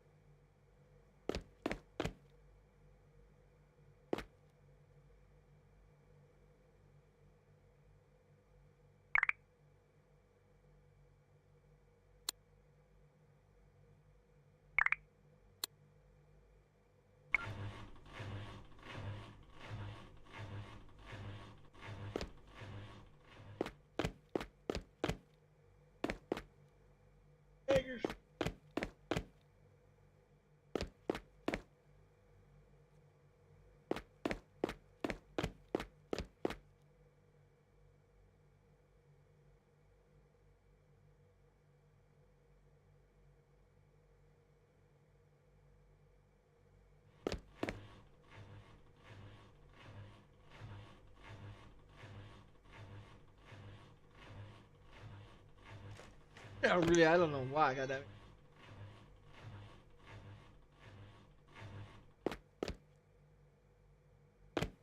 Only one of them's full. Only one of them's full. I don't know why I got that. Goddamn.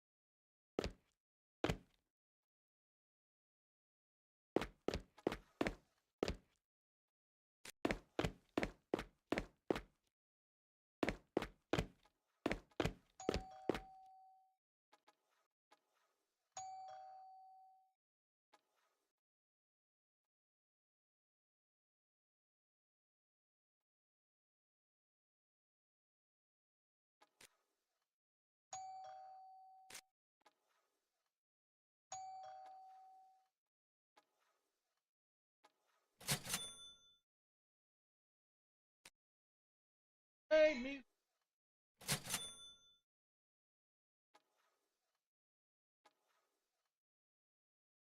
Fine.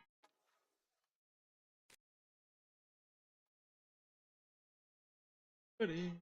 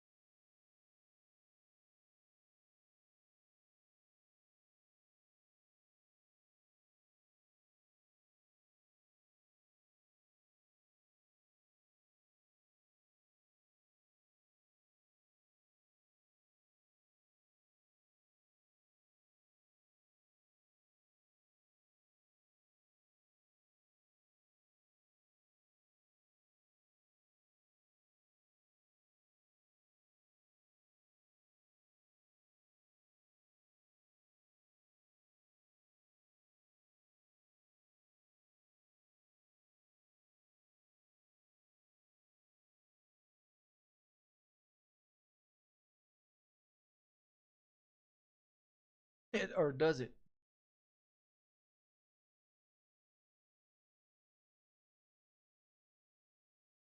Unless I'm watching it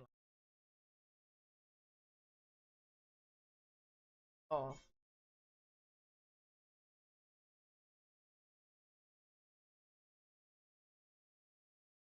Still does.